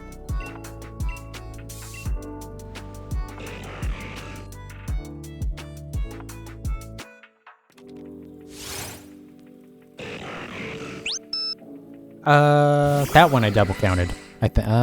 Whatever. We'll fix that in a second. Yeah. Whatever, we just won't count the next one. I could decrease the count by 1, but I haven't, like, fixed my program yet, so that way it like readjusts the probability number when you do decrease. It only updates it when you increase. Also, I'm going to be honest, I should have done this in between these last 2 sets. I'm going to actually run to the bathroom again. So I'll be back in just a moment. Let me switch over. Intermission. So I'll be right back.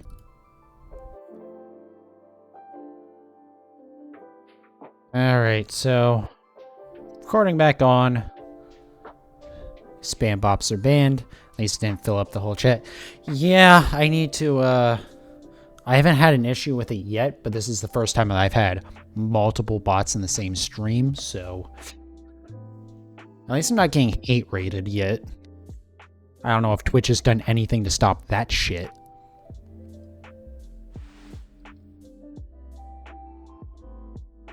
Alright.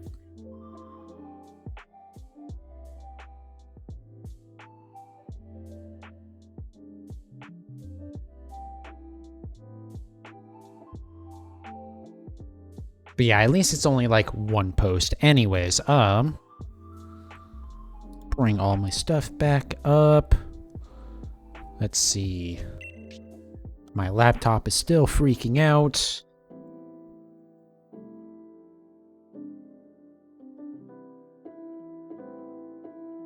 I just have my laptop on its side now.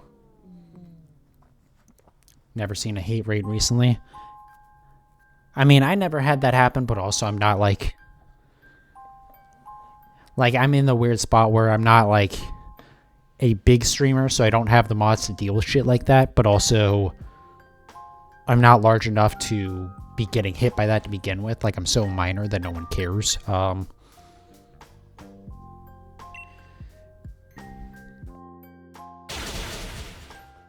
Anyways, yeah, I'm gonna have to figure out something. I don't know, man. 12 followers is a lot. Yeah, I mean, pretty soon here I'm gonna be XQC or a Morinth or something. Watch out, motherfuckers, I'm coming. Actually, maybe I should rephrase that considering I'm talking about a Morinth. Anyways. Enough to start a small cult.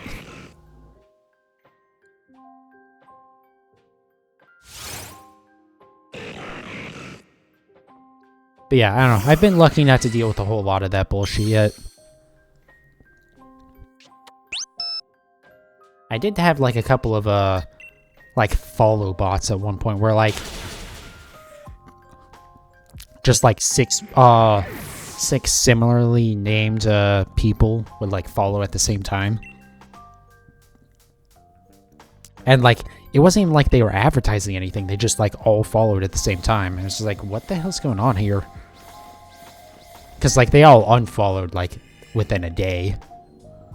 And they never said anything in chat or anything, but it was just like, what the hell even is this? Oh, I absolutely didn't complain at all.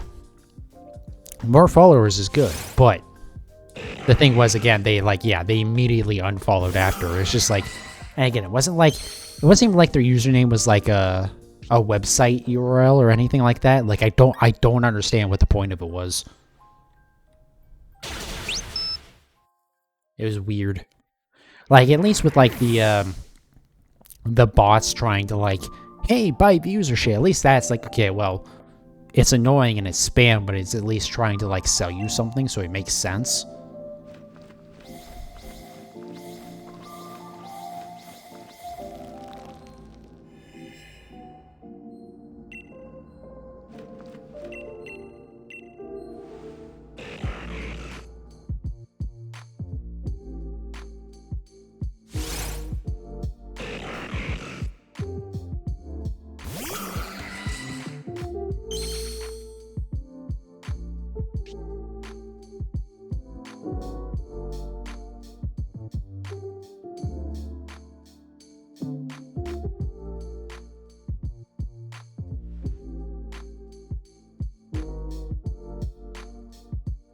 Alright, sorry, I'm trying to like... The fact my laptop is overheating so much, it seems like, I'm like a little worried about. So I'm just trying to come up with a solution for it that like... will like help it a little bit.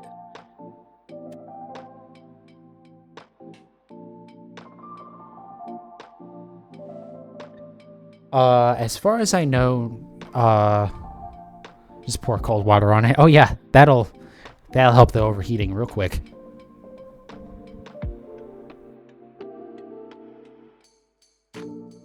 All right, whatever. If the Twitch preview hangs up, whatever. It's not a big issue.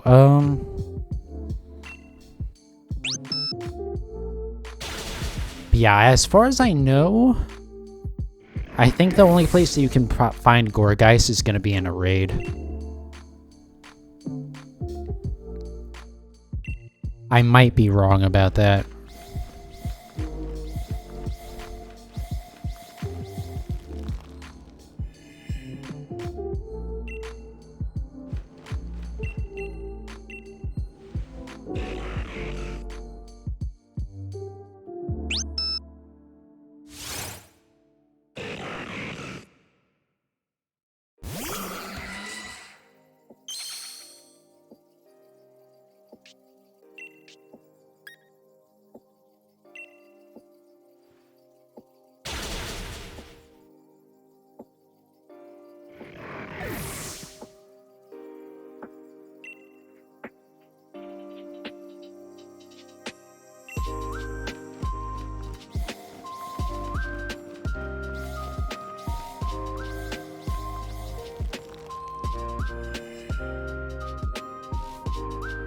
think you've seen it once in Misty Weather near Hammerlock. It is possible. Because I think Gorgeist is one of the ones that I got through a mystery trade. Just because, like, right when the game first came out, and everyone was just, like, trading whatever they had. So I think people were sending that out, and I got one like that. But there should be somewhere that you can get it, either through a raid or somewhere in the wild area. Because as far as I know, until, other than, like, the Porygon line in Isle of Armor, everything that's like a trade evolution you can find somewhere in, like, again, in either a raid or the wild area.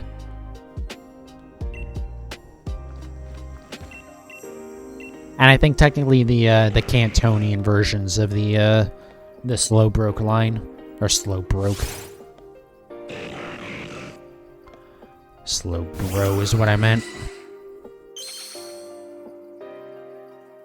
Or I was combining Slowbro and Slowpoke is what the issue was. There we go.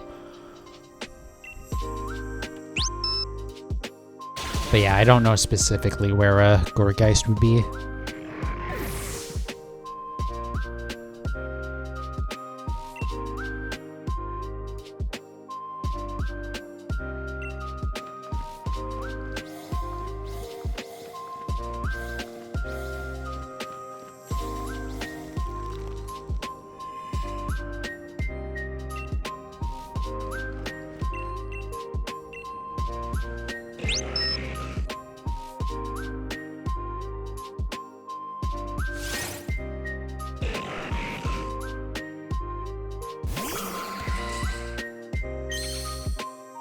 Yeah, trade evolutions suck. I wish they would, like, get rid of those. Like, just make it, like, an item evolution or something, please.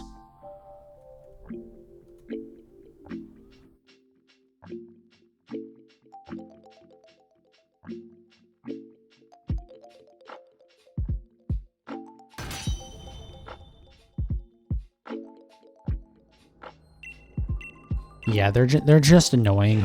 Like, I mean, the fact they have version exclusives is annoying, but, like,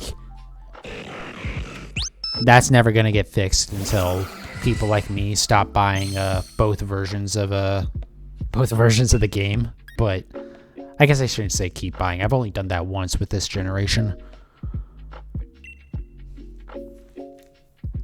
But yeah, it's like trade evolutions are just like, just make it an item, guys.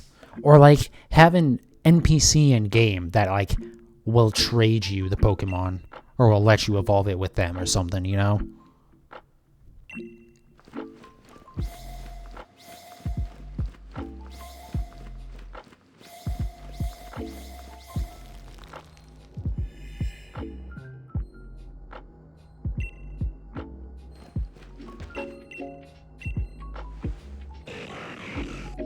NPCs trading would actually be cool. Yeah, like, there's definitely ways for them to do it, even if they don't want to update old Pokemon. Which, it does seem like they've kind of given up on the trade evolutions, at least for doing new ones.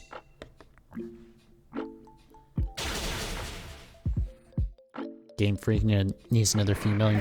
But that's the thing, it's not like the version exclusives, right? It's like, the trade Pokemon doesn't really help. Like, I 100% understand trade evolutions are never or not trade evolutions, but version exclusives aren't ever going away. It sucks. I wish they wouldn't do that. Or if they're going to, it'll be more like Urshifu forms, or the two horses in Crown Tundra, where, like, yeah, you can only get one or the other in either game, but you get to pick which one you get. Those I'm fine with. It's a little annoying, but again, it's like, whatever, you're making a choice. But yeah, trade evolutions are just stupid. Oh, it 100% supports scamming. Like, there's no way in hell I will ever outside of like someone I like really trust, mess with like trying to get shiny versions of the trait evolutions. No way in hell.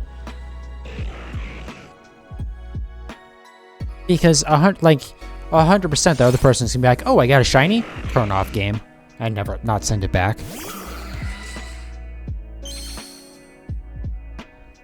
Yeah, they're dumb. I understand the point was when the original games came out, it was like to encourage you to like talk with your friends on the playground and get them to get their parents to buy them the game or whatever. Like, there was a time when it kind of made sense. The other thing it doesn't make any sense is that Pokemon Home doesn't work with the trade evolutions. Like, if you trade the previous form on Pokemon Home, it doesn't evolve there. Like, at least if that worked, it would be okay.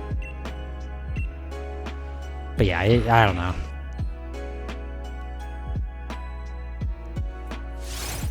That is like the biggest quality of life improvement that they can make with the with future games. It's just give another way to do that. What's up, Legend? Welcome to the stream, man.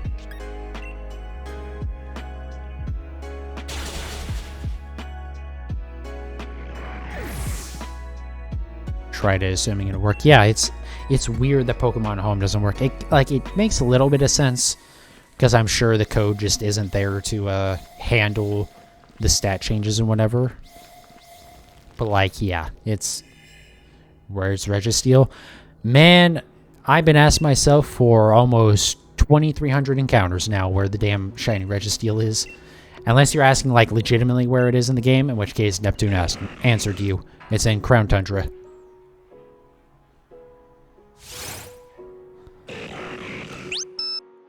So yeah, you do have to have the expansion pass to get it.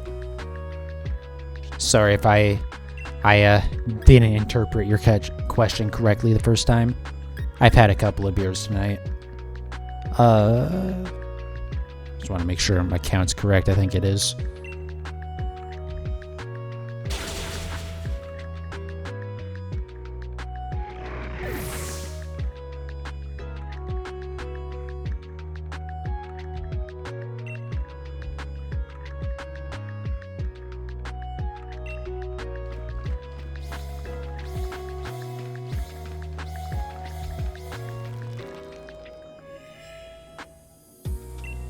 But yeah, for pretty much any legendary from Gens 1 through 7, they can pretty much all be found in Gen 8 anyways. They can all be found in the Crown Tundra DLC. Either through the Dynamax Adventures or they'll be somewhere in the world.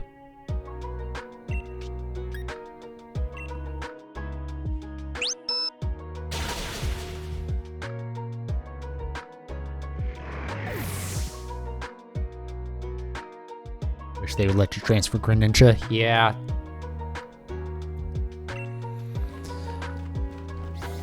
I don't know.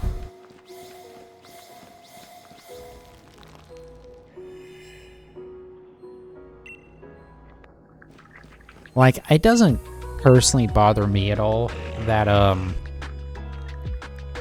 that, like, there's a limited number of Pokemon in Sword and Shield. But, like, I do get that being that the previous 7 generations, all of them were there, it is a little weird that they didn't do that. Merry Christmas, by the way. Hey, Merry Christmas to you too, man. I got about 14 minutes before I'm actually in Christmas, but it's close enough.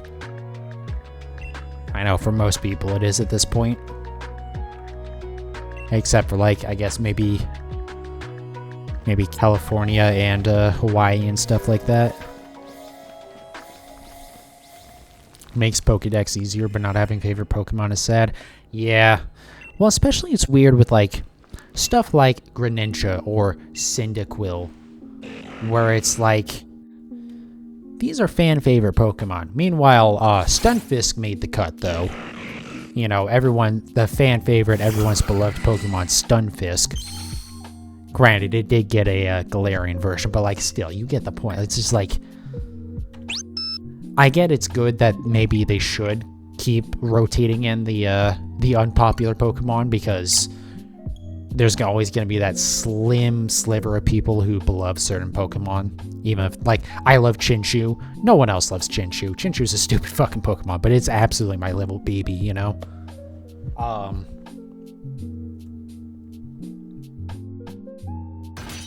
But yeah, it's weird. I heard a rumor, and let's be clear about this. I have no idea what the source is.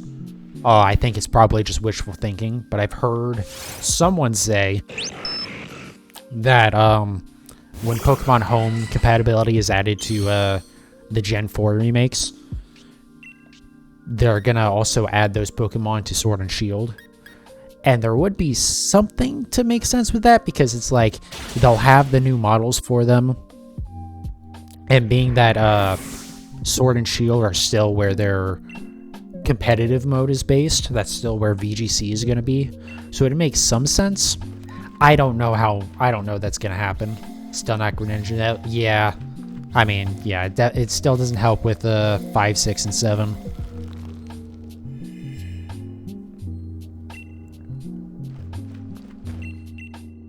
But, like, if they do that, then I guess we could reasonably assume that they will eventually also add those other ones.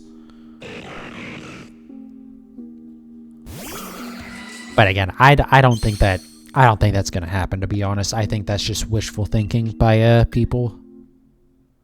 You've been in Christmas for 6 hours and 49 minutes. So you're Legend, are you in England? Or definitely somewhere in Europe.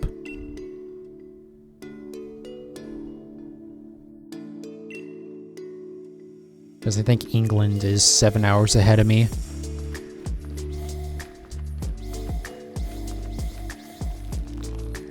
Gen 6 remakes when? I wonder if we will ever get Gen 6 remakes. Like, Gen 5 makes some sense because it's still the 2D era. Not England, but Ireland. Ah, okay. My apologies.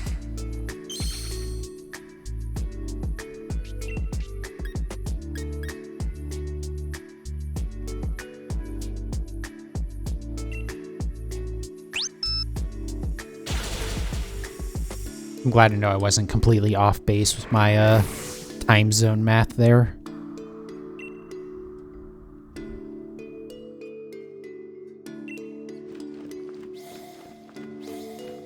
Enjoyed Gen 6. Yeah, Gen 6 was alright.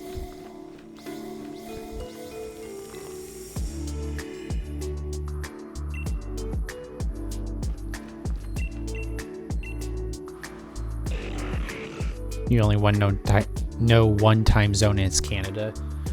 Well, I'm pretty sure Canada is split up over 5 time zones, right? Because it's the same as the United States.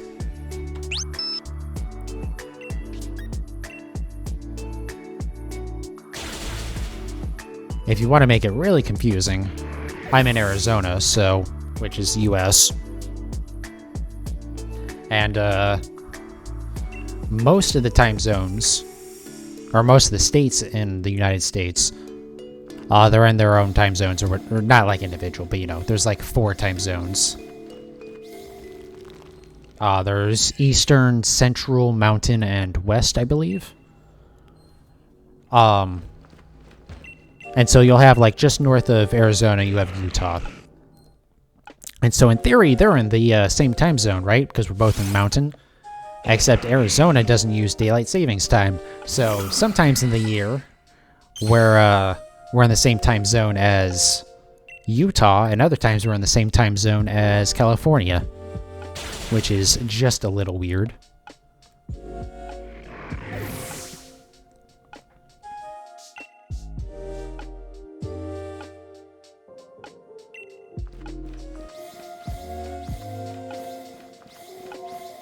Though I guess I should say, sometimes Utah's in the same time zone as us, and sometimes it's California, because fuck daylight savings time.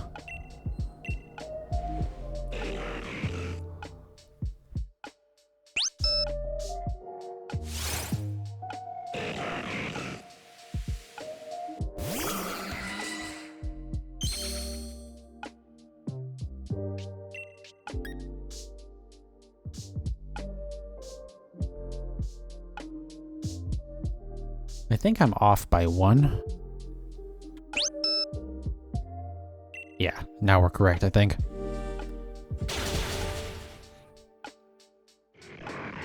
But yeah, I believe Arizona and Hawaii are the only 2 states in the United States that don't use daylight savings time.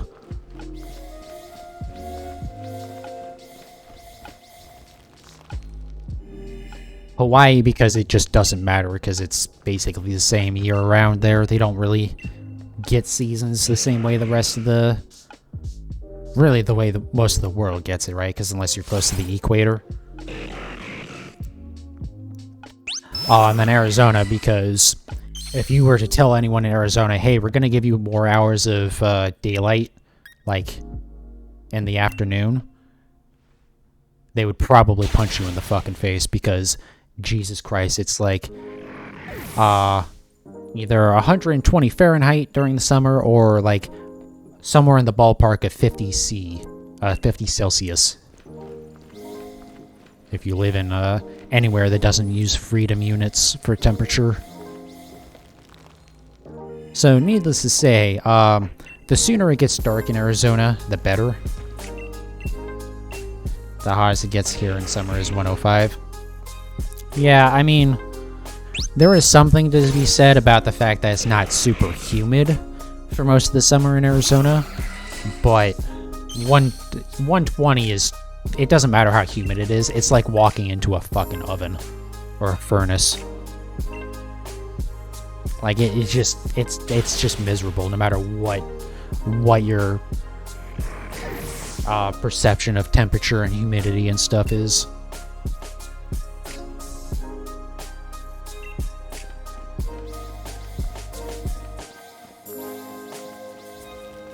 Also, Arizona gets its monsoon season between, like, July and August, which is when it's... If the temperature drops a little bit, you know, it'll drop to, like, 105, 110, and, like, 90% fucking humidity. Especially, like, right after it rains. If it, like, rains during the day and then the clouds clear out, it's just, like...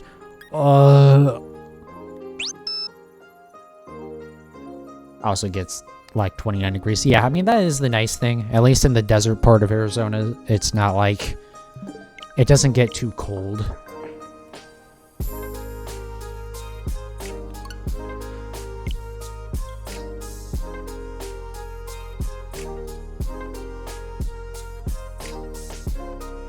Also 90% humidity here in its winter. Yeah, I mean... I imagine it was up around there today. It was raining all day today. I know, Arizona and rain. That sounds bizarre, but it does happen.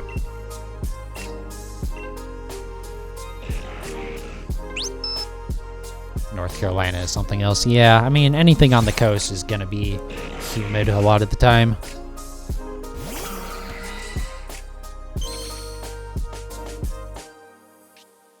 I will say, at least Arizona doesn't get hurricanes. Or really anything. Arizona's really tame. Like, it gets kind of windy during monsoons, but it's not like tornadoes. We don't get hurricanes. We don't get earthquakes, really. I think the worst earthquake in Arizona was like maybe 5 magnitude. So, I mean, and like, you know, there's AC and stuff, so, you know, the summer could be worse. Been to school in a hurricane? Yeah. Like... I'll definitely pass on that.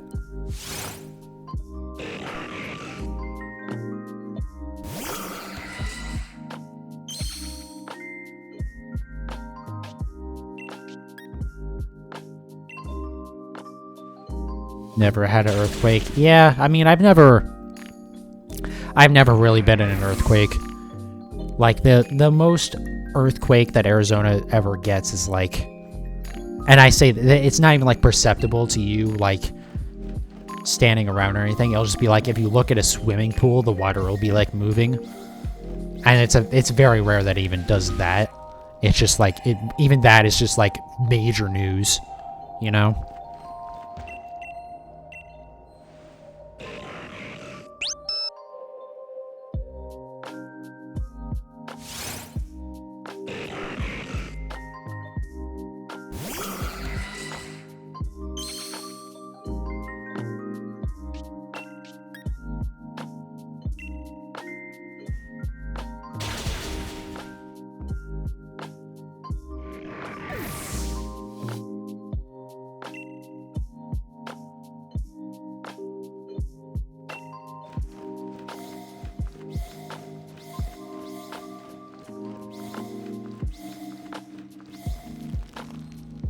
Love North Carolina, but any season that's not fall kind of sucks. Yeah.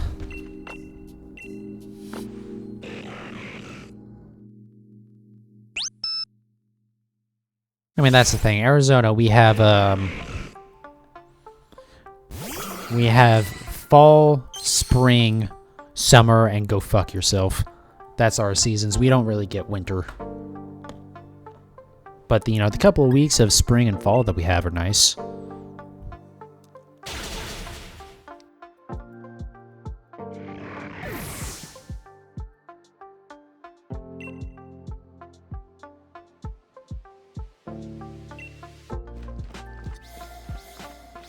Actually, I shouldn't even say couple of weeks of fall. The last couple of months, it's been super nice out.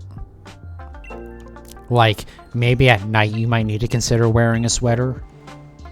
But, late at night, during the day and all, it's still just, t-shirts and pants. It's just, it's nice. But then, again, you get back to summer, it's just I have my AC on full blast in my car, and it doesn't do anything.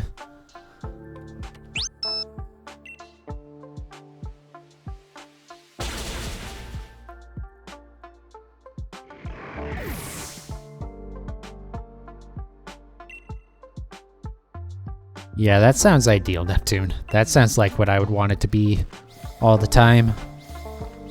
Maybe, a little closer to 70, but other than that, yeah.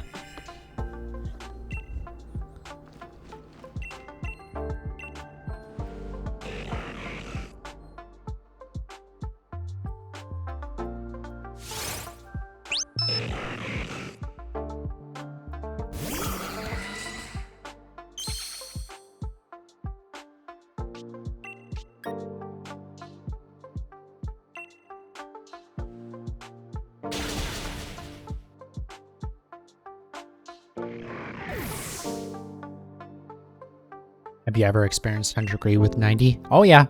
Oh yeah. 100 degrees and 90% humidity.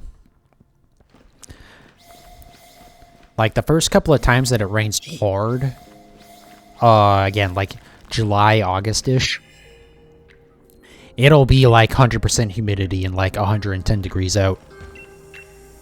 It's miserable.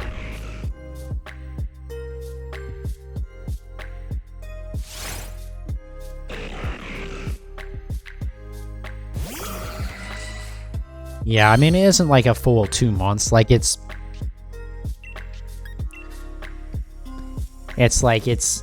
that period of time where it really depends on what time in the day it rains and how long it does. But yeah, I mean, I definitely get that other areas, because of humidity and stuff, it's miserable.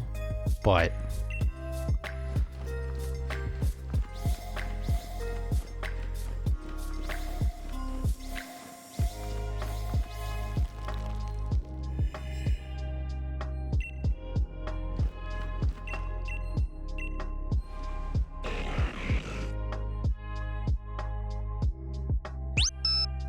yeah, I mean, when it's hot in Arizona, when we're talking heat waves over 120, again, let me tell you, humidity doesn't matter. It's just oppressive. It is just the most miserable shit that you can imagine. I think I missed one at some point too. I know humidity's bad too, but there's a certain point where it doesn't matter what the humidity is. It's just way too fucking hot.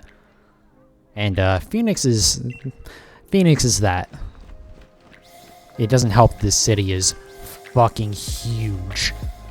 And so it holds so much damn heat too.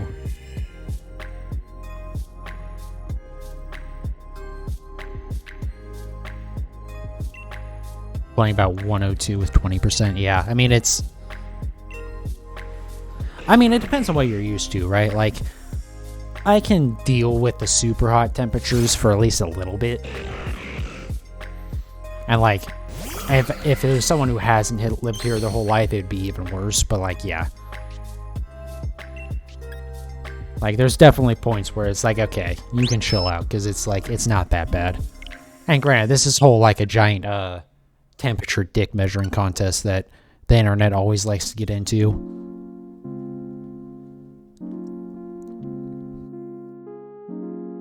remember a comic or a meme or something where it's California and Texas are talking to each other, and one of them's just like, man, it sure has been a while since we've seen Arizona. It's like, hold on, I got this. Boy, it sure is hot here. And just Arizona busts through the fucking, busts through the wall. Don't you know I live in a fucking oven? Just like all this shit. It's just like, yep, no, that sounds about right. That sounds about right.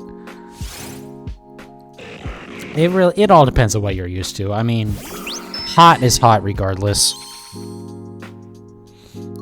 But, like, depending on what climate you're used to. I mean, like, if someone came over here from Europe, they would just be bad. Well, some of California has it easy. Then you get into Desert Valley, which gets even worse than Arizona. Desert Valley has the highest recorded temperature ever in the United States. So it's like, they definitely have their own desert areas. But yeah, like the cities and stuff, they get bad, but they could definitely get worse too. Oops, I forgot to update that. There we go.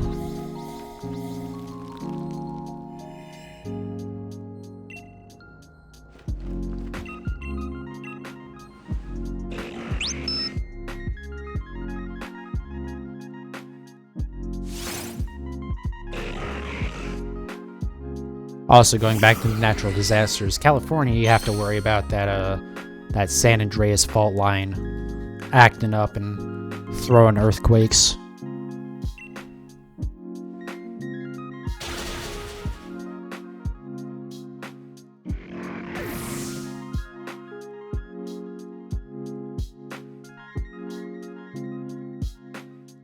Alright, I think my laptop is just giving up now.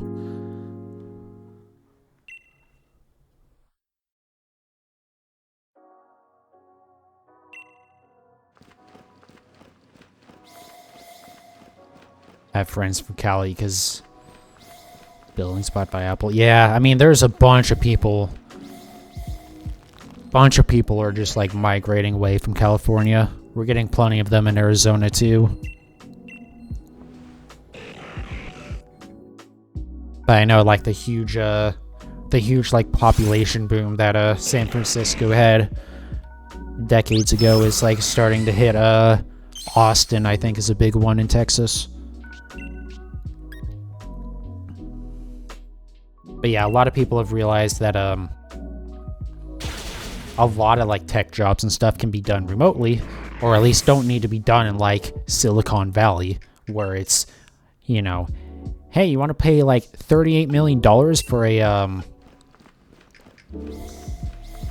for a fucking broom closet in San Francisco? Nah, I'm good, thanks. 4 houses near where they have been bought off-site by people in Cali. I mean, yeah.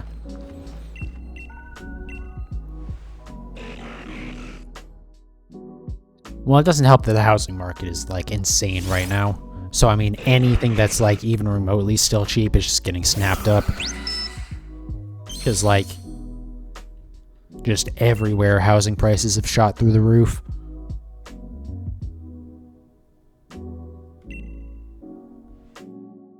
But yeah, I mean, specifically in your case, yeah, I mean, if Apple is buying up, you know, starting to, like, move some stuff out there, then it makes sense why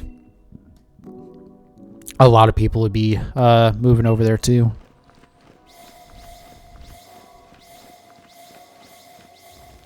Prices have gone up like 100K, yep.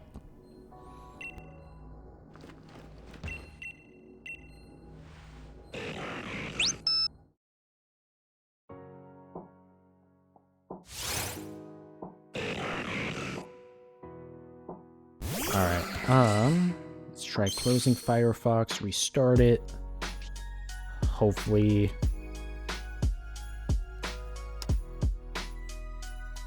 I'll at least load the stream preview again.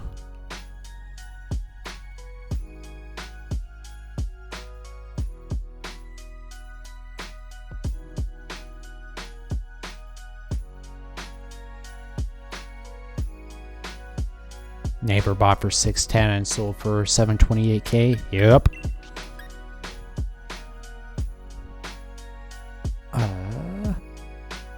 Yeah, we're still correct. Okay. Just messing around with other stuff. I wasn't sure if I got off count or not.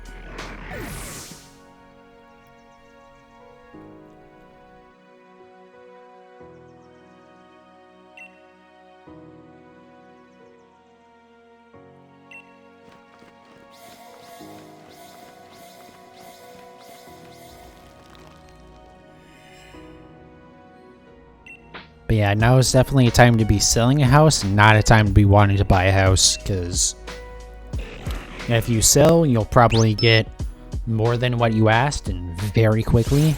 And if you're trying to buy, you're going to get outbid very quickly, because it's just absurd right now.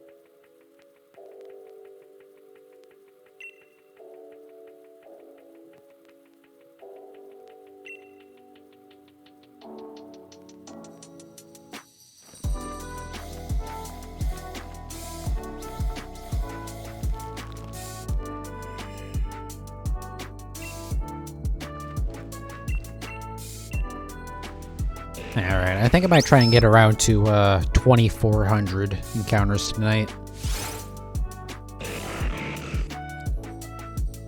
And then maybe call it there.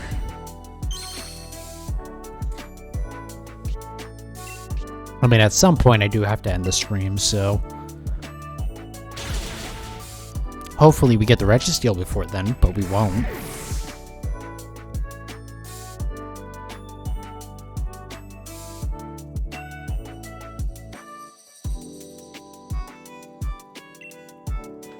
Trying to find the website just so you can see how much it went up by. Yeah, I mean, I'm sure there's a few sites that have just been like tracking it, just like housing prices overall over the years.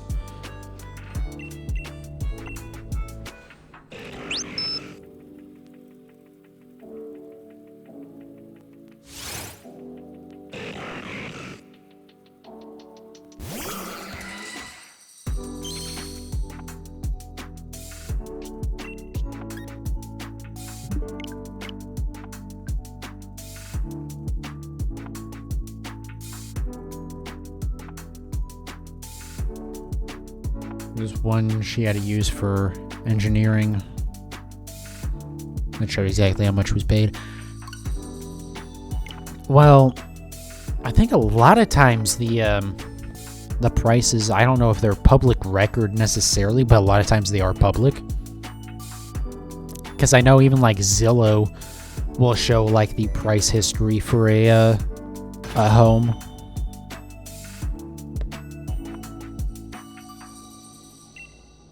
Because I'm pretty sure some of that plays into, well, I know some of that plays into, like, the property taxes and stuff like that. So yeah, it makes sense that it's a government website then.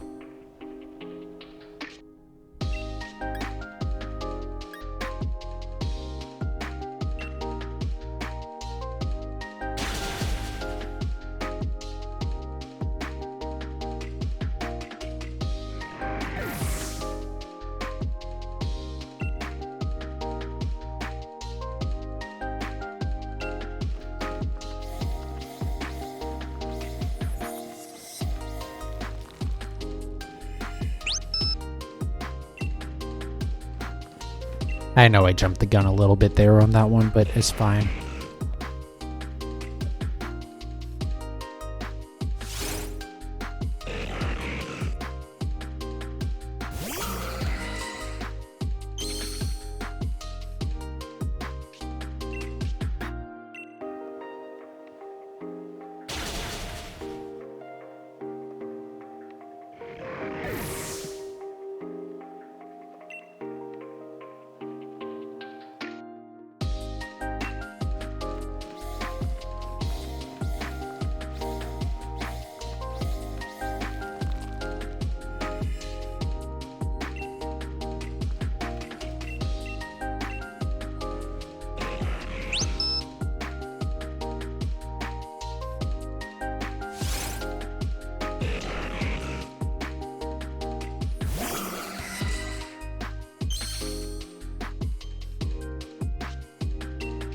School has so many websites and resources, I swear it's impossible to find anything.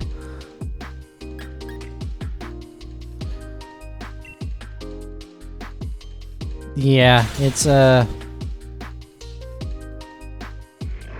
better than not having, like, any of those resources, but yeah, especially if they're not, like, organized in a reasonable way, yeah. And a lot of times schools aren't.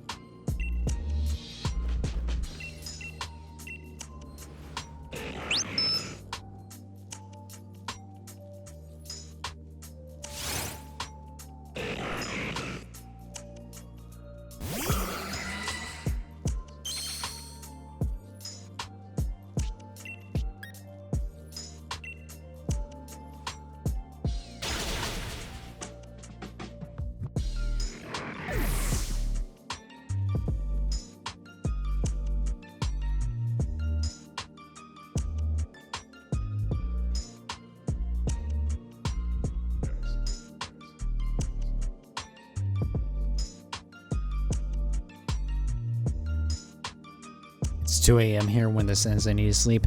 Yeah, same here. We probably won't be going more than, like, I don't think more than another hour. It'll be, like, again, when I get to 2400. Anyways, I was just looking to see, to make sure there wasn't, like, some sort of, like, crazy memory leak or, some, like, resource issue with my program that I made for, counting. And being that it's the same RAM usage as it was after, like, 10 minutes, I'm gonna go ahead and say it's all good to go. I don't have to worry about that anymore. It's been 5 hours and it hasn't budged. Granted, there's no reason why there should have been, but there's no reason why I should have been having math issues with it before, and I was, so it's good to have checked. I only just thought to check that too, but yeah, it's not. It's all good. That's a good sign, yeah. I mean, and it's gone 5 hours and it hasn't crashed, so... Again, it's a very simplistic, so, like, there shouldn't be any reason why I should be having issues with it. But, I'm not a programmer, I just took AP Computer Science a decade ago. It's probably the best way to describe it, so, you know. The fact that I can make something that doesn't crash every, like, 3 microseconds is pretty impressive.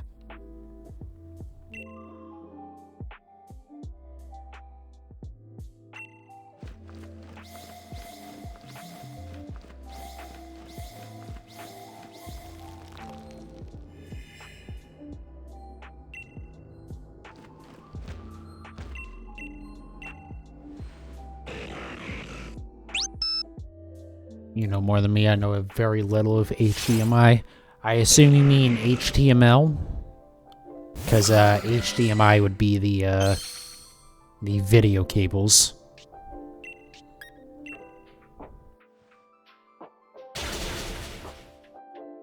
Yes, law. Okay, I figured as much. HTML is actually something that I don't know anything about. Actually, again, going to about a decade ago, I actually took a class that or started to take a class that I thought was supposed to be about that. And then it turned out to be AP Computer Science for idiots, basically. So it was literally everything that I already knew. I went, why the hell am I here? What the hell? And it was the same teacher too, and he knew me, so he could just be like, hey, this is a waste of your time while you're taking this. And instead, he just didn't say anything. And I was like, okay, cool, thanks, dude.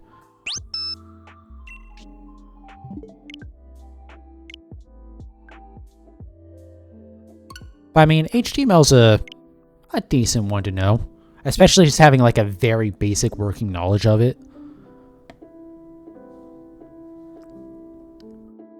Very simple. I mean, yeah. I mean, it's like...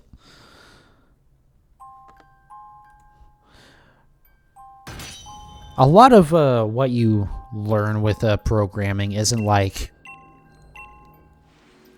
I mean, obviously you need to learn like the language and the syntax of it, how the stuff is formatted. But like... after that, a lot of it's just like learning problem solving and like... learning stuff like data structures, stuff like that. Stuff where it's like, yeah, the specific language is important, but like, once you learn a lot about one, you can apply a ton of that stuff to other languages.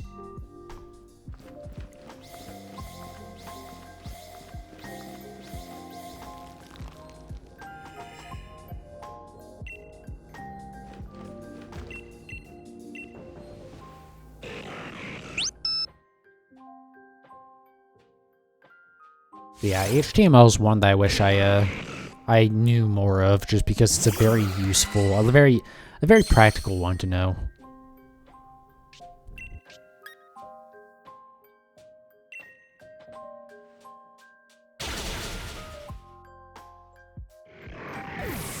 Like I AP Computer Science at least, again, a decade ago. Ugh, I hate saying that. I hate admitting that.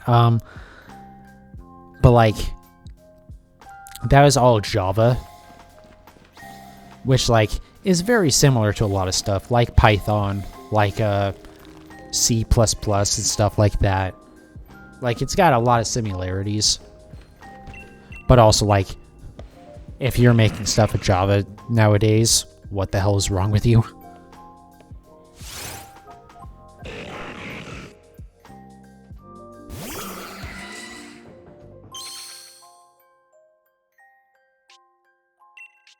But like, even if I don't work with that stuff very often, it's still good to like know it, because some of that information still sticks around, even if you don't really make use of it.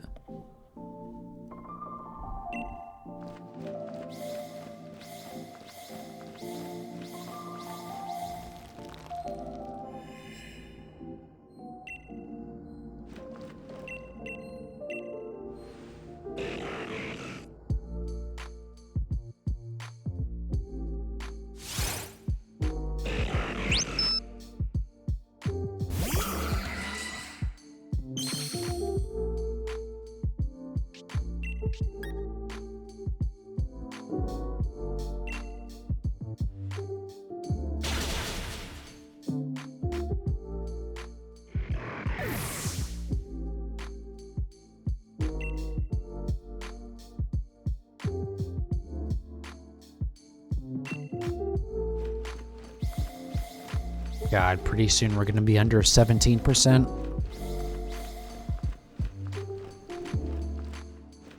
Come on. Jeez.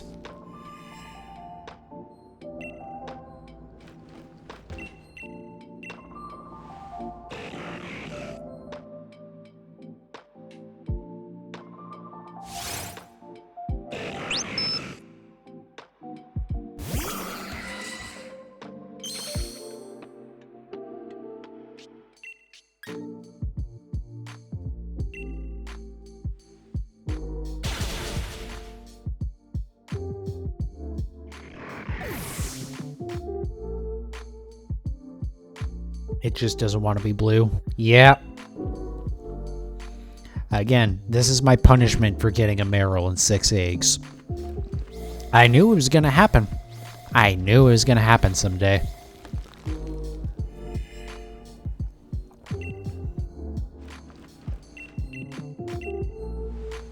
Uh-huh. Yeah, so I got a, here, I can actually pull up what the numbers were, too. So yeah, I got a Juro in 326 eggs.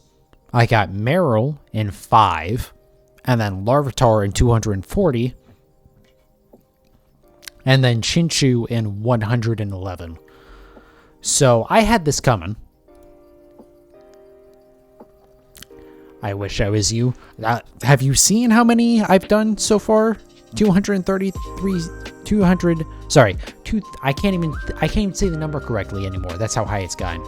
2,337 encounters on Registeel.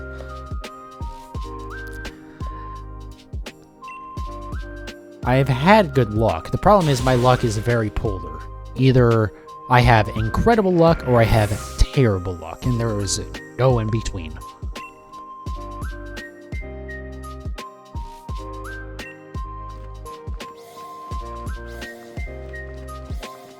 But yeah, I know there was one with one of those hatches that I got where it was like, I can't keep getting away with this.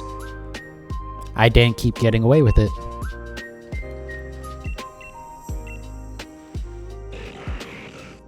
This Registeel is my my purgatory, my hell, my punishment, my cross to bear.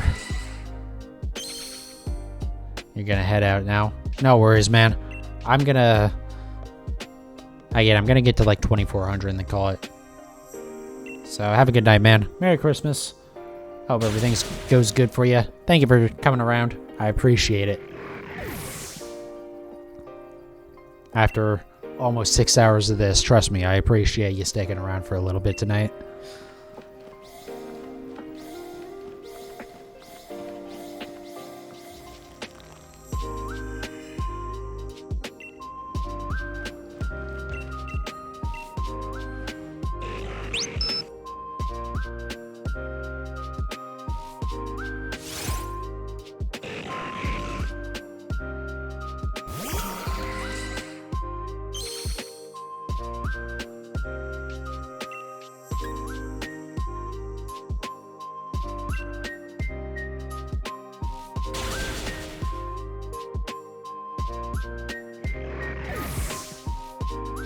Alright, so next one should put it at either at 18% or just under 18%.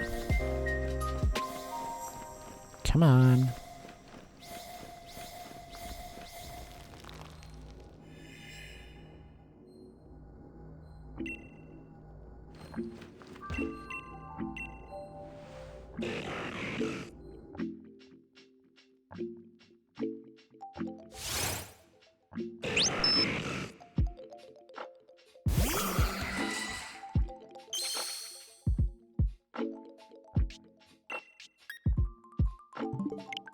Alright, so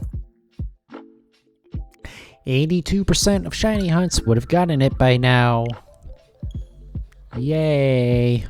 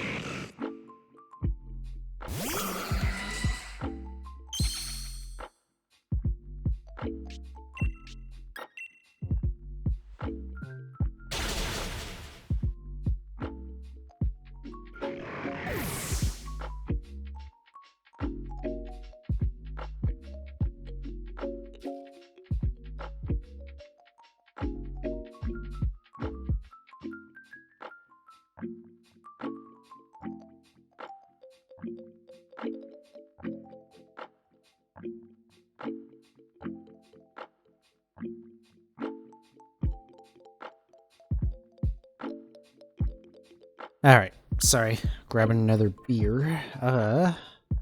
Give me a second while I open it.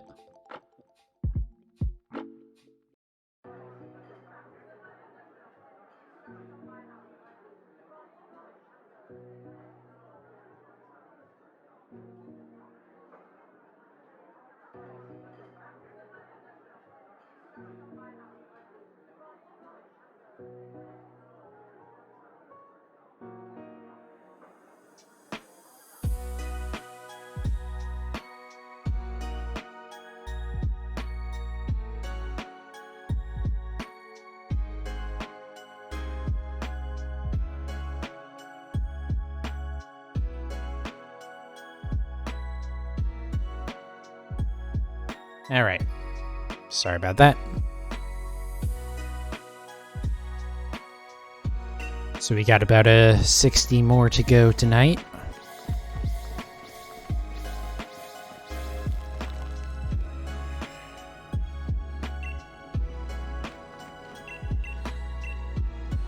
This might end up being the one of the longest streams I've ever done. Because in about 10 minutes we'll be over 6 hours. I don't think I've gotten 6.5 hours ever.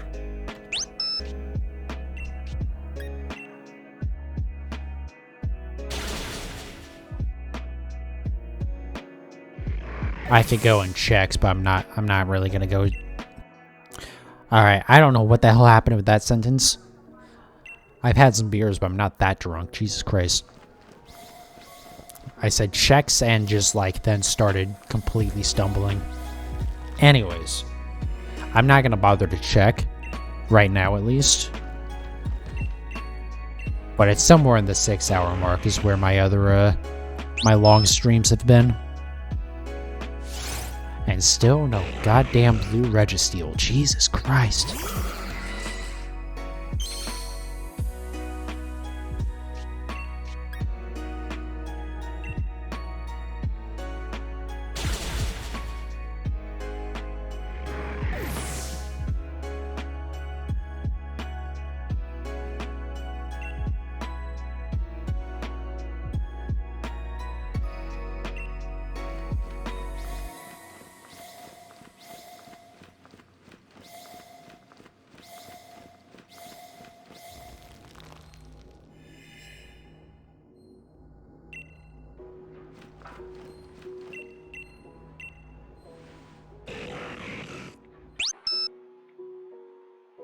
Not gonna lie, I'm considering saying, hey, we're up to like 2350. That would be like almost 400 today.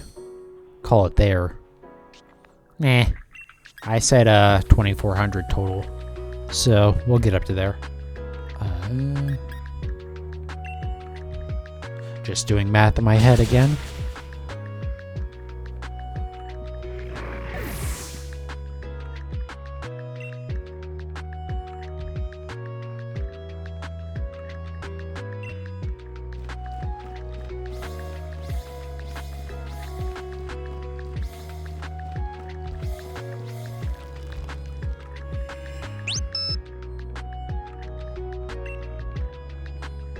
I don't know. I'm half tempted to say maybe tomorrow I don't even do any trading. I just do more Registeel.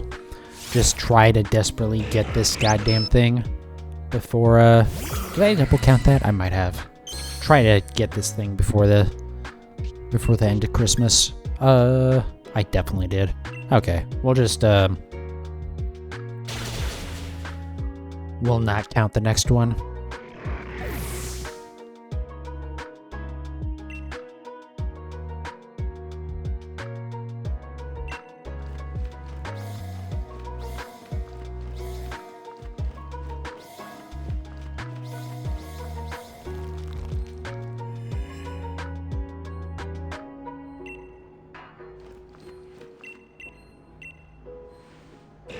What's up, RNG?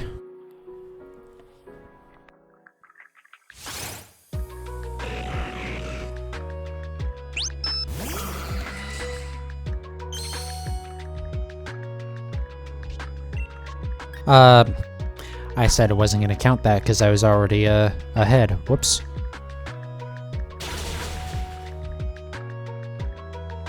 Okay, we'll not count the next one then. If I can remember.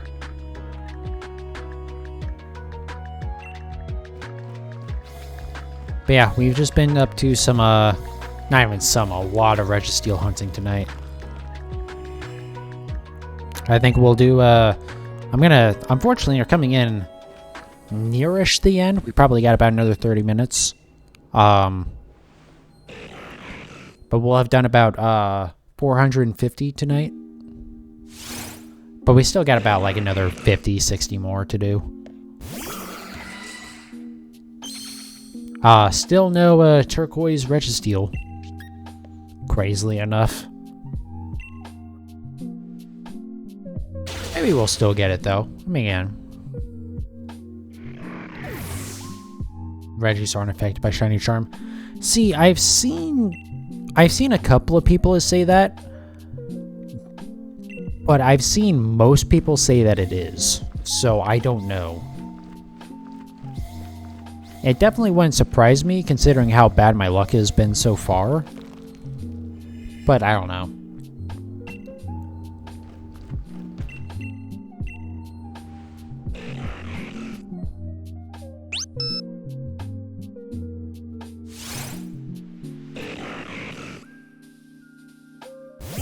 But I guess with saying that most people say that Shiny Charm does affect it, there's a lot of people parroting a lot of not correct information about how Shinies worked with the Brilliant or the Aura Pokemon in this game too until a couple of months ago, so who knows.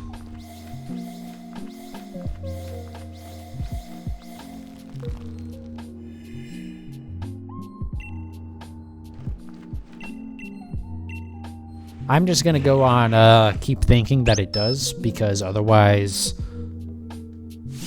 I'm gonna hate myself for ever doing this. So this is how I keep my hope up, is hoping that, hey, it's still 1366. It's totally 1366. It's not 4096.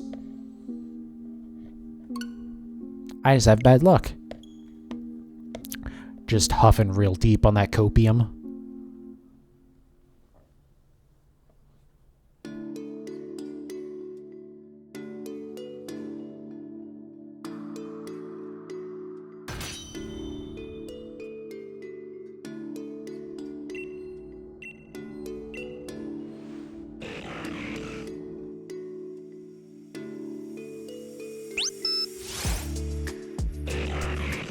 Yo, people are wrong in that they are. Yeah, I don't know.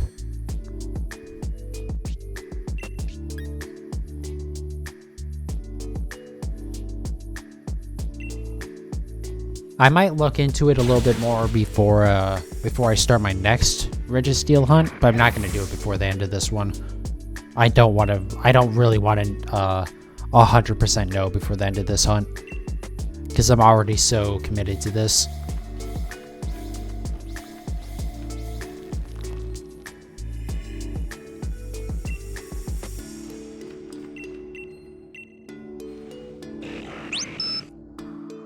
Also, I guess either way, this is still faster than if I was doing it in the Gen 4 remakes. Because Gen 4, you have to reset every single time, instead of like every 9 encounters or so.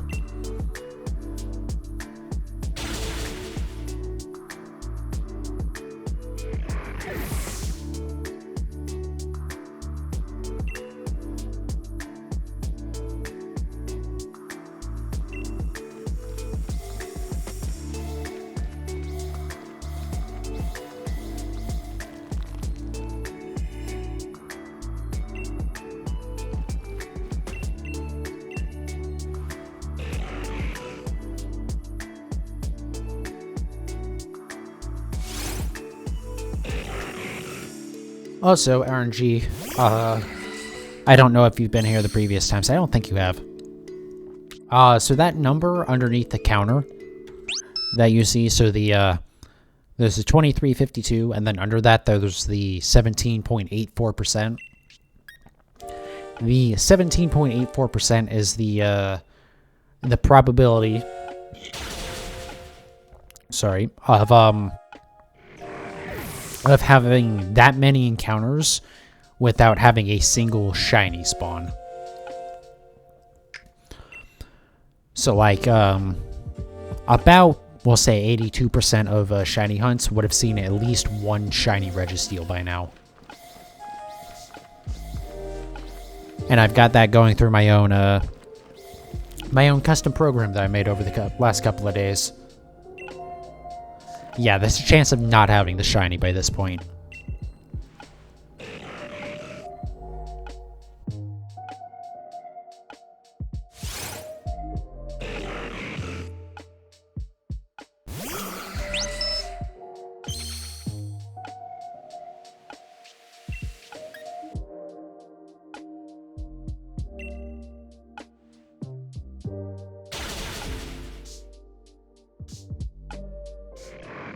So yeah, I haven't decided yet if I want to display like the opposite of it.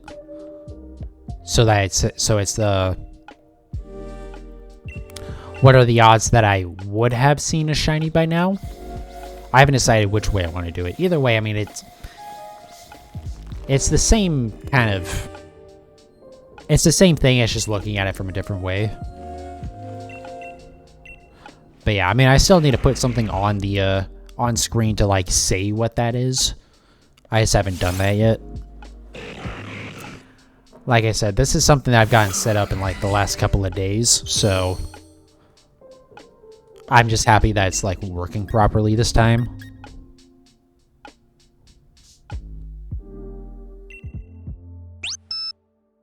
Because yesterday I was having a thing where the number of digits wasn't truncating properly. So it's like most of the time it would be 2 digits before and 2 digits after the decimal. But then occasionally it would show like a whole bunch of digits after. I slurred through all of that. Digits after. Sorry, I've had a couple of beers tonight. Anyways. I don't really know exactly what was causing that. But something about how I was making it display as a percentage instead of like point whatever. Sorry about that, you lagged out and did hear all of it. I'm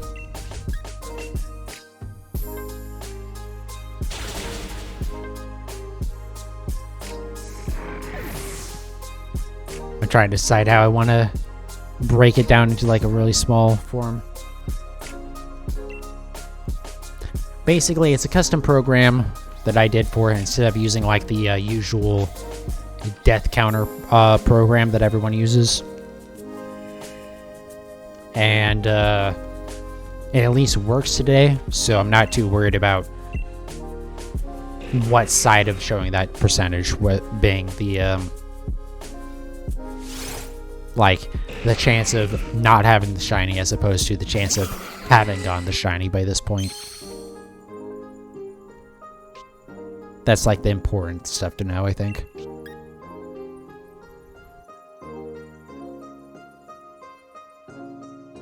I also think I'm 1 behind. Yeah, we're 1 behind.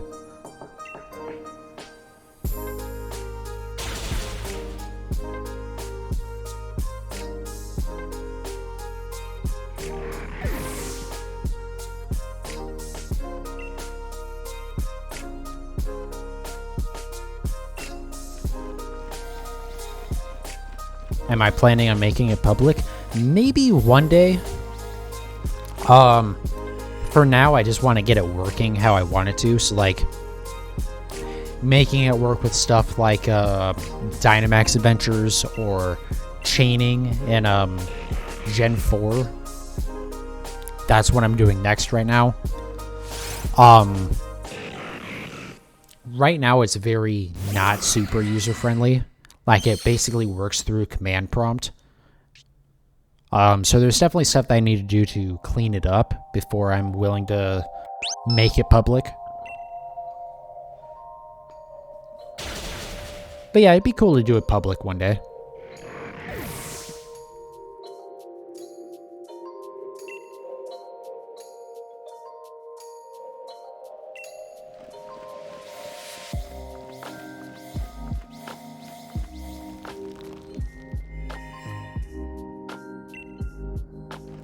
It seems pretty cool. Yeah, I feel like there's not a lot of solutions for like showing that probability number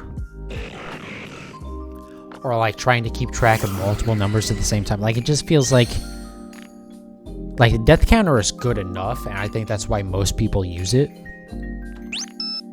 But having like something more specific towards shiny hunting would be really cool too. But again, we'll see. Again, the way I described it earlier was that I'm not a programmer. I just took AP Computer Science a decade ago. So I probably have no business trying to make something that other people would ever use.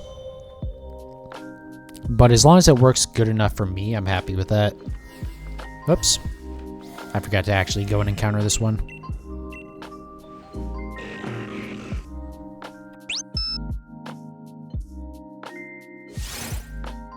There are specific things, but it's all after from. Yeah, that's the thing. Like, there's not. I didn't. It seemed like there wasn't really anything for streaming.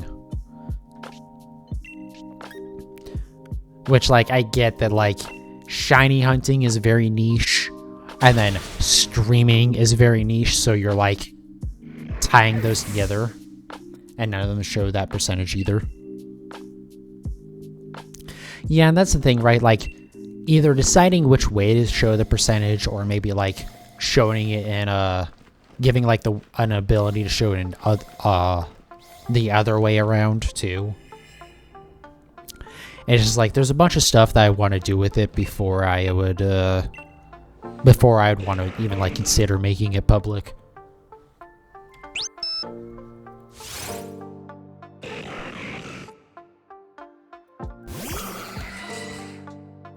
But it works well enough for me right now, and it actually, I got like the sound stuff working too, which is nice.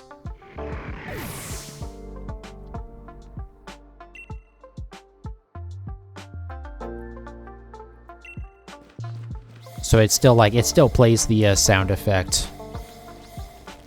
Which is like part of like making it user friendly, is like making it so you can, because like a lot of my stuff is hard coded to be like the specific file names of what I want to do and stuff. But like making it so you can change that and all that, that's, again, if I ever want to try and make it public, that's stuff that I have to make better. Because like a lot of people could probably figure it out, especially if like I give a guide for it, but it would be a lot of like, set this specific file to this specific name, and if it's at all wrong, it's going to crash the program. Stuff like that.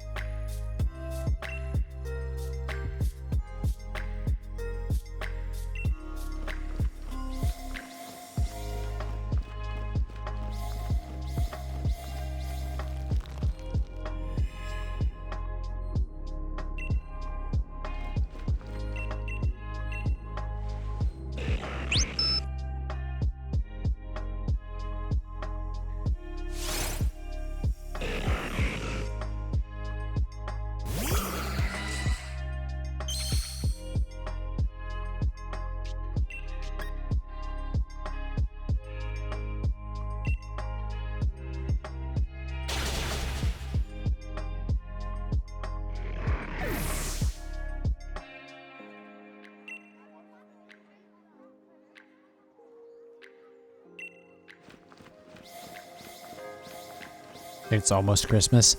Yeah, it's 12:50 for me, so we're a little bit past Christmas. I'm assuming you're in Is Arizona the same as California right now, or no? But yeah, wherever it is. I mean, you're an hour behind me, I'm guessing.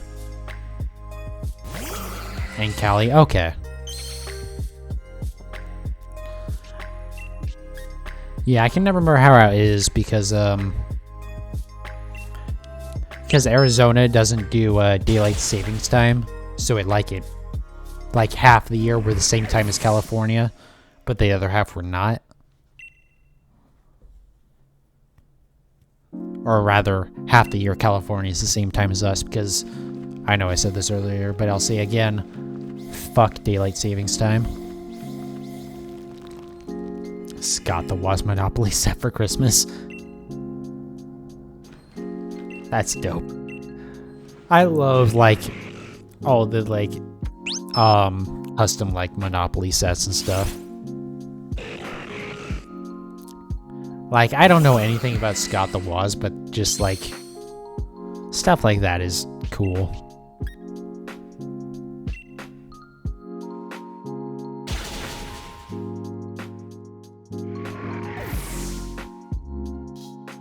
Yeah, I was hoping to, maybe get this, Registeel for Christmas, but, apparently I'm just gonna get cucked real hard today. As the, same as the previous 10 streams of this. Only 5,000 in the world. Oh. See, for some stuff, for some people, it could be like, oh, 5,000 of it, but, like, how many fans do they have? I've heard of Scott the Woz, so I know that's a big enough thing that we're like, only 5,000 is crazy limited. So that's cool, dude.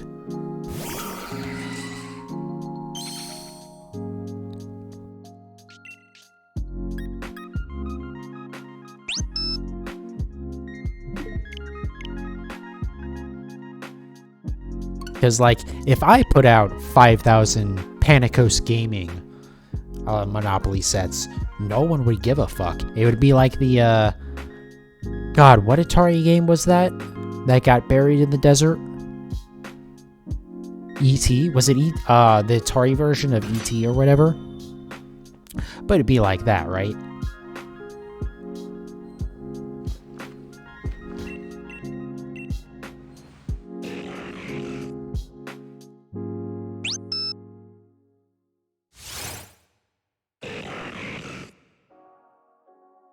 But yeah, that's really cool. I love limited edition stuff.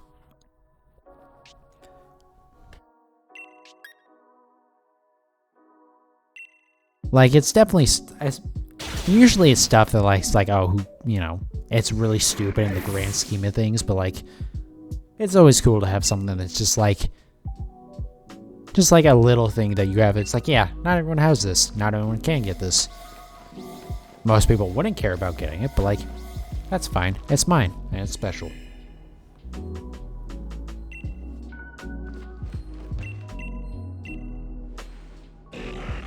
Like, somewhere, I have no idea where in my storage unit it is, but I have a cassette version of Rise Against's, Long Forgotten Songs album. Which, like, wasn't even a full album necessarily. It was just, like, all of their stuff they never released before.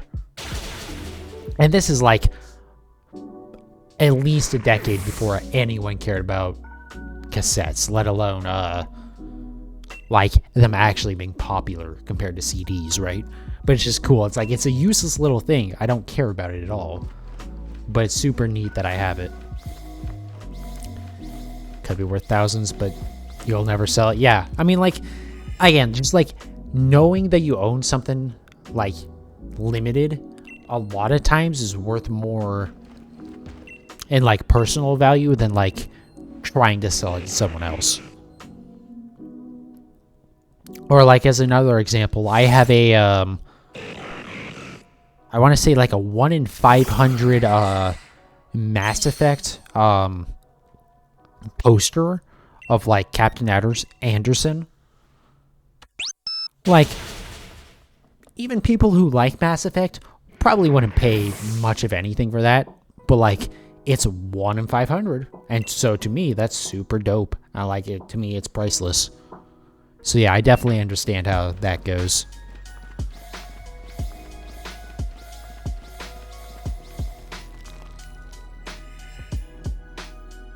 Also, that reminds me, someday I need to actually get a new frame for that thing.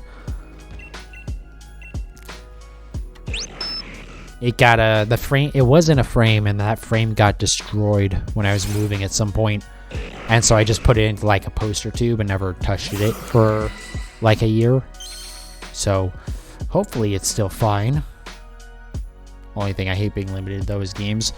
Yeah, I mean, like, the main product itself shouldn't be limited. So like the shit that Nintendo does where like digital games they'll only have on the store for a limited time, which is like, what the fuck are you guys doing? Come on. But like a physical good carrying the product is like super neat. Again, like that cassette that I was talking about. Like, you can go to Spotify and play all those songs, right? It's just, it's neat to have that physical thing. But yeah, like the actual, the art itself, a lot of times, probably should be like, in some way visible, you know? Again, especially with games where it's like, it's just stupid. There are so many games from the past that we'll never be able to recover. I mean, but a lot of that comes from just like, it was before the real digital era, where it's like, there wasn't the internet, there wasn't like good ways to store that stuff.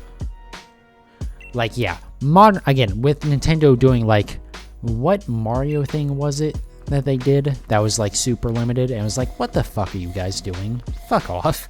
Like, just sell the damn thing on your store. Come on. But yeah, I mean, old stuff, especially, you know, with old, super old cartridge games. Yeah, All Stars. Yeah, it's just like, what the hell, guys? Like, super old stuff where there was no way to just purchase it digitally. It was just physical. It's like, okay. Like, I get it. In Super Mario 35 that you can't ever play again. Yeah, like, stuff like that is just, like, so stupid, dude.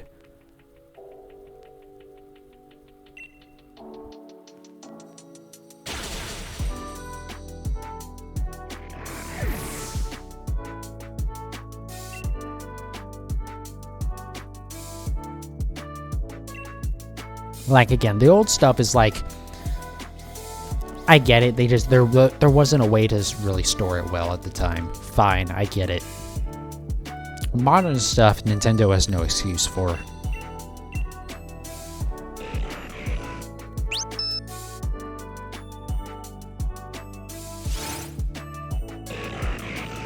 But the thing is, with those, having that, like, kind of era where, like, there's some stuff that was just kind of lost to time.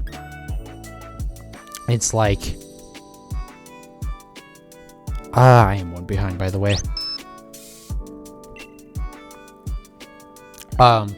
You get really, you get neat things from that, like the so-called Polybius arcade machine, which, if you don't know what I'm talking about, go look up Ahoy on YouTube.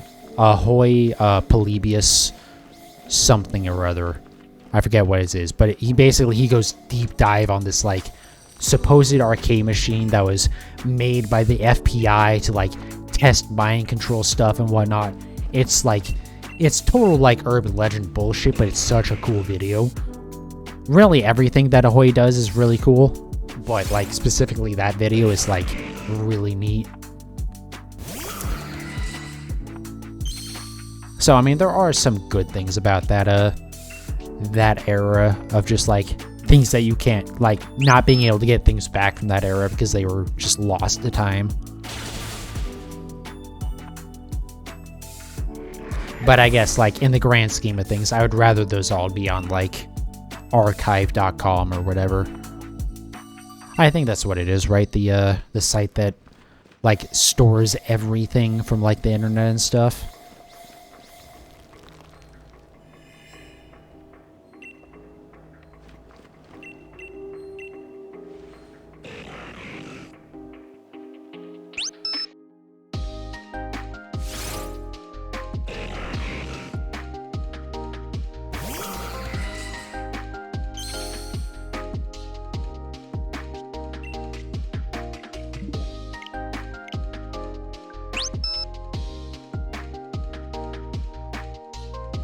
Yeah, I don't know. Don't worry, I rambled for like 20 minutes there about meaningless bullshit, so don't be surprised if you're confused. Again, I've had a couple of beers tonight, so I'm sure half of what I said came out slurred as fuck and unintelligible.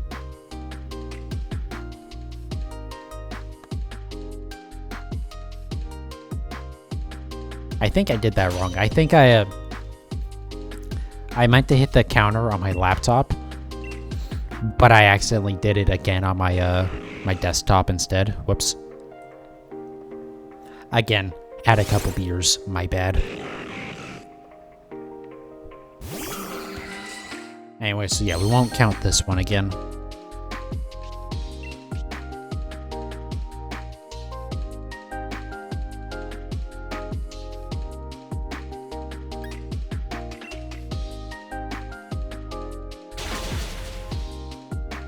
Stupid stuff like a game you could only play at the Pokemon theme park in Japan. Yeah, like, there's definitely plenty of stupid stuff. Stuff like that, it'd be so neat to see, like, all of these years later. Just so, like, you could, like, understand. Like, I get, to some extent, the exclusivity stuff. Especially for something like that where it's tied to a specific location. But, like, yeah, not having that stuff, like, somehow available nowadays is so annoying. Like, I remember years and years ago, there was a Disneyland MMO type thing that, like, you could only play by, like, if you had gone to the parks or whatever, and it was only up for, like, an anniversary event for, like, a year. And it's like, that'd be really neat to be able to access again. But, like, I doubt there's any way to do so, you know? So, yeah, I definitely get stuff like that, where it's just, like, I guess, like, at the time, maybe make it limited, but also, like, you know, some reasonable time after, be like, okay, here's the source code, have at it.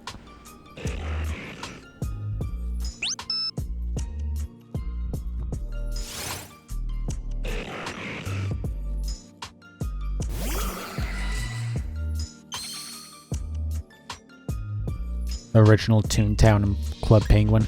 I mean, at least that's, like, just the servers went down, you know? Like, it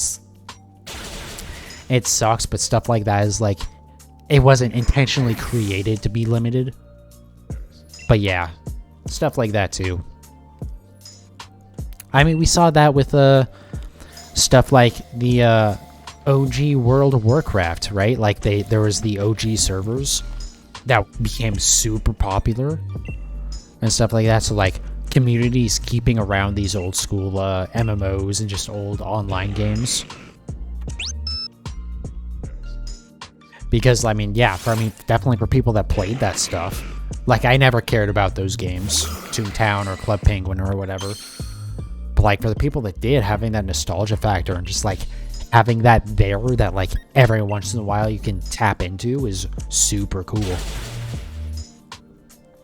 Yeah, as a general thing, I definitely think that, like, all that stuff, I definitely want all that stuff to be available.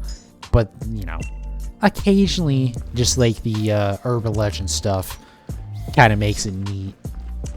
Just like knowing that there's some stuff lost to the void.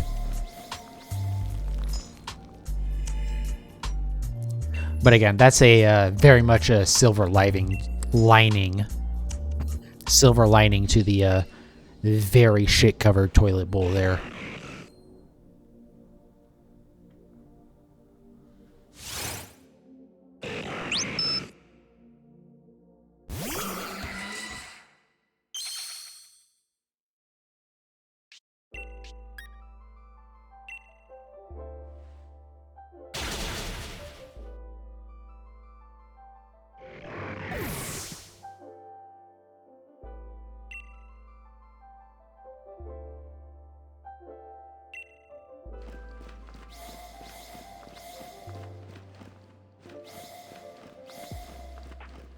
Alright, come on.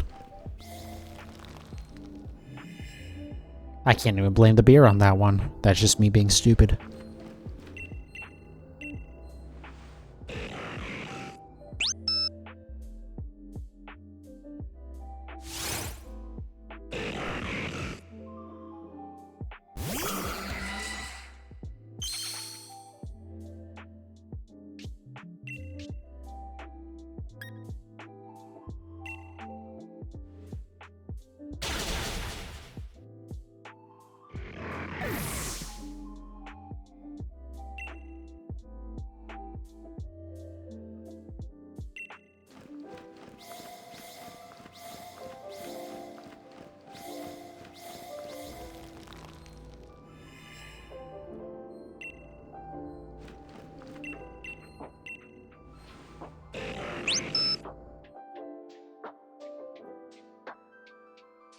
I guess going back to the idea of like original like Club Penguin and stuff like that. I feel like old school RuneScape is a very interesting take on that. Right? Because it's like the old school mechanics before they started updating stuff to make it more like a normal MMO and stuff. But it's like they do still update stuff with that, and they have like community votes and stuff. Like that's so interesting to me. Like how they're like trying to like keep it the original ideology while still like improving the game and making it better. Like even with stuff like the HD mod, that was like a huge shit show because Jagex was like, no, we might make a HD version someday, so you can't make a mod like that. And then the entire community told them to go fuck themselves, basically. And so they went, all right, cool, you can do that. I guess that's fine. No worries. We're not going to bankrupt ourselves in order for something that we might never actually do. That was such a stupid drama thing. But yeah, it's like, it's neat to see stuff like that. Animal Jam is Animal Classic because they updated it crazily. Yeah, it's neat to see stuff where it's like super old school games that like actually got updated, and then like they have the backdated versions, but then they like continue updating the old version to like almost fork it off into its own game again. I think World of Warcraft Classic or whatever it's called, the like old school version, is like also kind of in that way.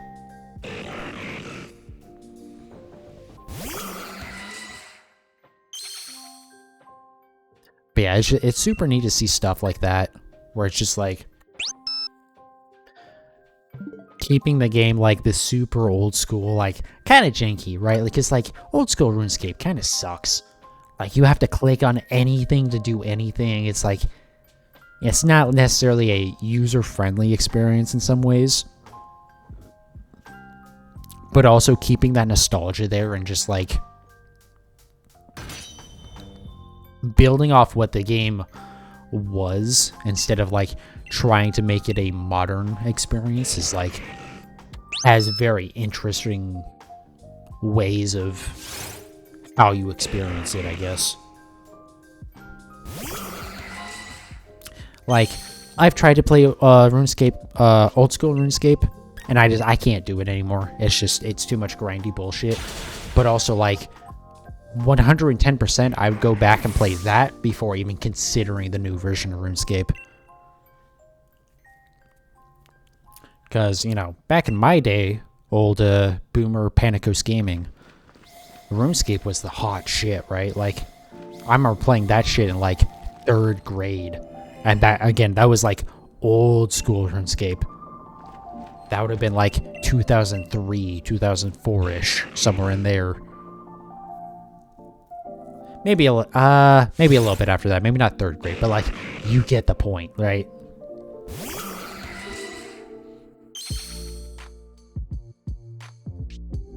Like, I remember spending hours in that, just, like, mining and trying to level up my mining and stuff. 2004, yeah, something in there. 2004, 2005, something like that. Again, like, when old school RuneScape was just RuneScape, that's when I played it.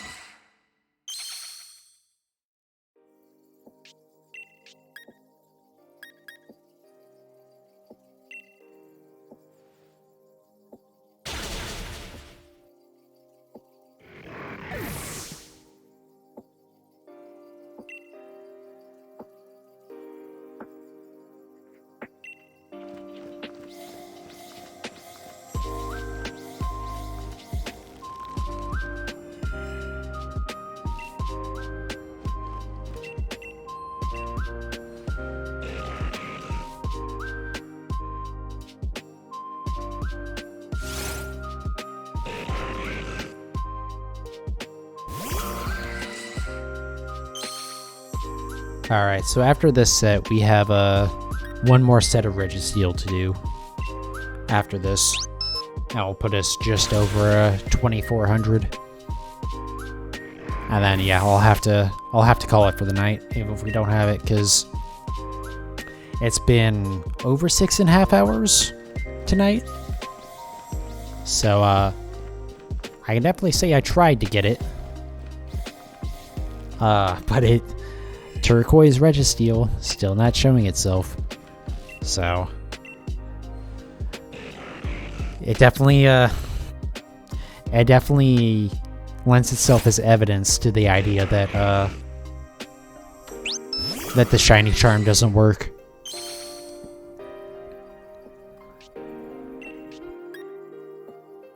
But I don't know. Again, either way, even if it doesn't work, this is still faster than the other way.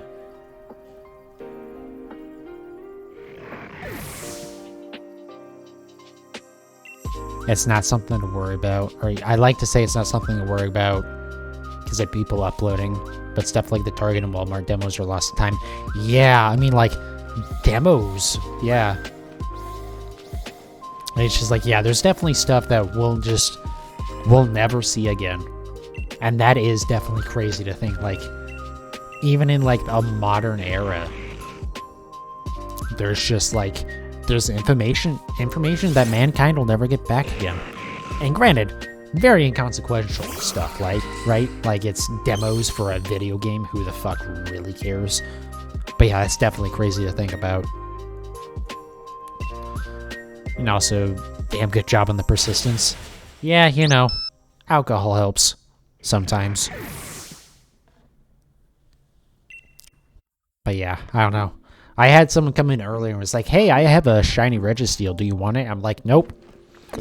Nope, this is I'm already too deep into this shit. If I get it just through a trade, I'm going to hate myself for doing that, because it's like, that's just quitting. One day we'll get it this way. No matter whether or not Shiny Charm works, one day we will get this. It might be a very long time from now, but goddamn it, we'll get it.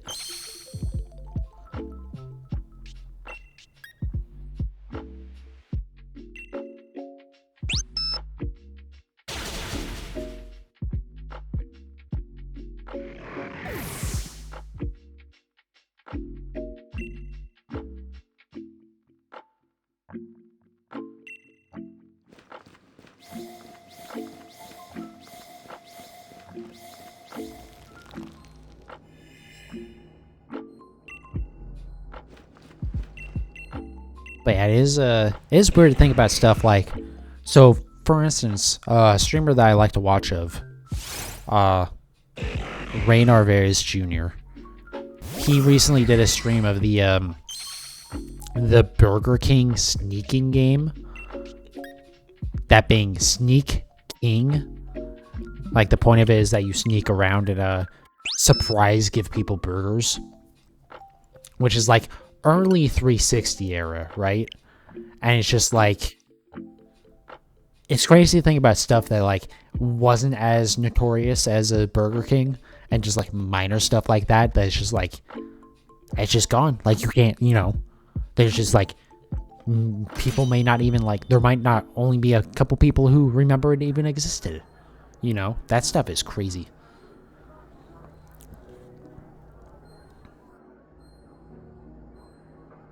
I know one day I'll do a living shiny dex, but if I ever accept shiny chains, I won't, or trades, I won't count them. Yeah, I mean, I have a couple that I think were trades. Like my Machamp, I'm pretty sure was traded. Not even pretty sure, I know it was. Or like my Slacking. And it's just like, I don't know, I'm fine with those for now. Maybe one day I'll care. The thing is with those, I wasn't trying to get them normally. I just like, I happened to stumble upon them in a mystery trades. And like, maybe one day I'll go back and like, maybe go back over those and try and get them again. But that'll be a very long time from now. It's the same thing with like a handful of my living dex Pokemon aren't actually legit. They're not. I'll say that straight up. Like my Marshadow, for instance. That's just a hack Pokemon because it's an event only Pokemon. I don't really care. When I am able to get it legit, I will. So like my Jirachi, I'll be replacing with a legitimate one. But like, you know, to me personally, I don't care about, like, if it's a timed exclusive bullshit, I don't care. You know, if I can't get it now, or if I've never been able to get it myself legitimately, whatever, you know? Some people might disagree with that, but like, I do that stuff for me, you know?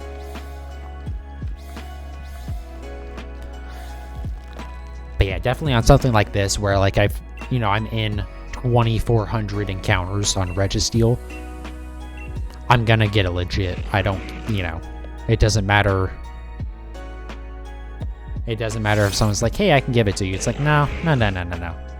I have to do it this way. It's the sunk cost fallacy, but boy, do I feel it.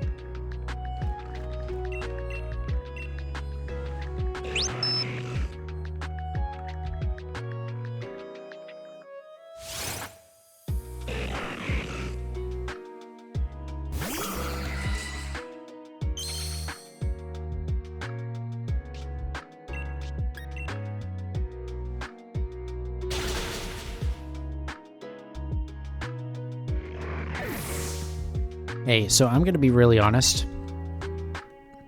I really just had the urge hit me really bad to go to the bathroom, which I feel terrible doing it right now. So here's what I'll do. I'm gonna go to 2450. So I'm gonna take a break right now to go to the bathroom. I will go to 2450. I hate saying that because it's already 1:20 in the morning, but I'm gonna do that because I don't want to go to the bathroom like right before the end and then just end it. So I will be back. We'll do a few more, but that's it. Anyways. Okay, so we're good now. I knew that was gonna happen. I can feel it like coming like a while ago, and I was like, I'll be fine until the end of the stream. Slurring all over my words there. Stream is what I meant to say. I went like, I'll be fine. And then all at once, it was like, oh no. You need to go now. So, whoops. Oh well. It just means, more shiny hunting for me.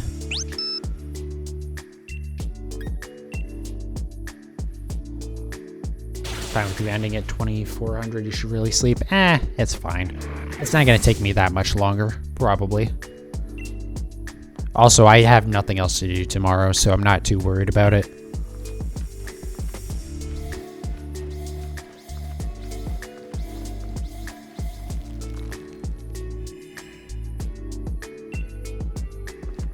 Also, I have surprisingly more energy than I normally would at this point, being almost 7 hours into the stream. Though that's probably just the beer talking, but you know. I'll be okay, I think. Either way, let's at least finish this set, right?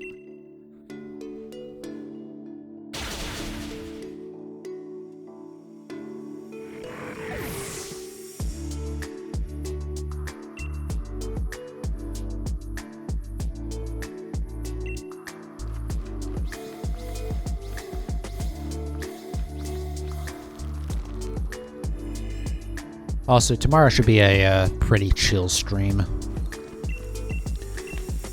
Because I'm just going to be doing Viscera cleanup detail, the Santa's Workshop map. And then I'll do, what is it? The just mystery trades or surprise trades in Sword and Shield.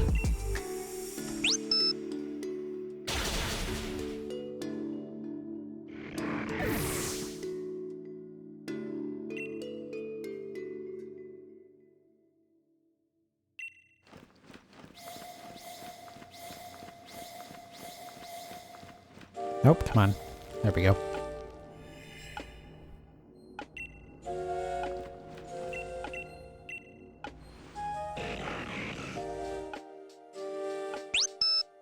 Or tell you what, here's what we'll do. We'll get to just under 17%. And then like whatever set we're on, we'll finish that, but we'll do that as a like nice compromise.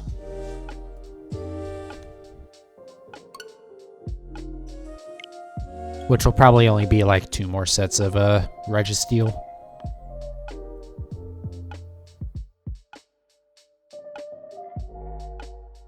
Because yeah, I will be honest, I don't really want to do another 50 more Registeel tonight, but that'll work. I just hate the idea of having a pause like right before I actually finish.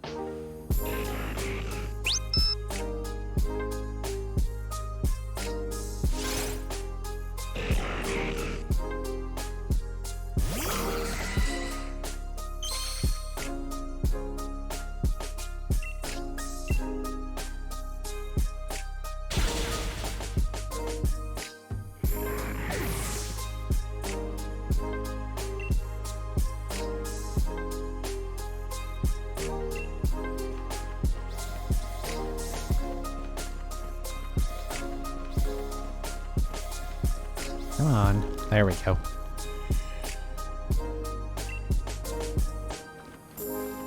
I almost ran back over that last one before I went up to the Registeel. Whoops. Or I guess not whoops, because he didn't hit it. Anyways.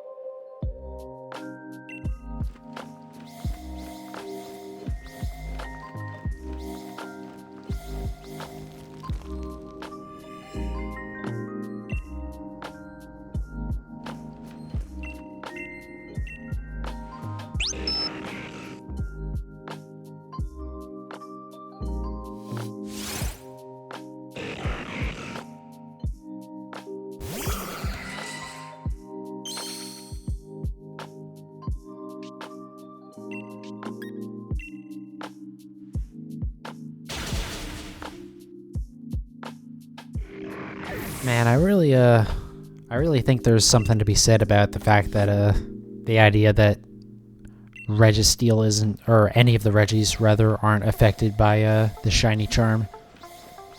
Boy, it feels like it. I might have to dig around with that. Well, no, I'll wait until after I eventually get this damn thing before I dig around into that, but...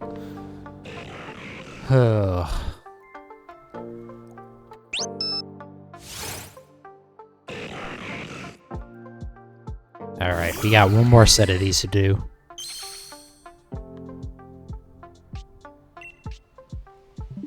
That should put us just under 17%.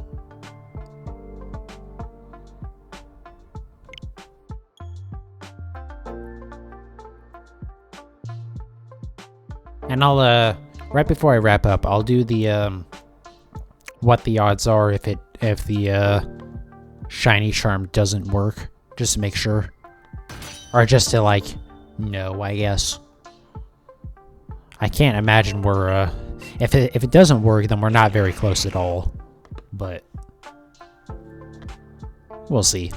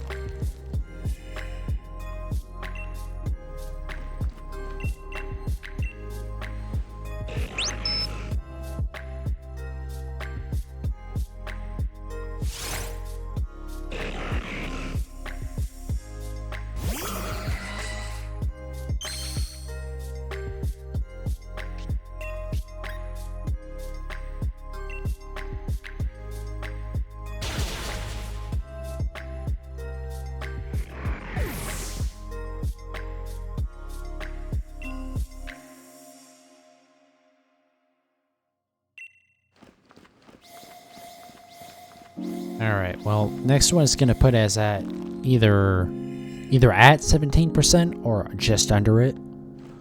Come on, Registeel. Come on. Make this 7 hours worth it. Come on.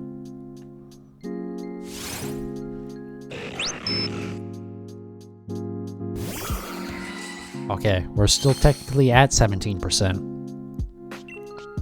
So maybe we'll get it before then.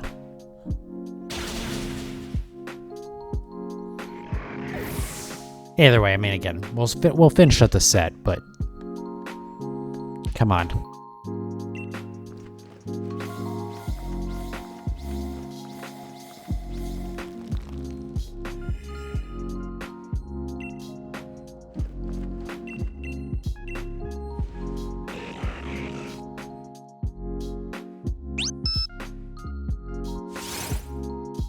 Ah, okay.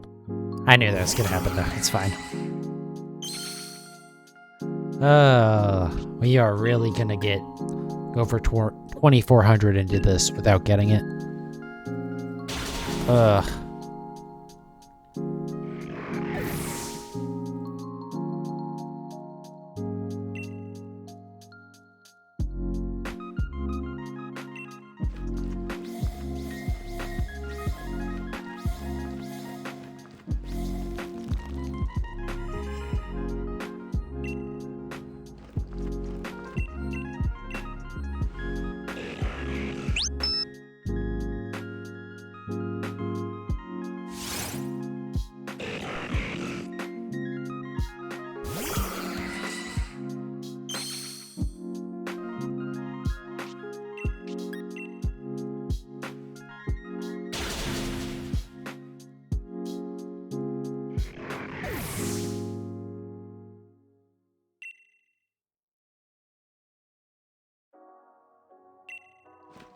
Alright, last one of the night.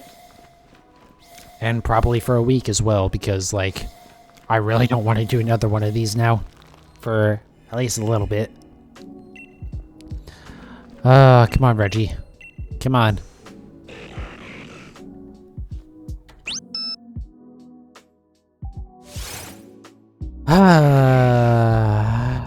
Okay, well. That's how it goes. So 7 hours later, we are no closer to getting ourselves a shiny blue robot thingy. Damn it. Oh well. That's a shame, but okay. So yeah, so tomorrow is Viscera cleanup detail. Santa's workshop specifically. I don't think we'll do more than that. And then just some trades in a Pokemon Sword and Shield. Mystery trades, that being, so nothing specific. And then after that, I think Sunday will be Suicune hunts. We'll see what happens though. Anyways, thank you everyone who watched everyone who came in during all 7 hours of this. I definitely appreciate it. And yeah, I don't know. Hopefully we'll have more luck next time. But either way, I'll see you next time. Thank you for watching, guys.